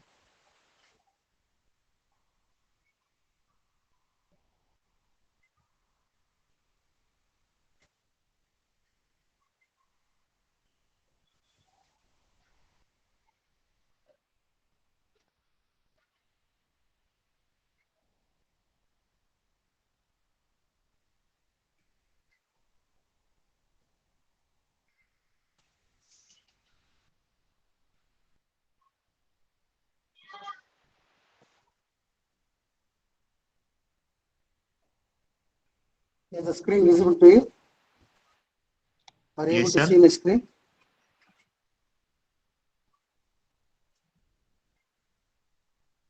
Are you able to see my screen? Yes, sir.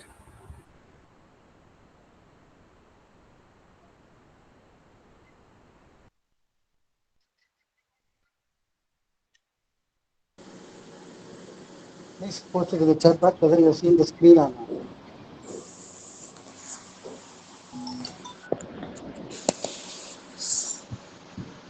Present, sir. It is up. My name is series of sir.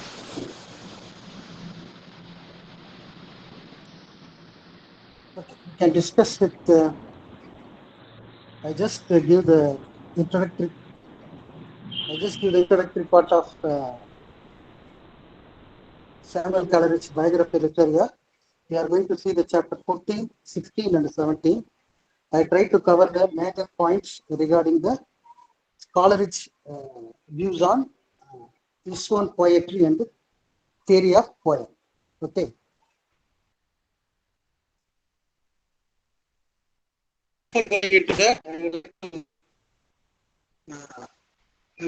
I would like to say the difference between Wordsworth and Coleridge. So Wordsworth, which we discussed yesterday, that he gave the charm to the novelty of things of everyday objects also by coloring with the power of imagination. So Wordsworth is a nature poet, whereas Coleridge is giving primary importance to supernatural elements. Supernatural elements. So there may be a 10-mark question or short questions. They may be asking that the difference between Wordsworth and Coleridge. Presented the common and simple life of peasant shepherds. Shakespeare presented the common and simple life of peasants and shepherds, realistic description of his experience, which I discussed yesterday that Shakespeare's Wordsworth works are realistic description of his experiences, whereas Coleridge tries to project the dreamlike quality, elements of mystery, wonder, and supernatural. So we have to remember two things. One is where Shakespeare is for common people. Shakespeare, Wordsworth poetry for common people, Coleridge poetry for supernatural. Shakespeare remained on the earth and his time, whereas Coleridge created the atmosphere of magic and mystery. Wordsworth is a moralist, whereas Coleridge is an artist. Wordsworth lacks musical quality. You don't find a musical quality in Wordsworth poetry, whereas in Coleridge poetry you can find epicure in sound, master of melody. He is a master of melody. Poetry and we can see the simplicity in diction. There is no difference between prose and poetry. Whereas in Coleridge poetry, we find element of mysticism in diction. Diction means the right word at the right place. He tries to differentiate prose and poetry in diction. Wordsworth, we call it high priest of nature, whereas Coleridge is fancy and imagination. Fancy and imagination. In imaginative power and narrative skill, Coleridge surpassed Wordsworth. So I'll give a short introduction on the difference between Wordsworth and Coleridge. Wordsworth, everyday, he uses everyday objects of nature. He projects the realistic description of experience. He reminds the earth and his own time. He describes his own time. He is a moral. He lacks musical quality. His diction is very simple. He doesn't show any difference between prose and poetry. He is a high priest of nature. Whereas Coleridge is a supernatural writer. He introduced dream-like quality, elements we can witness, elements of mystery, where we can witness wonder and supernatural elements, like supernatural elements beyond imagination. So he created magic and mystery in his work. He is an artist. We can find melody in it, and also he shows in his diction, that is, right words at the right place. He uses appropriate word at the appropriate place. He shows the element of mysticism, and also his poetry. He tries to differentiate prose and poetry in diction, in the world of fantasy and imagination. So Coleridge's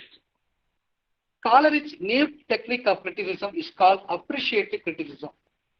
To quote a renowned critic, evidently the new poetry needed a new criticism, and this was provided by Coleridge in the Biographia Literaria. So you can note it down. Coleridge's criticism is called appreciative criticism. He projected new method which sought not to judge but appreciate and interpret.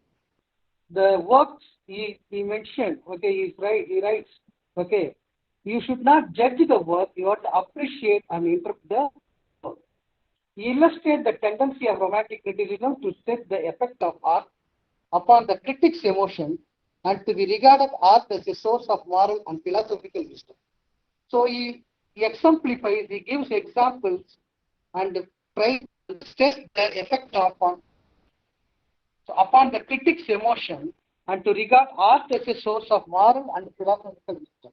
Whereas Wordsworth gives primary importance to the language for men. Humble and rustic language should be used, whereas Coleridge, gives primary importance to moral and philosophical wisdom. As a student, you just note down the following points. This is very important points. You have to note down in your, you can note it down. So in chapter 4, he discusses fancy and imagination. I will touch upon what is fancy and imagination. So it may be asked in exam point of view also. And a willing suspension of disbelief, chapter 14, it is prescribed in the syllabus. A willing suspension of disbelief. And also you have to note it down. Greatest poetry is that which achieves synthesis among elements, emotions, and attitude. Poem and poetry. So we are going to see, okay, fancy and imagination, a willing suspension of disbelief. What is his views on poem and poetry?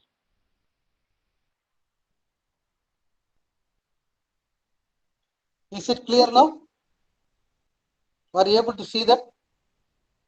Are you able to see my? Yes, sir. Yes, Put it in sir. the chat box. No. Okay, just note it down. I try to send the material to you. Otherwise, you just note it down. Okay. No problem. Just note it down in chapter 14.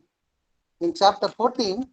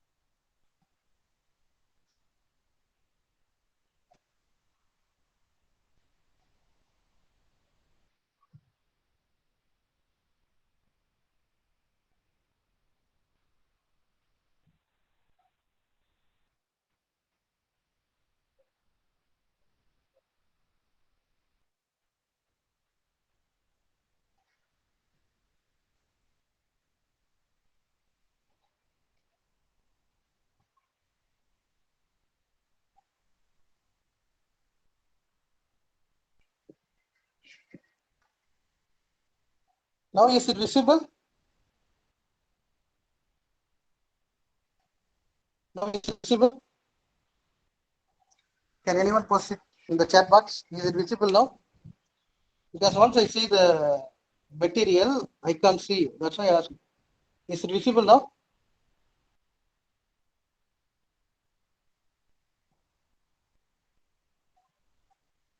Wait for a few minutes.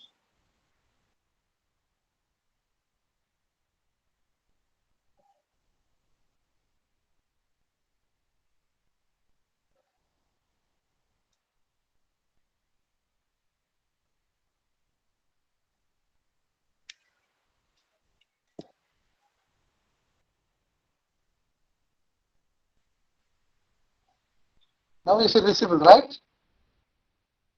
Otherwise, I will just go on with my teaching. You can just follow the teaching. Is it visible now? Your screen is being I shared, can't but hear, man. You there's just nothing. post it in the chat box whether it is visible or not. I try to explain the concept. From sharing.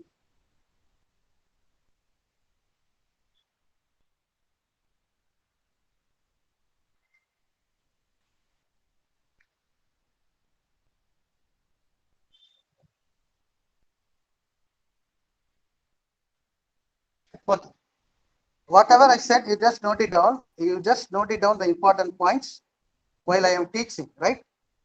You don't need to worry about the PPT. I will send the PPT and the material. You just note it down. Whenever I say make note of it means you just note it down. Chapter 14, we are going to discuss chapter 14. Only 3 chapters are given. Out of 24 chapters, we are going to discuss only the 3 chapters. The introduction, it is college critical work is contained 24 chapters of biography and literature, 1815 to 17. In this critical disquisition, Coleridge concerned himself not only with the practical of criticism, but also with his theory in his practical approach to criticism. So in this work, in this biography literaria, there are 24 chapters. Out of 24 chapters, we are going to discuss only 3. It is not necessary for you to read all the concepts regarding the text. Okay. We get the glimpse of Coleridge as the poet. So we are going to discuss his philosophies on. In chapter 14, we are going to discuss what is the views of nature and function of poetry. We discussed the nature and the views of poetry in chapter 14. The poet within Coleridge discusses the difference between poetry and prose. We are also going to see the Coleridge discusses the difference between poetry and prose and the immediate function of poetry and the immediate function of poetry. Whereas the philosopher discusses the difference between poetry and poem. He was the first English writer. This is the every of by very nature are organic assumption. From Horace onwards, art are wrought such a work in the object of poetry is to instruct, or as a less extreme form of heresy,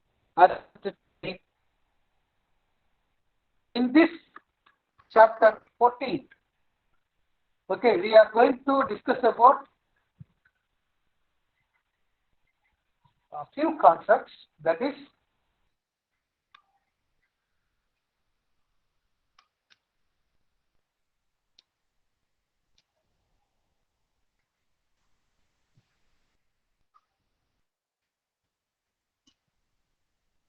what is theory of poetry? Is theory of poetry.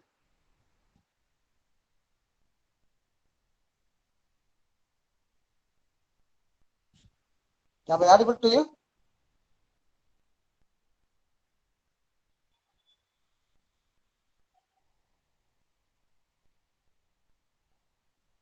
Am I audible? Yes, sir.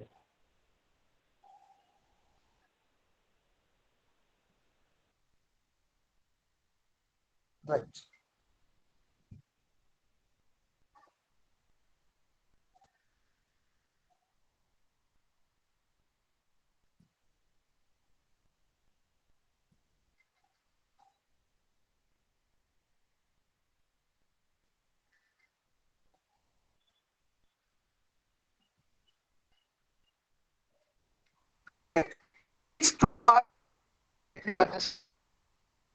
of Biographia Literaria. The first line of the chapter 14 starts with this. During the first year that Mr. Wordsworth and I were neighbors, our conversation turned frequently on the two cardinal points of poetry. So there may be a question on two cardinal points of poetry. Just note it down. Just note it down in your notebook or your notepad. Two cardinal points of poetry. Two cardinal points. What are the two cardinal points according to? Power of exciting the sympathy of the reader. The power of exciting the sympathy of the reader by a faithful adherence. By a faithful adherence to the truth of nature. To the truth of nature. The power of exciting the sympathy of the reader by a faithful adherence to the truth of nature. The meaning is that the power of exciting the sympathy of the reader by a faithful adherence to the truth of nature. So you have to, whenever you write a poem, you should give the reader about the truth, the faithful adherence to the truth of nature. The second point, you have to note it down. The power of giving the interest of novelty, the power of giving the interest of novelty by modifying with the colors of imagination. Power of giving the interest of novelty by modifying with the colors of imagination. So first point, power of exciting the sympathy by a faithful adherence to the truth of nature. Second point, the power of giving the interest of novelty. The power of giving the interest of novelty by modifying with the colors of imagination. Novelty means new things. Whenever you are going to present your poetry in a new form, you have to use with your own imagination. Whereas in Wordsworth poetry, we have seen that there is no need for imagination. You can just use the words of common, humble, rustic people language. According to Coleridge, it was decided that Wordsworth would write poetry dealing with the theme of first cardinal point. That is, the first cardinal point is you are giving primary importance to the nature. The second cardinal point, what Coleridge says is that you are to treat the poetry with imagination. In the second type of poetry, whereas in the first type of poetry, you have a common experience, which I discussed earlier, we discussed yesterday class, that common experiences, common actions, okay. For example, whatever happened in your life, you can write it in a poem. For example, you want to write a poem on mother. You just, okay, it may be, the concept may be a universal one, but you are going to write only about your mother. That is, you are going to use your personal experience to write the poem. Whereas in the second type of poetry, that is, and the supernatural element. Okay, you are going to use the mystery. In this sort of poetry, Coleridge quote that the excellent aimed at was to consist in the interesting action by the dramatic truth of such emotion as would naturally accompany such situations, supposing them real. And real in this sense, they have been every human being who, from whatever source of delusion, has at any time believed himself under supernatural agency. So he says that the poetry has to be written in the form of supernatural agency. The supernatural agency, why? He tries to explain willing suspension of disbelief. Just note down the coinage of the word from Coleridge. Willing suspension of disbelief. Willing, W-I-L-L-I-N-G. willing suspension of disbelief.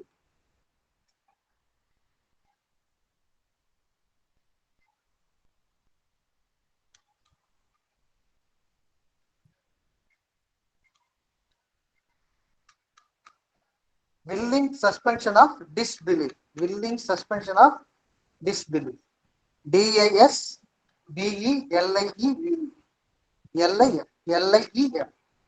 Willing suspension of disbelief. Okay. In lyrical ballad,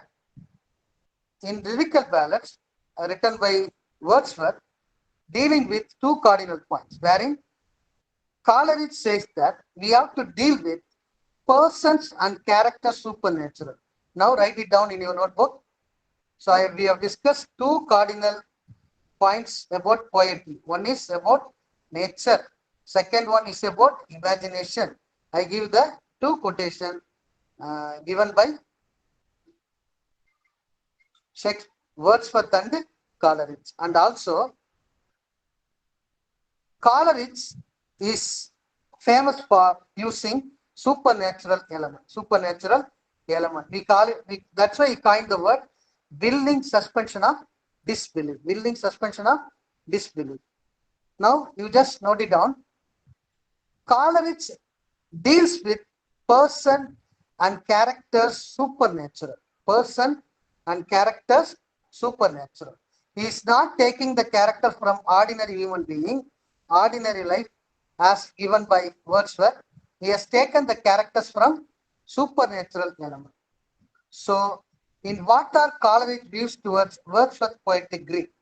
So, in defense of Wordsworth poetic Greek, Wordsworth has given his own point that we have to Not consider the visible. poetry from, okay, we have to take the poetry from humble rustic life. We have to use the common language used by common people. And then we also say that language used by men. Okay. But here, he did not agree with, Coleridge did not agree with Wordsworth views on poetic diction. What is the Wordsworth views on poetry? The spontaneous overflow of feelings, it resulted from emotion recollected in tranquility. That's what we discussed in yesterday's class. Wordsworth views on poetry is a spontaneous emotion, spontaneous overflow of feelings. Spontaneous overflow of feelings, it is the emotion recollected in tranquility. Coleridge doesn't agree the views of poetic The diction of screen is not available, sir. Wordsworth. That's why he tries to defend his Wordsworth language of real life. Wordsworth gives primary importance to common people language. There had been strong criticism against Wordsworth views expressed in preface also. Coleridge, okay, defends Wordsworth in certain ways. You can use common language in when you are expressing nature, but not in all the time. It does. So he said that had Mr. Wordsworth's poem been silly, the childish thing, which they were for a long time described as being, had they been really distinct from the composition of other poets merely by meanness of language and insanity of thought. This is quotation given by Coleridge about Wordsworth poem. Okay, he wrote that the criticism around this poem and preface would have dragged them to oblivion. So he didn't agree with the Wordsworth views on the common language used by common. We have to use the common language. So he didn't agree with that Wordsworth views. So I am moving to the next concept.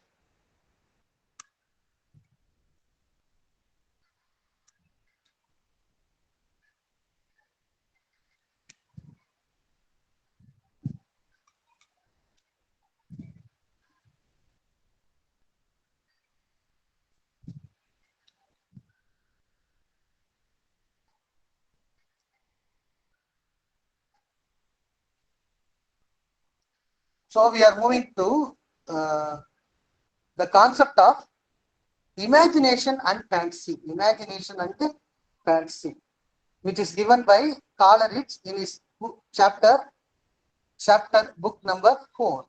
It may be asked in your exam point of view also. Exam point of view also about fancy and imagination. Fancy and imagination. What is fancy and imagination? Fancy, he described about the thinking process of the mind. Thinking process of the mind. You just noted it. Fancy, the thinking process of the mind. Thinking process of the mind. But he is the only one who talks about, okay, fancy and imagination. Fancy and it may be asked in 12 mark question.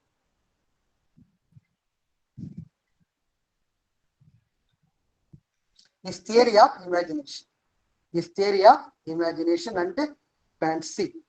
His theory of imagination is, just note down the point, most original contribution. Most original contribution to literary criticism. Most original contribution to literary criticism. He is the first critic to differentiate between imagination and fancy, and to differentiate between primary and secondary imagination. Just note it down. I am going to discuss about what is fancy and imagination. About his theory of imagination, while discussing the theory of imagination, because he is going to give the supernatural willing suspension of disbelief. He coined the term willing suspension of disbelief. So I am going to discuss what is theory of imagination, what is fancy. So by giving theory of fancy and imagination, he differentiates between primary and secondary imagination. Primary and secondary imagination. Imagination and fancy, to differentiate between primary and secondary imagination. Through his theory of imagination, he revolutionized the concept of artistic imitation. Poetic imitation is neither a servile copy of nature, nor it is the creation of something entirely new and different from nature. Just note it down. Just note it down. In your notebook, try to make the notes. Once you make the notes, you can. Once you read my notes, you can easily understand, or you can write the concept clearly. So, theory of imagination. First point is most original contribution to literary criticism. Theory of imagination is the most original contribution to literary criticism. And he is the first critic. He is the first critic to differentiate between imagination and fancy, and also to differentiate between primary and secondary imagination. Through his theory of imagination, he revolutionized the concept of artistic imagination. Just make a point. Revolutionized the concept of artistic imitation. Artistic imitation. Poetry is not imitation, it is a creation. Poetry is not imitation, it is a creation. Sir,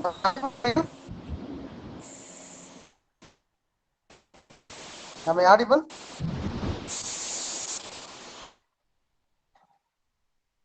Chat box, please. Please post in the chat box.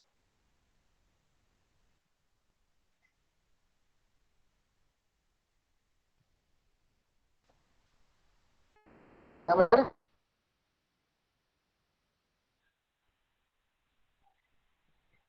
Please post it in the chat box.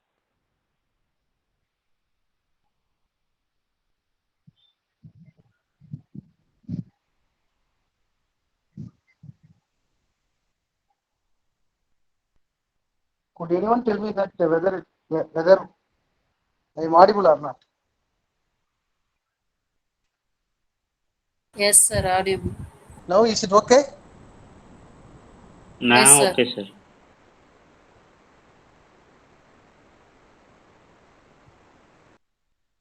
Okay, thank you. So just note down the points. Okay, just note down the points. Theory of imagination, most original contribution to literary criticism. The second one is, he is the first critic. He is the first critic to differentiate between imagination and fancy, and to differentiate between primary and secondary imagination. Okay. So I'm not showing any.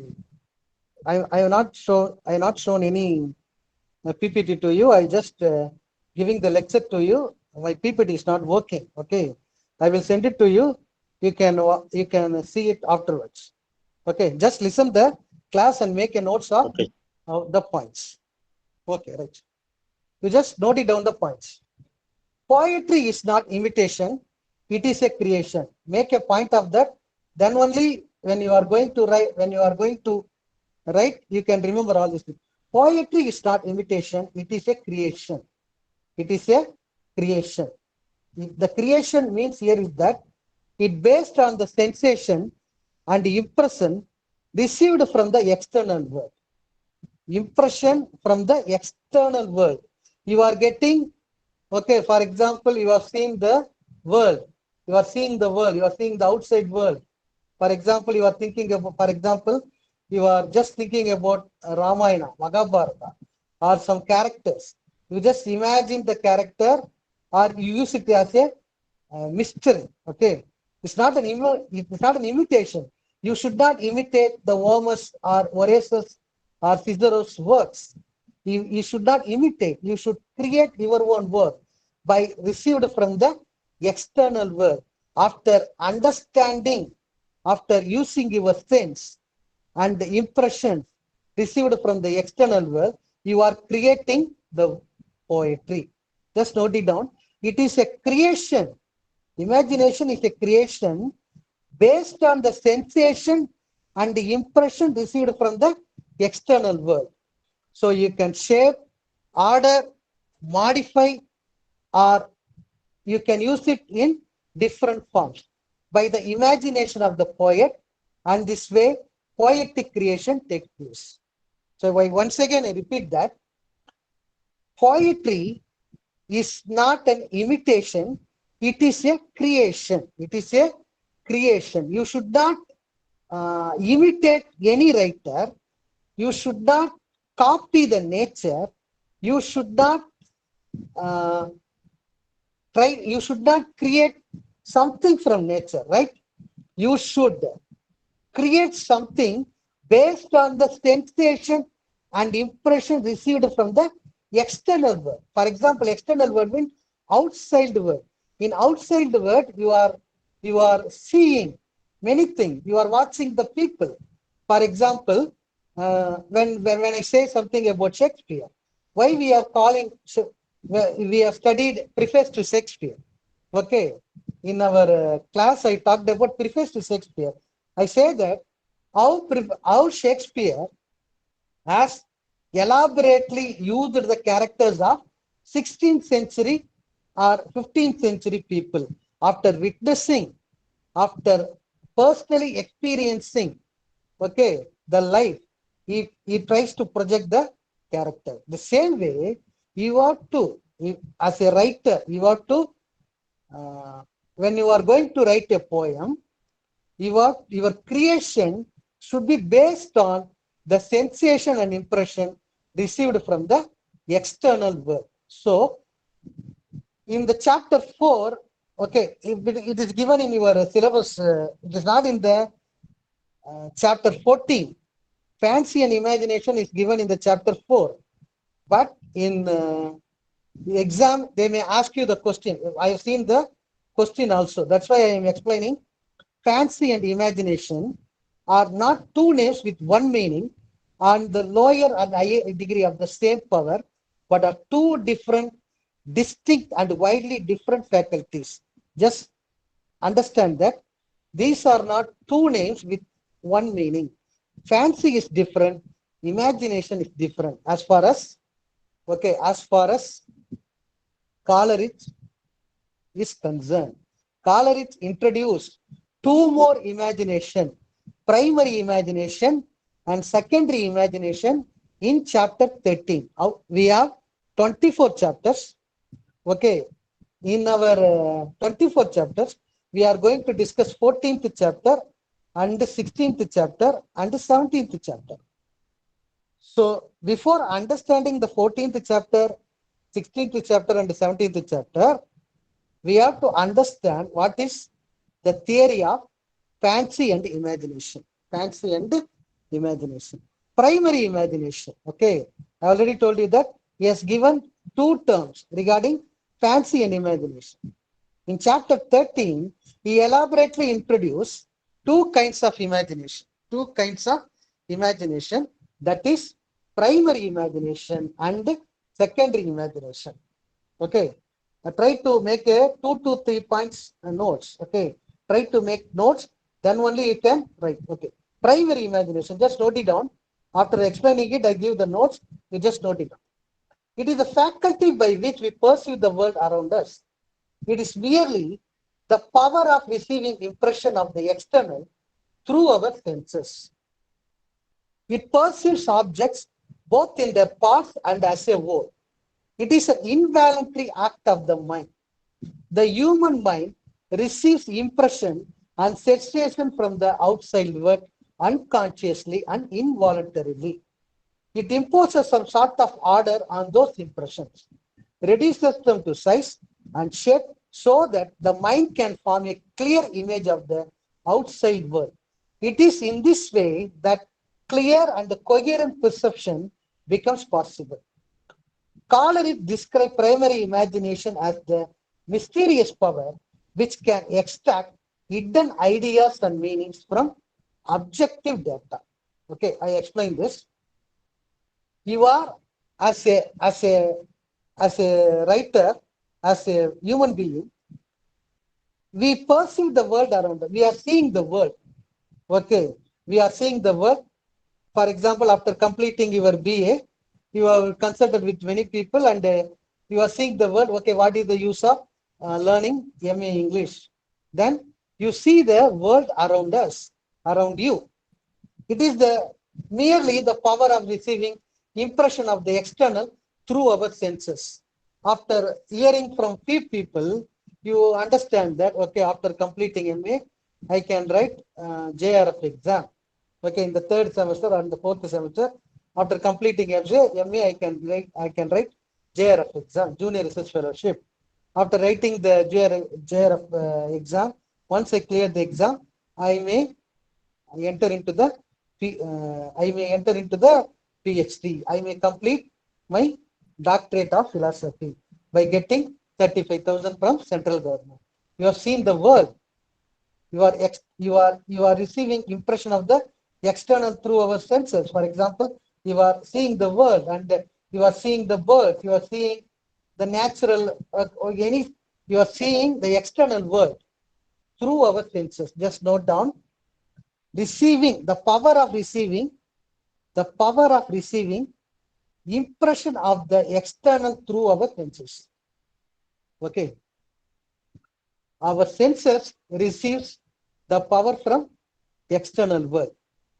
So you are perceives object both in their parts and as a whole. You are seeing everything unconsciously and involuntarily. The human mind perceives everything from outside the world. Human mind receives impression and sensation from the outside the world without conscious. Without conscious, you are receiving many things from the world. And after some other time, those impressions, your mind tries to get a clear image of the outside the world. For example, okay, I said that, okay, for example, Shakespeare or Johnson, Dryden, Pope, whoever may be the writer, okay, or Coleridge. Coleridge in his work in Ancient Mariner, he tries to introduce, okay, albatross, the bird, albatross. It signifies something. So he introduced a bird character to save the sailors. Try to save the sailor. it gives a signal. So he uses, okay, by seeing words and outside, by seeing the world, he tries to create his own poem. Just note down these points. First one, the power of receiving impression of the power of receiving impression of the external through our senses. First point. Second point, human mind receives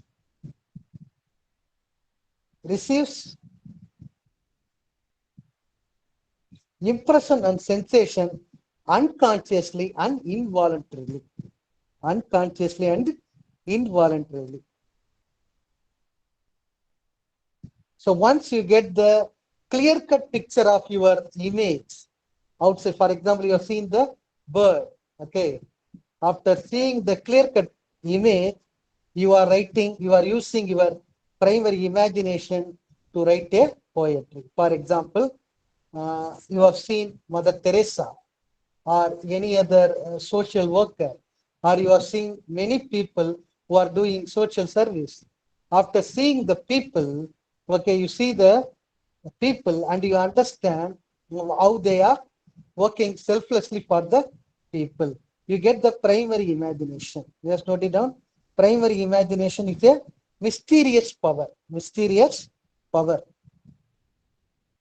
That is hidden ideas and meanings. Hidden ideas and meanings from objective data. From objective data. So when you are doing PhD or MPhil or MA, they may say that collect your primary data, secondary data. I'm just giving some example. What is primary data means? Primary data, primary sources, that means the books. Secondary sources are articles, journals. So here primary imagination means you are receiving impression and the sensation from the external world. After receiving the impression and sensation from the external world unconsciously and involuntarily, you are writing, you are getting a shape, a clear-cut image from the outside world. Your mind tries to capture the clear image of the outside world. When you say that what is India, for example, someone asked you, what is India? After seeing the outside world, you are giving India is a developing country. India is, okay, you are giving your own image. It may be mysterious, you can get it from mysterious power. Secondary imagination. Secondary imagination. Primary imagination is universal and possessed by all. We all have that quality. We have hidden talents, okay. For example, some may have a primary imagination to write a poetry or using your primary imagination to music, or you can sing as you are a good singer, okay, something like that. Secondary imagination, just note it down. Secondary imagination makes artistic creation possible. Secondary imagination makes artistic creation possible. It needs conscious effort. It needs conscious effort. By getting the primary imagination, because primary imagination you are received from the outside world. Okay. By using your primary imagination, you select and order the raw material and remodels and reshapes into objects of poetry, beauty. That is, just note it down. You use the word SM plastic. ESEMPLASTIC.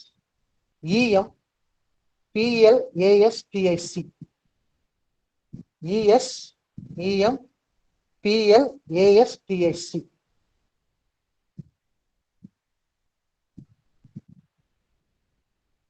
And it dissolves, diffuses, and dissipates in order to create.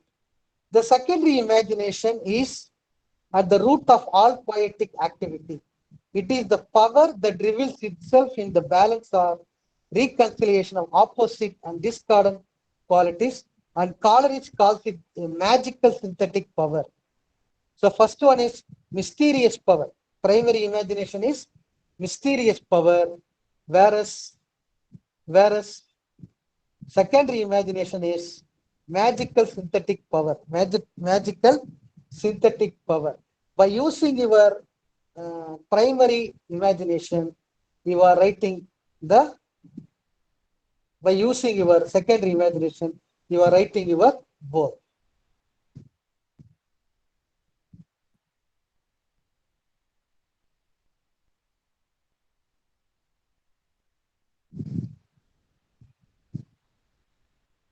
The secondary imagination is at the root of all poetic activity.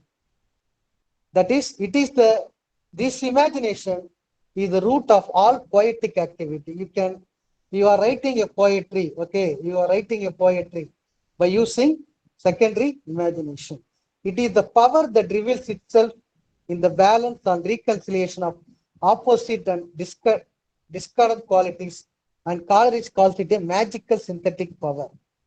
It fuses the various faculties of the soul, subjectives with the objectives, the human mind with the external nature, the spiritual with the physical or material. That is,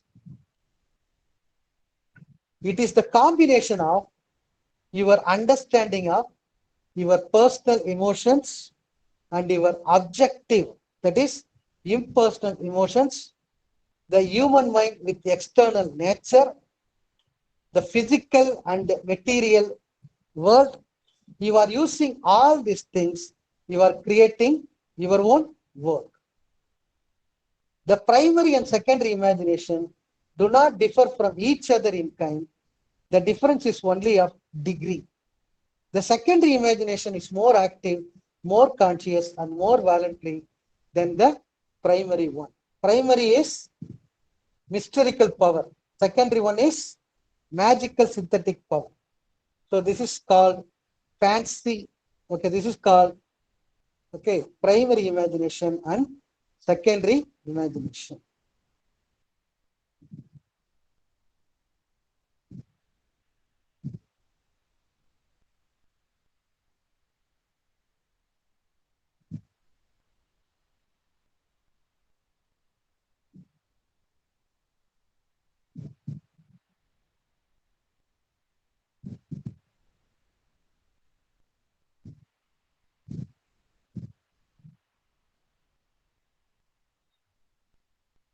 So what is his views on difference between prose and poem? Prose and poem. So in chapter 14, Coleridge tries to project the difference between prose and poem. We can easily recognize that the poem includes the same element as prose composition. Whereas in Wordsworth poetry, we don't find the difference between prose and poetry. But here, Coleridge tries to differentiate between prose and poem. But these two are actually combination of those elements and objects aimed in both the composition. So both are different in their particular aim for which they are written by poem. Coleridge says, I'm quoting from the text, while it is the privilege of the philosopher to preserve himself constantly aware that distinction is not division. In order to obtain adequate notion of any truth, we must intellectually separate its distinctual part. And this is the technical process of philosophy. But having so done, we must then restore them in our conception to the unity, in which they actually coexist, and this is the result of philosophy. A poem contains the same elements as a prose composition. The difference, therefore, must consist in a different combination of them, in consequences of a different objects being proposed. According to the difference of the object will be the difference of the combination. It is taken from the text, chapter 14. He tries to explain what is the difference between prose and poem. If we differentiate poem and poetry in very simple way, then we can say that which object subject is very simple, and main zone to write an object is just to remember all older facts and memories with inner flow of feelings without taking extra care of rhyme or meter. That is composition is known as a poem. A poet should make use of artificial word and arrangement of words with the help of the meter. It can be done without rhyme or meter sometimes. Just note down this, the difference between poem and prose. The difference between poem and prose. Just note down the point.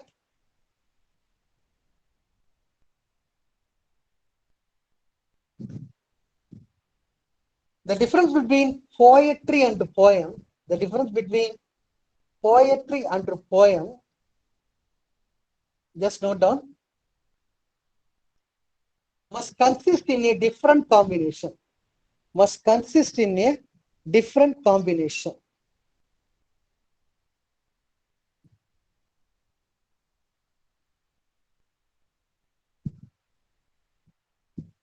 of them. Of them.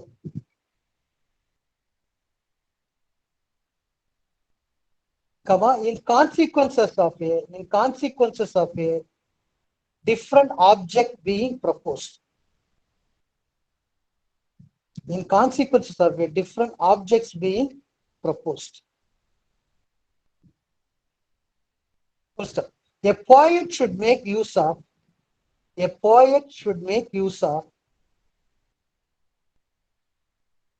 artificial words and arrangements.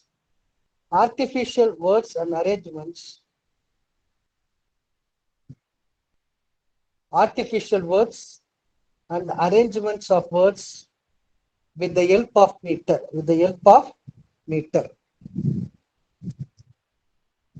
It can be done without rhyme or meter sometimes. It can be done without rhyme or meter sometimes.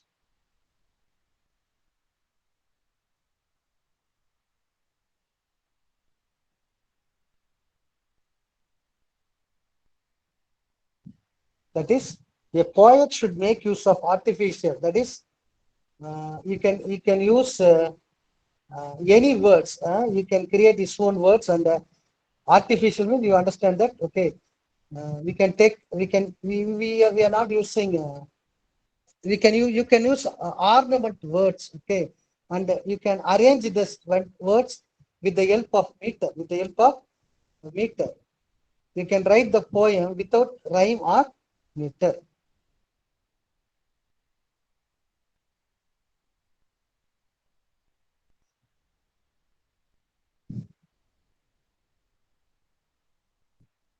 But in prose composition, just note on that.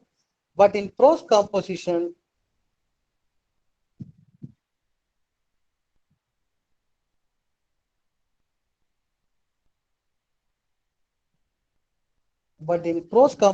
is done by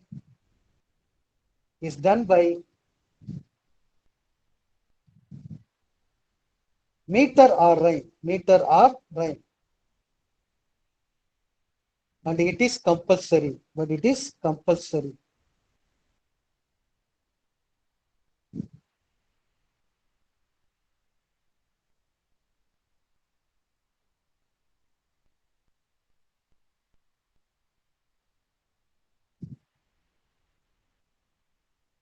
The poem and poetry are required and written for instant purpose and the final truth because it can be written for any subject like science fiction, novel, romance. And it has to convey some information to the reader or give pleasure or delight in at a moment, and the final end may be give truth. So in poem and poetry may give you the truth. The instant purpose of writing poetry is to give final truth. You can take any subjects like science, fiction, novel, romance. Finally, it has to give the reader a kind of pleasure or delight. And also, on the final end, it may give some truth. So the most important thing about work is to give immediate pleasure and delight to the reader, not metrically composed. After the discussion, Coleridge himself raises the question that, okay, so he discussed about what is poetry or poem. Poetry poetry should, okay, can be written for pleasure or delight. Pleasure or delight. Once you read the poem, oh my God, what a poem it is. You can appreciate the poem. It gives him some delight. But at the final, when you read the poem, okay, at the final end maybe it may give some truth. So it gives you immediate pleasure and delight. They may not use metrically, they are not use any metrical, uh, any meter or rhyme in their composition. So we are discussing wood then, and then he discusses about, okay, if meter is wonderfully added to the other parts of composition, it must suit and match with it.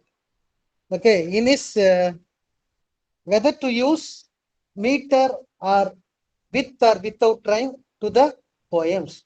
He himself gives the answer that we can use meter for additional purpose. For additional purpose. For example, you use meter, diction, topic, subject, theme, background, and rhyme must be harmonized with the wholeness with the composition. And then the composition can take the form of a poem or deserve the name of a poem. Okay. So according to Coleridge, you can add meter, diction, topic, subject, theme, background, and rhyme. These things should harmonize, okay, with wholeness, with the composition. When you write a poem, okay, you use all these things, the right words at the right place. Use the subject, theme, and use the rhyme. Okay, if you add all these things, the poem may be, okay, deserve a place in your art. Okay, I stop here. Okay, we have discussed about what is the view of two cardinal points of poetry. Okay, so what is the view of Wordsworth and Coleridge views on cardinal views of poetry? And then I have discussed about fancy and imagination. Fancy and imagination. Chapter 4, he discussed about fancy and imagination. And also in chapter 13, he also introduced, okay, primary imagination and secondary imagination. Then I also discussed, okay, Coleridge views on poems and poetry. So still we have 2 to 3 points on chapter 14 and chapter 16 and chapter 17. I tried to complete in the next class. So I hope that you have understood the concept. Is it clear to you?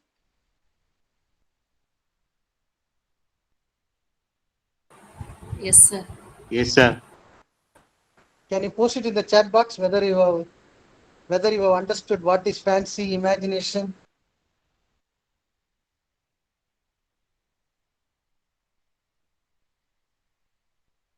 Based on the question paper, I try to send. You have 2 question paper in the website. Okay. Based on the question paper, I try to give the notes also. Okay. You can send your. I send the material. Okay, through mail only. So my mail ID is ganeshLiterature@gmail.com. ganeshLiterature@gmail.com.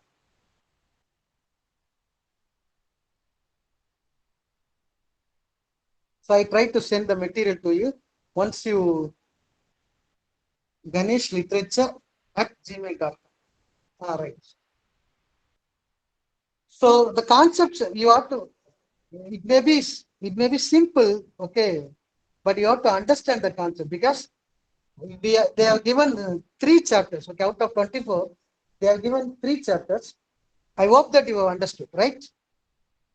I try to send the PPT and materials to you in mail. You just mail me. I will try to. We have completed. Okay, we have completed. What is that? Neoclassical criticism. Essay on criticism. and then preface to Shakespeare. Yesterday we completed preface on lyrical ballads. Now we are started. Okay, biography literaria. I try to complete in the next class. I try to complete the syllabus for you. I hope that you have understood. Yes or no? Yes, sir.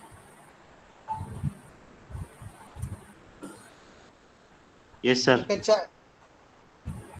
You can say it in the chat box. Thank you very much. Thank you. Thank you. Thank you very much. I'm leaving now. Thank you.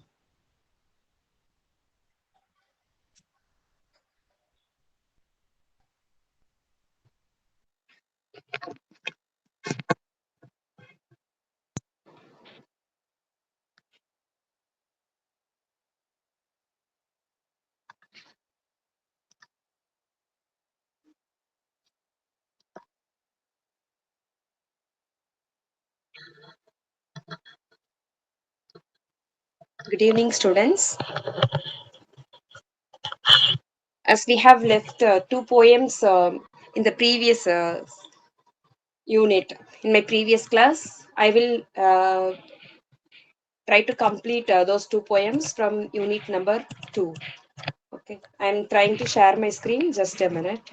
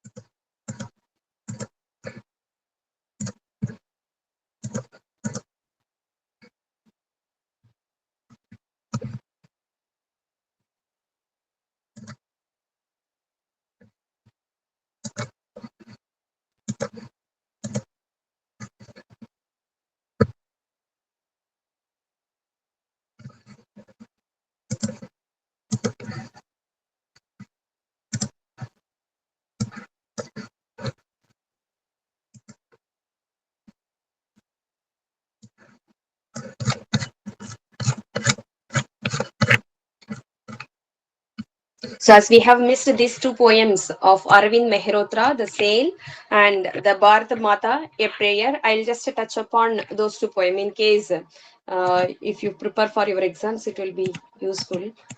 Okay.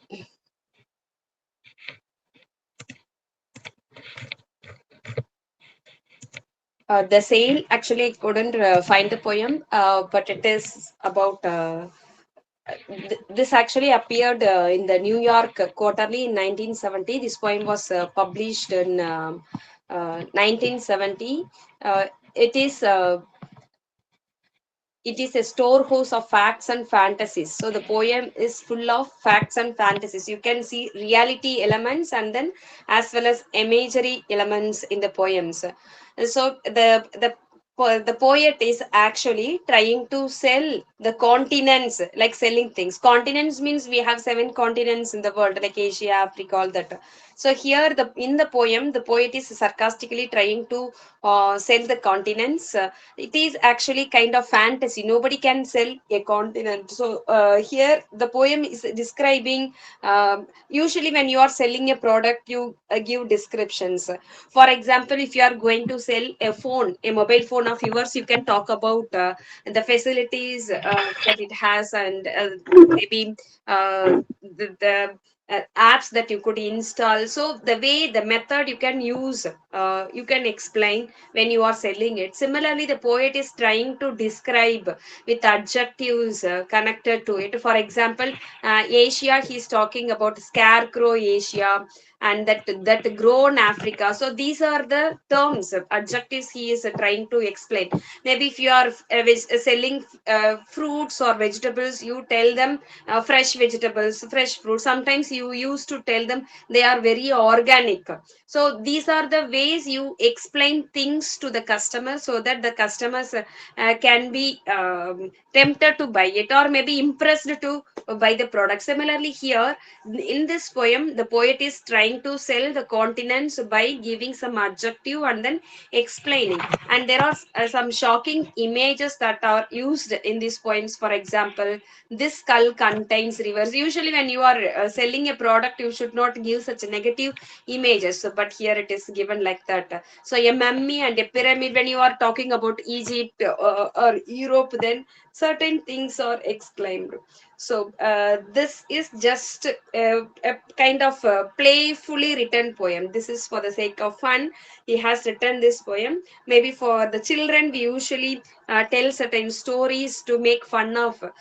In this poem, he has such ideas used just like that for fun facts or filled in this poem. And I'll read some lines of the poem. This skull contains the rivers of the, I am sorry, had you come yesterday, I might have given to you. So right now, this is not for sale because it is already sold. So that kind of comic elements are given. Actually, the intention is just for the fun. Okay, and I would like to move to the next poem.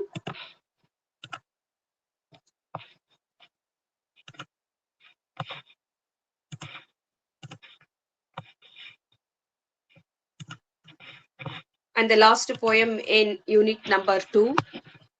I hope it opens.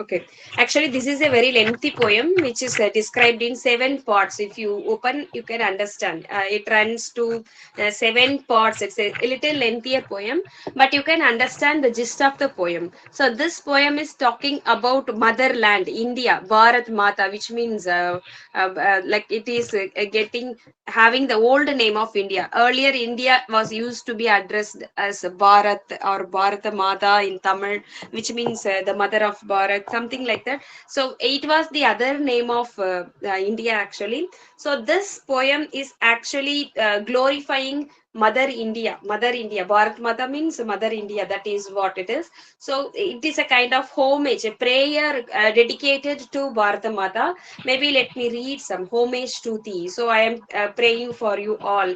So here the poet is trying to pray to everybody. See the first line: socialist Mother India, bright star, land of the peacock, the lion. Actually, now it is tiger, and even Jawaharlal Nehru. So the poet is trying to contribute or glorify the leaders as well as the animals or the national symbols in the name of Bharata Mata.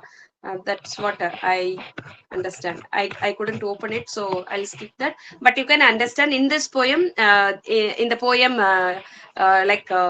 we are told that the poet is contributing something to the nation, praising the mother India. That's what we understand. So with this, I wind up unit number 2. I move on to the next unit, 3, fiction. Fiction. I hope you have read fiction in your UG also. You might have read 1 or 2 fiction in each paper. Maybe, for example, in Indian writing in English, you might have read only 1 fiction, maybe some short stories. But here you are going to read a collection of 6 fiction. It's very difficult to discuss all the 6 fiction within an hour, because in regular classes usually we take more than 10 or 20 sessions, 20 hours to teach a particular fiction. But teaching all the 6 fiction in a class is very difficult. Maybe I'll try to touch upon some important aspects so that you can continue. You can continue your own reading with related to the fiction. So fiction is otherwise also called as novels. Novels is again a kind of imaginary stories written in pages. So it runs to pages. First writer we are going to talk about is R.K. Narayan. Before I begin this story, I would like to talk about three personalities who are very important in Indian writing in English. One is R.K. Narayan. Another one is Mulkraj Anand. I think you might have read all these writers in your UG also. Okay. Mulkraj Anand is also a very important writer. So without reading Mulkraj Anand or without reading R.K. Narayan, you cannot complete Indian writing in English. So we are going to read one among the pillars of Indian writing in English. The first novel is The Man Eater of Malgudi. Usually R.K. Narayan writes his stories or novels around Malgudi. Malgudi is an imaginary town, a South Indian town. Actually, he was born in Tamil Nadu but later settled in Karnataka, especially in Mysore, because his father was transferred to Mysore, so he happened to stay there. And then, but his majority of his writings were around Malgudi, an imaginary town.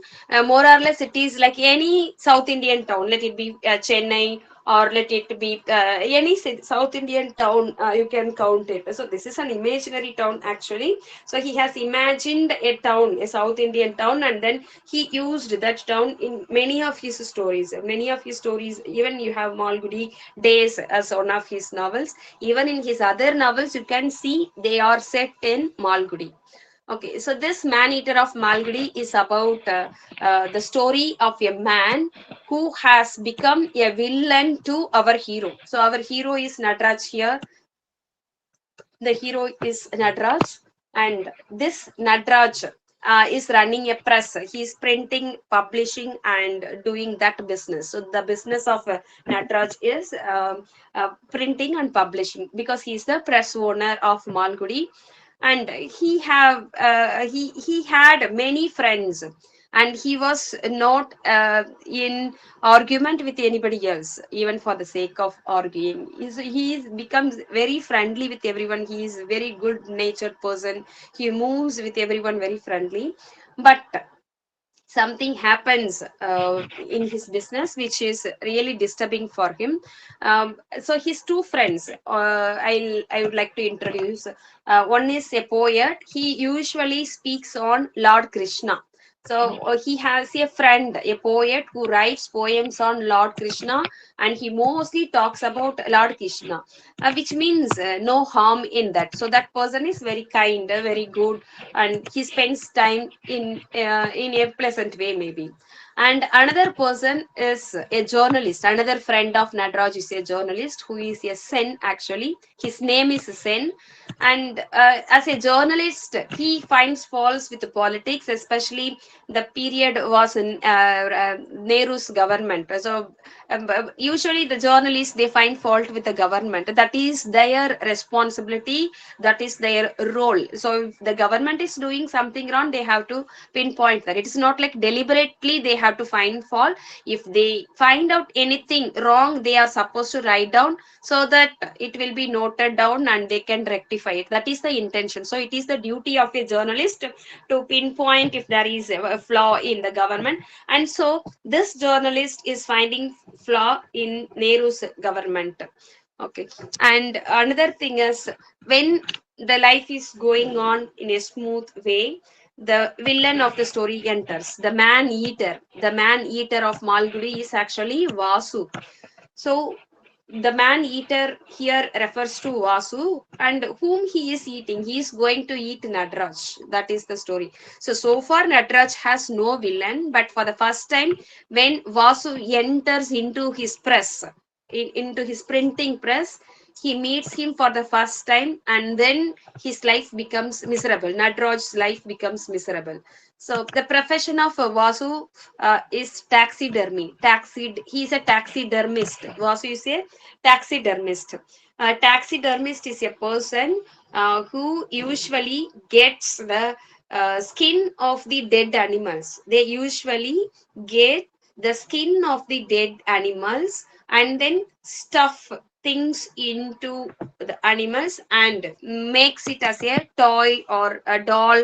So they stuff things into, maybe they stuff stray horse, cotton cloth, so whatever it is, they stuff the live animal skin. Okay, so the real animal skin, and then they make toys out of it. A very cruel kind of job.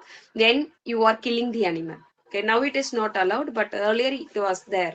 So this person used to kill animals, wild animals. For example, once he goes and hunts a bear, and then he stuffs things and then makes it as a live deer, and then a bear, and then he sells it. So this is his job nature. And once he happens to visit Nadraj to get his book published with connected to a forest officer. Since he's shooting wild animals, he has good connection with the forest officers, and then so this man has good connection with the forest officer, and so he seeks Nadraj help to get his book published. That is how they become friends. Once Vasu visits the printing press of Nadraj, he is impressed by the building because Nadraj hasn't used some portions of his building. So Vasu has asked for his business. Nadraj also allowed, without knowing the consequences, allowed him to stay. After some time, the inhabitants of the building becomes a trouble for Nadraj. For example, Vasu keeps things inside his office. For example, he keeps the stuffed Garuda, the stuffed bear. All this makes him frightened. Sometimes even a snake. So when he sees all these animals appears to be real animals, Nadraj is getting aback. He cannot tolerate it. So he wants Vasu to be shifted to another building. He doesn't want he to be occupied in his space. But Vasu is not a kind of person who can give up things so easily.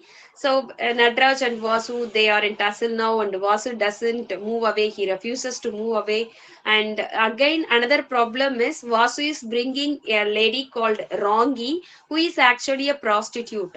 All these he cannot digest. Nadraj cannot digest, but you cannot make Vasu also to move away. And in another incident, when Nadraj comes to know that Vasu is very cruel. For example, Vasu and Nadraj, they go together to the forest, and then Vasu moves away to shoot a tiger, and he forgets about Nadraj's presence, and then he moves away. Nadraj has no money to come back, and then he has to take a bus, and he has no bus fare to be paid, and he struggles a lot to come back, and also he doesn't know the way to come back to his own place. So for all these troubles, he doesn't like Vasu. And the next day he finds Vasu carrying the dead tiger, removing all the internal organs of tiger and stuffing the tiger to be for sold. So all these are okay, but when this Rangi, the prostitute, is brought, and he cannot understand that. So Nadraj wants to face things very legally, so he approaches a lawyer. The lawyer is also very cunning and a corrupt person, and he doesn't pay for the wedding cards that he's purchased from Nadraj's office, and instead, he is not removing Vasu's office from his place. So all these things added, and finally, when Nadraj is trying to publish a book on Lord Krishna, because he has a poet and he himself is a strong, pious, religious person. That is why when the Garuda is stuffed, whom he considers as a god, symbol of God. According to Hindu, Garuda is a kind of a symbol of God. Okay, but here when he sees all these animals are killed cruelly and treated in the other way, he cannot digest that. So when things go like this, he decides, Nadraj decides to publish a book on Lord Krishna, and for that he has organized a procession using a temple elephant. So the temple elephant procession begins on behalf of the publication of a new book on Lord Krishna. Knowing this plan, Vasu is planned to kill this animal. the elephant, temple elephant. By knowing this, Nadraj is very shocked, and then Nadraj goes and pleads, Vasu, whatever you do, everything is all right, but you cannot kill a temple elephant, which we cannot accept. Please, don't do that. And this is how he plead to Vasu, but Vasu refuses. He has a plan to kill the temple elephant when the procession begins. So he was waiting there at the spot where he is ready to shoot the temple elephant. Nadraj doesn't come to the place because he has arranged the procession and he was quite okay with it, and then he goes to his home. Meanwhile, when Vasu was waiting for the temple elephant to come near him so that he can shoot, he was attacked by mosquitoes. Actually, he usually at night time, this is quite common, no, mosquitoes biting. And so this man was trying to hit a mosquito on his head. When he was doing that, that blow was a little heavy, and then he dies on the spot. When you ask things like how is that possible, it may not be possible, but RK Narayan, one of the person who is known for his humor, pun, and all that. So maybe he wants to tell a kind of a moral value, and that is why he has set the story in this way. So while hitting on his head to attack or to kill the mosquito which is biting him, Vasu happened to hit his head very hard, and so he died on the spot. People suspected Nadraj that Vasu might have been killed by Nadraj, but as you know, Nadraj is not a culprit. But later it was explained by everyone, and Nadraj was out of doubt about this. Later, actually, this can be connected. There is a character, a mythical character called Bhasmasura, who dies on touching his own head. That is how he got a boon from the god. So Vasu is also a kind of asura, a bad person, an evil person who is actually the man eater who eats Natraj, not only Natraj, even the animals, even the other human beings. So Nadraj is also affected very much by Vasu. So Vasu is compared to Bhasmasura, who kills himself for his own evil actions. So this is the story of um, the novel. Actually, the intention is the corruption of the society in the then period is explained here. How corrupted the society was, because the journalist was corrupt. I mean, the lawyer was corrupted. The journalist was very much upset with the corruption and other things. So people were full of corrupt ideas, evil ideas, and that affect the common public. So that is the idea behind this novel. And I move on to the next story, Rohinton Mysteries, Such a Long Journey.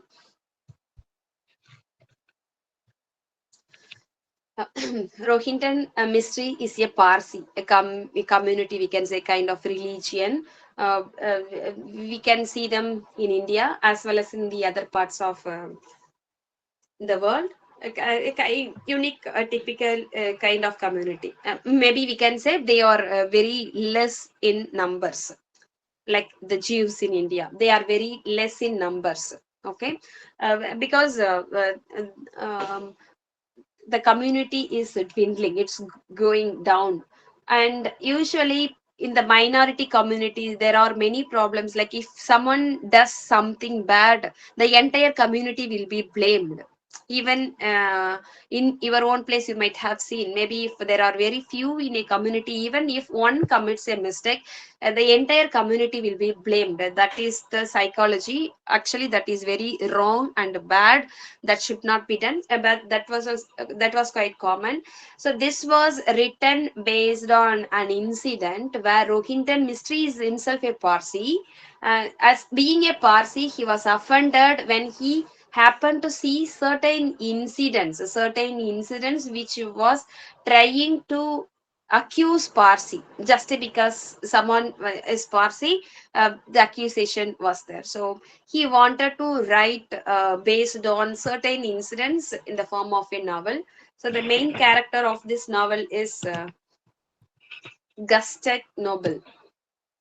Gusted Noble.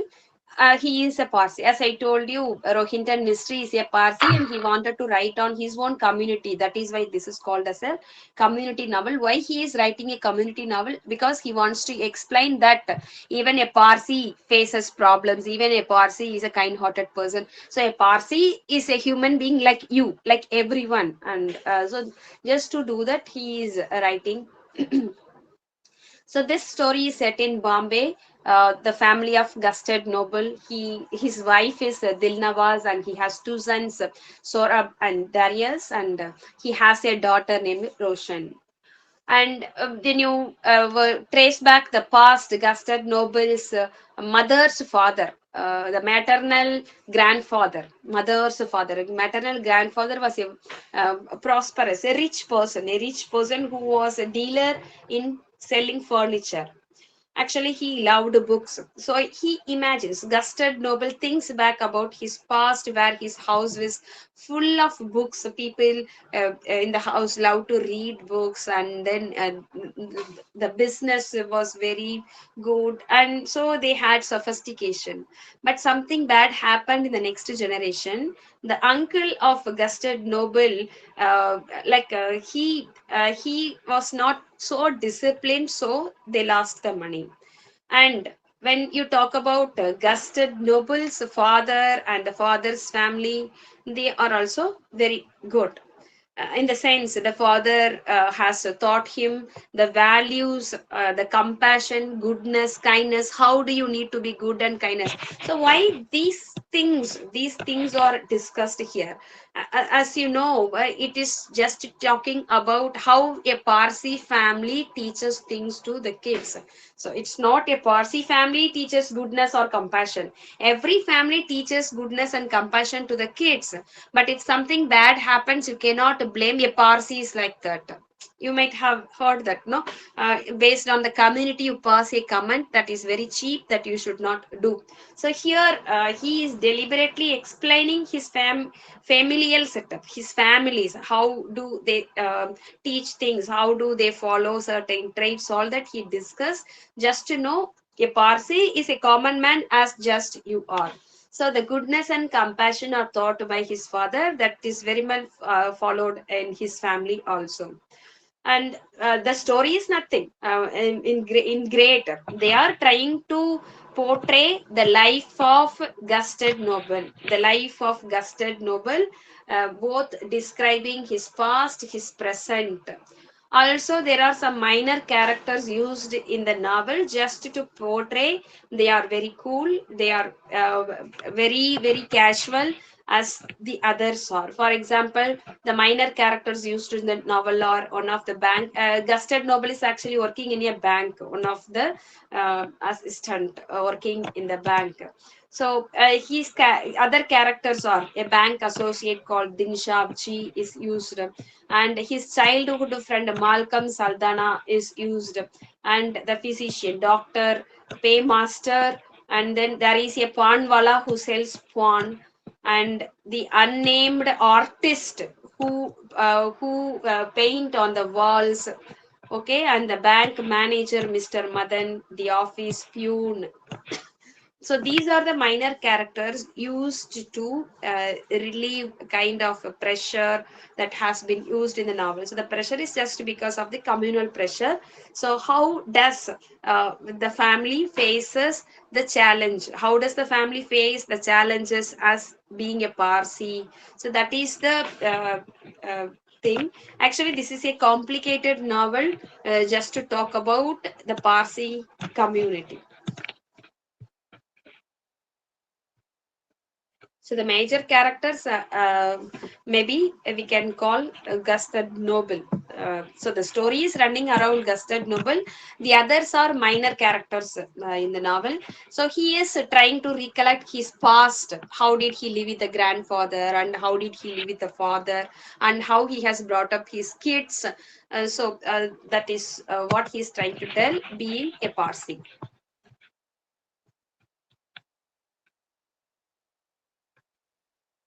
Okay, I move on to the next novel, Anita Desai's Baumgartner's Bombay. Anita Desai was born in India. She studied sometime in India, and then she uh, uh, moved to the Western countries and then settled there. So she had her education both in India and the Western countries, and she settled there. She is one of the writers. Sometimes can be called as a writer of migration. She is a migrated writer. She moved from India to the other country. Writers usually call them as migrated.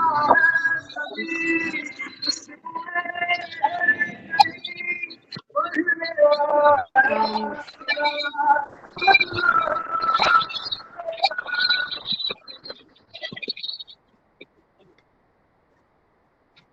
okay.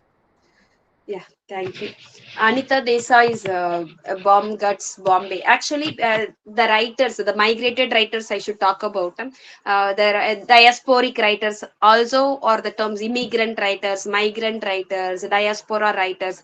These are the terms. Sometimes expatriates. So these are the terms used for the writers who own a mother country but settled in some other country. Anita Desai comes under this category.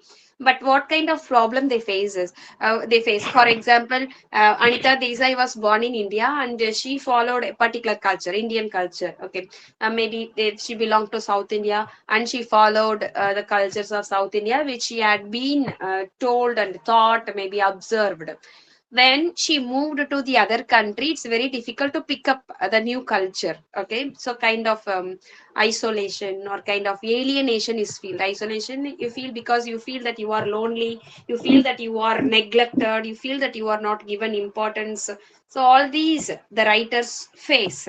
Whether the other society, maybe if someone is settling in America, maybe if someone is settling in England, the country may not accept you as wholeheartedly. For example, they will look at you as an Indian.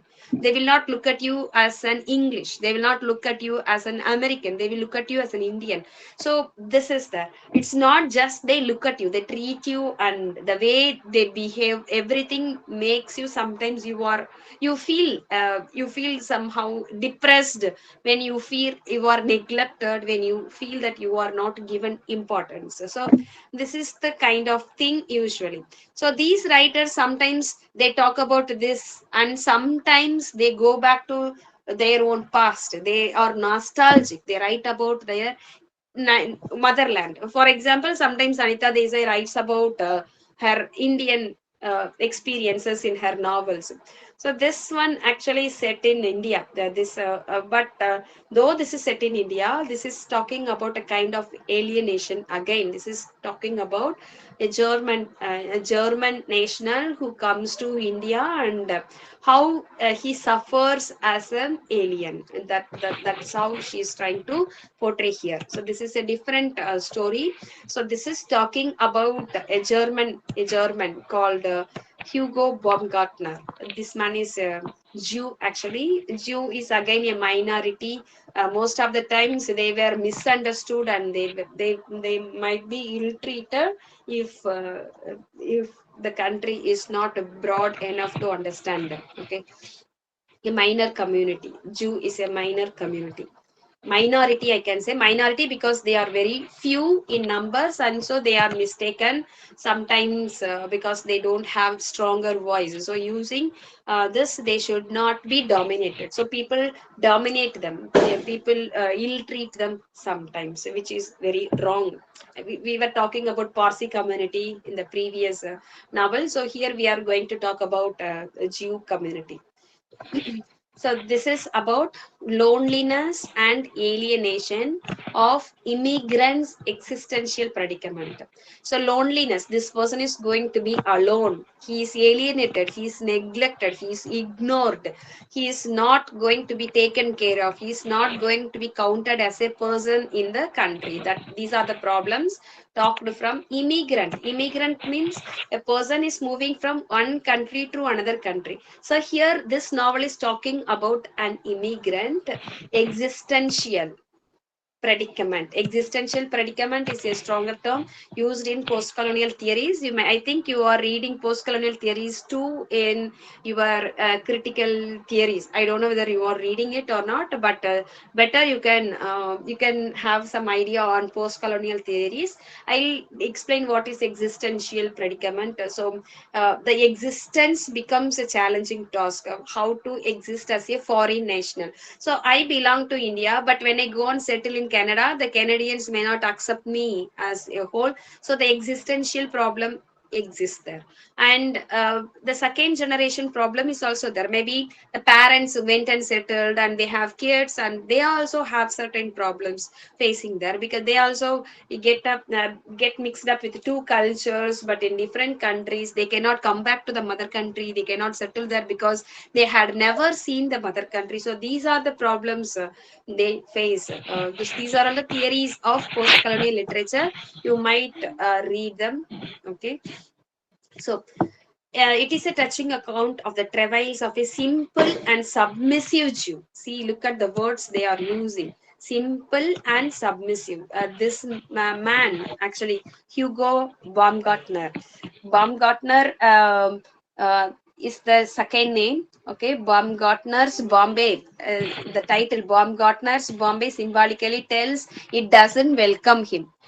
Bombay doesn't welcome Baumgartner in with wide open arms. Okay, that is the sarcastic, ironical title behind it. So this character, this is the hero of the story, Hugo Baumgartner. This man is from Germany, and he comes at the age of he is coming to India. So Germany to his death at the old age of 17. Up to his 70 years old, he is staying in India. He is staying from his child age to up to his death.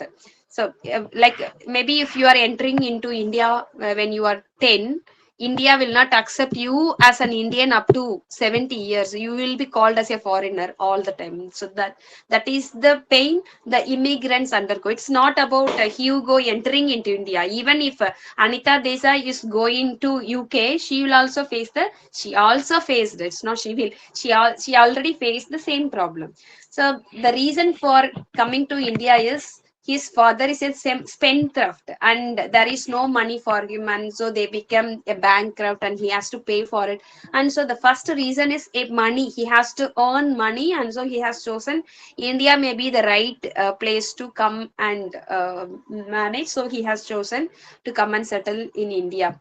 And then there is no safety in Germany because he's a Jew. I think you know the history of Hitler, Germany, and Jews. Hitler killed thousands and thousands of Jews together just because they are Jews. There are no other reasons. Hitler killed even the kids. Even if he finds a 1 year old baby or a 6 months old baby, and if he finds that he's a Jew, he will kill it. So that kind of person Hitler is. So due to safety reasons, Hugo doesn't want to stay in German, so he comes to India. So these are the two reasons he comes to India. But once he enters, it's very difficult for him. He feels that he doesn't belong to India. Once you move to a new country, you definitely will feel that it is not your country.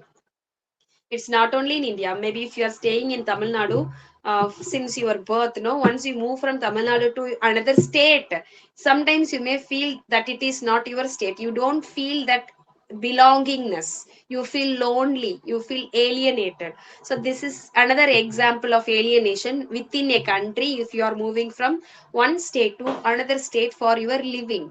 Similarly, here this man, Hugo Baumgartner, he feels that his friends also cheated him. Okay, for example, Habibullah and Chinmanlal are the two sons of his friends. They cheated him, so that kind of cheat he didn't expect.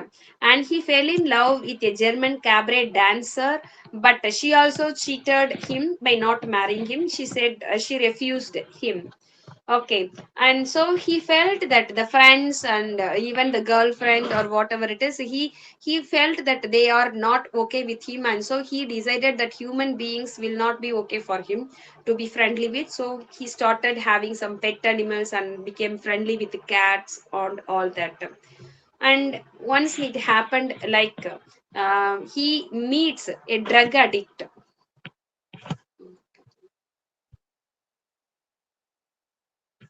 Yes, he meets a drug addict, and he pities, and so he is helping him. He feels pity for a drug addict, so he was avoiding all the human beings, but after some time he realizes that a drug addict, a small boy, he needs some help, and so he is bringing him home, and then he is giving him food and allowed him to take rest.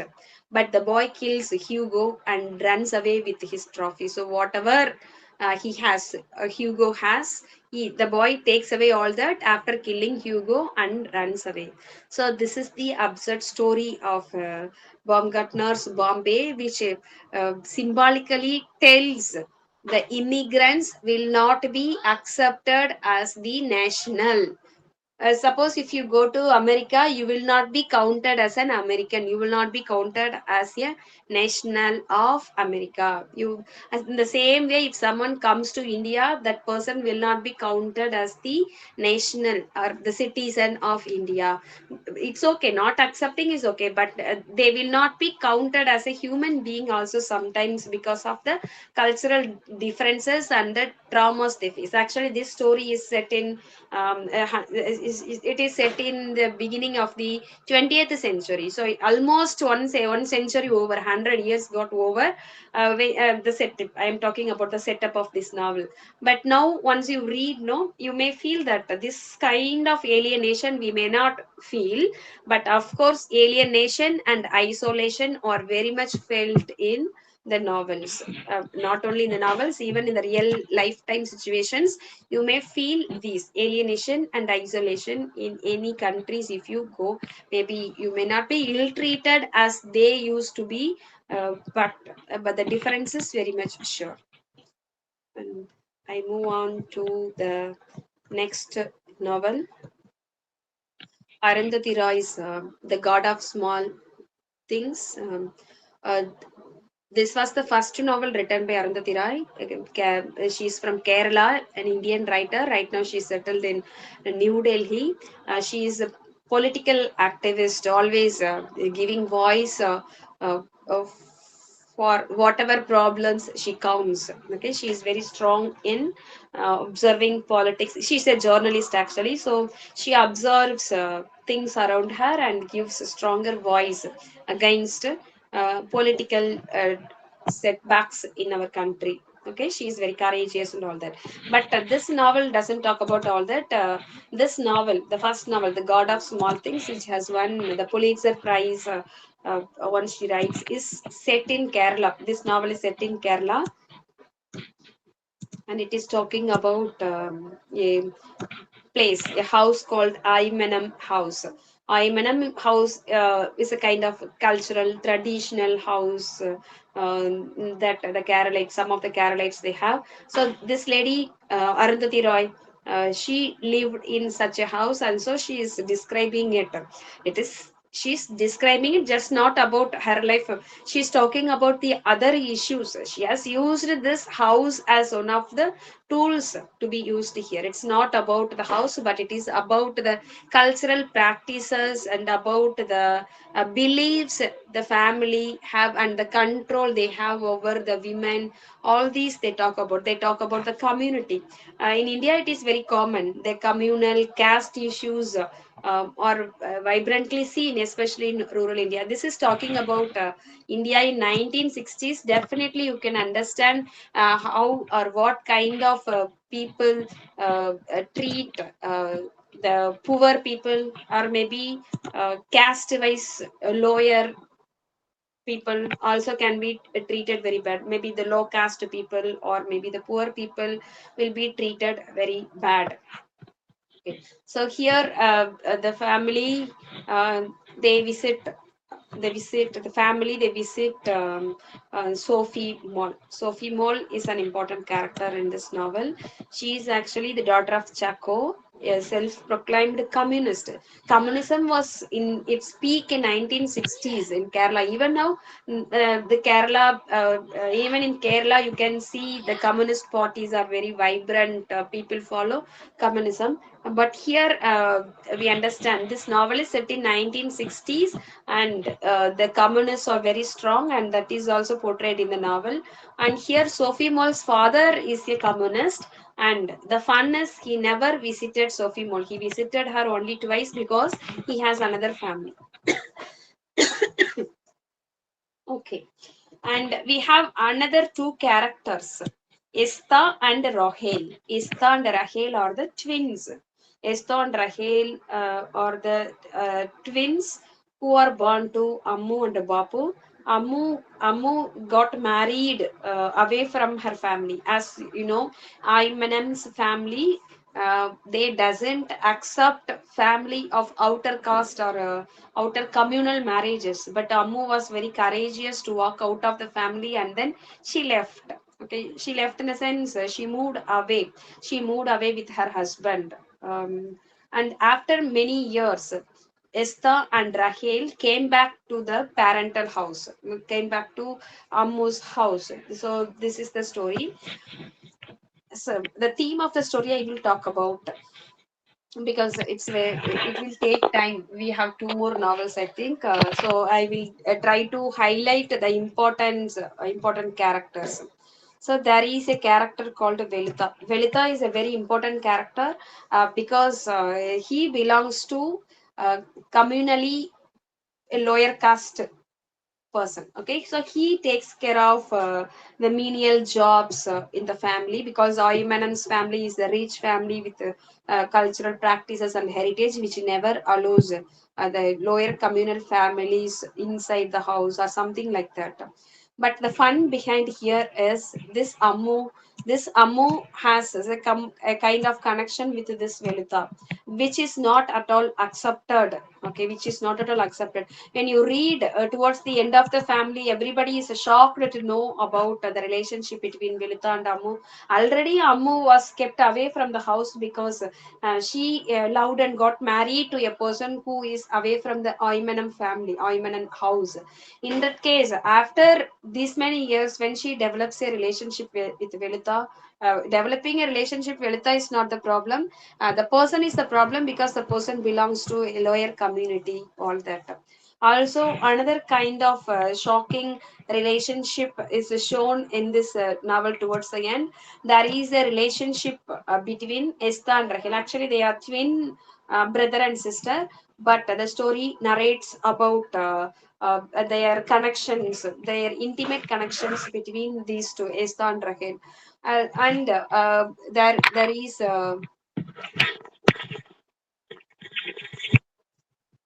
so there is a mysterious death of Sophie Moll. When Sophie Moll is trying to cross Esther and Rahel to cross the river, Esther happened to drown, and then Sophie Moll is blamed for killing Esther. So all that happens actually.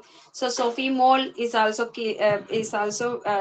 died, and towards the end, Velita is attacked and killed because accusing that Esther is died because of Velita. So Velita is killed towards the end of the novel.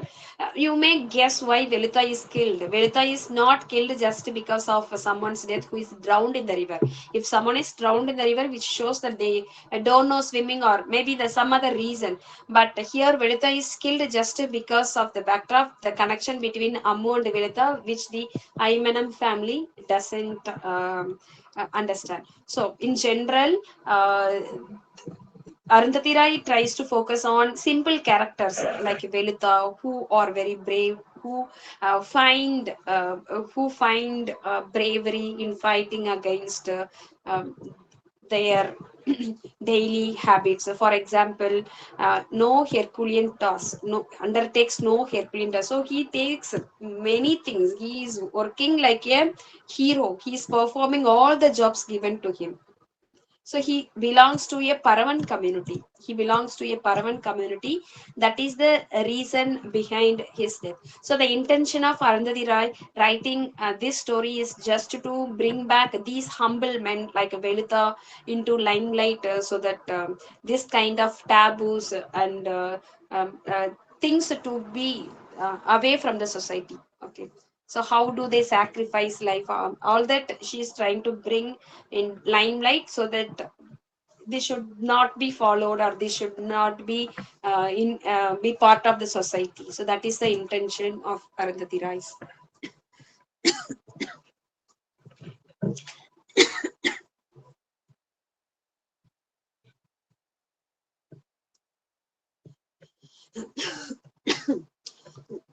Since we are running out of time, I will try to complete the two novels. Otherwise, no, it will be lagging behind, because in the other classes also we are going to read novels. Again, we may lag time. So, Small Remedies is Small Remedies is a novel by Shashi Deshpande. I remember we were talking about Gauri Deshpande yesterday. Gauri Deshpande is the daughter of Shashi Deshpande. Shashi Deshpande is a senior writer, a feminist writer who has written Small Remedies. So we are reading two from the same family, Shashi Deshpande. Yesterday we read Gauri Deshpande. Okay, so Shashi Deshpande is a feminist writer, of course. Feminism in a different angle, because we were talking about Gauri Deshpande's feminism, Kamala Das feminism, from the personal aspects. For example, Kamala Das was talking about her personal ideas, personal feelings in the form of feminism. So, feminism has different angles. Here, Shashi Deshpande is trying to bring the inner conflicts of women in her writings. When you read Shashi Deshpande's novels, you can read how the women struggle and how they are brave and how they are overcoming their problems in a much better way. So the stronger women or the strength points of Shashi Deshpande's novels. So she constructs stronger women's who you cannot see they fight in front of your eyes. Their struggles are observed. You can observe when you read them, when you observe them. They don't fight directly, but their inner minds conflict. Okay, so that kind of feminism you can find in Shachi Deshpande's novels. So this story is about Madhu. The main character is Madhu. So this Madhu is actually interweaving. This Madhu has multiple personality in her life. Okay, for example, she was a motherless daughter of a successful doctor in Nemagan. So that is the fun behind it. She is a motherless daughter. Why motherless daughter? You understand? She's a motherless daughter. She has no mother. Okay, her friendship that time with Yamuni, so she faces many problems. So if you don't have mother, your bringing up will be different, something like that. So she has been friendly with Munni and Savitri boy's daughter. So she has some friend with them, and then she is moving to Leela.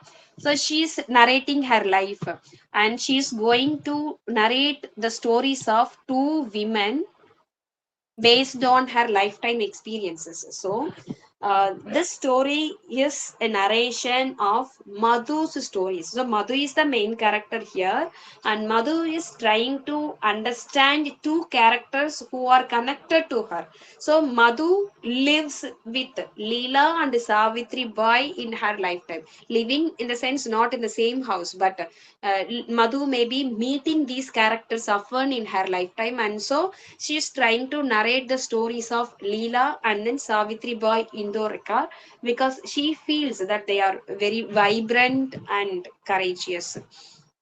Okay, so Madhu's life as a motherless daughter, that I have touched upon. I think just a minute, if there is some font problem which I feel difficult.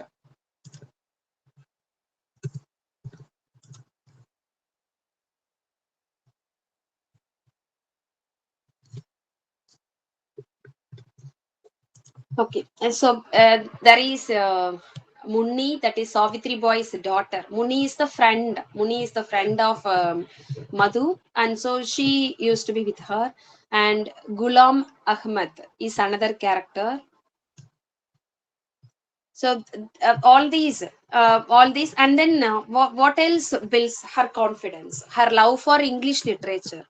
So Madhu chooses English literature as her passion, and so she starts reading books, and then she is spending time in that way, and she becomes the assistant editor of City News, and she becomes friendly with some people called Tony's friends, Chandru and Som, and she gets married to Som. So all these happen in her life.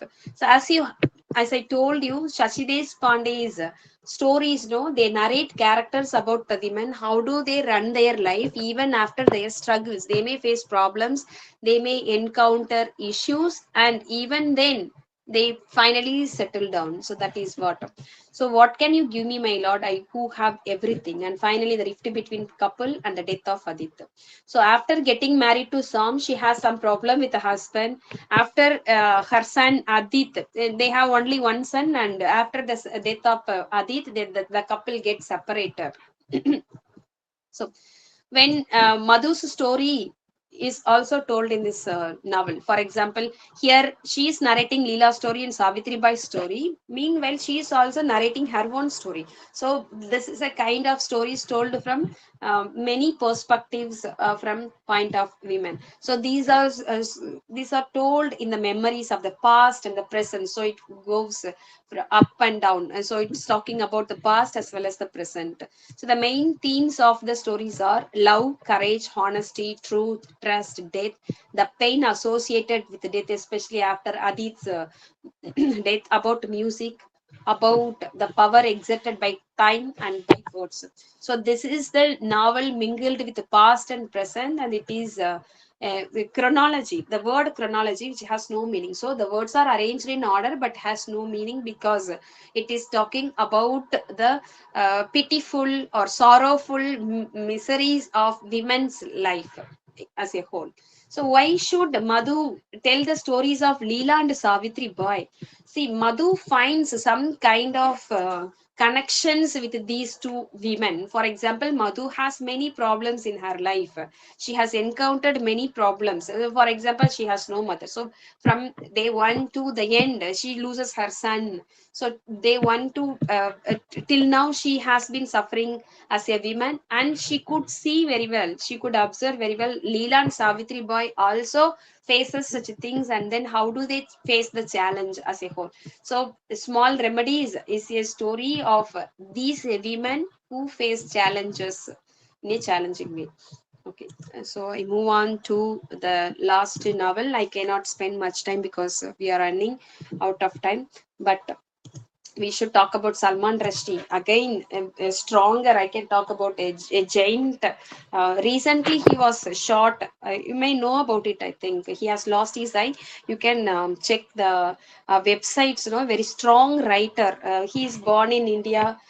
During partition, he was in Pakistan. So he shares three kinds of nationality. He claims three nationality because after partition, he didn't know. He got confused whether he belonged to India or Pakistan, something like that. So before partition he was in one country, after partition he was announced that he is a Pakistani. So all that he moved to India then, and then there was a threat, he was very bold and brave enough to write down especially about his own community. He belongs to a Muslim community, and he was very bold enough to write about his own community, and then he was given life threatenment, and so he fled to UK. Even in UK now, right now, last year unfortunately he was shot, but luckily he lost only one of his eyes. Even then he wrote back, and then he published his books, and then he was giving interviews. No, he was in his 70s now. He's a little aged, but he is very very stronger even now, and then he is not giving up his ideas, and he faces, even if I lose my eyes I don't mind, but I tell the same points again and again. So it's such kind of a writer who has guts, I can say, the most So this novel, The Moor's Last Sigh, is about a Portuguese merchant family. The life of a Portuguese merchant family. How does the family rise? Maybe they become popular, they become rich. How do they grow? And then how do they fall? So this is set in southern India. As you know, no, he was an Indian. He is an Indian actually. He moved to UK and he settled there, and he cannot come back because he will be killed. That is why. So that is why he fled. He didn't want to come here because he felt that he had no freedom to speak what he wanted to tell in this country. It's not like he hated India, but he wanted to speak out. Freedom of expression will not be here. So that is why he did not come back. That is very very bad, you know. Okay. So he's focusing on the period 1900. This is talking about ancient history. I think you may know about the Portuguese settlers came to India, and then only the British came. So the Portuguese and the French. So the many people came and settled in India. So this is simply talking about a merchant family who came here for their living. So it is talking about ancient history, modern life, fantasy, and tragedy. It is a satire also. Satire means indirectly mocking on something. Um, he is actually talking about how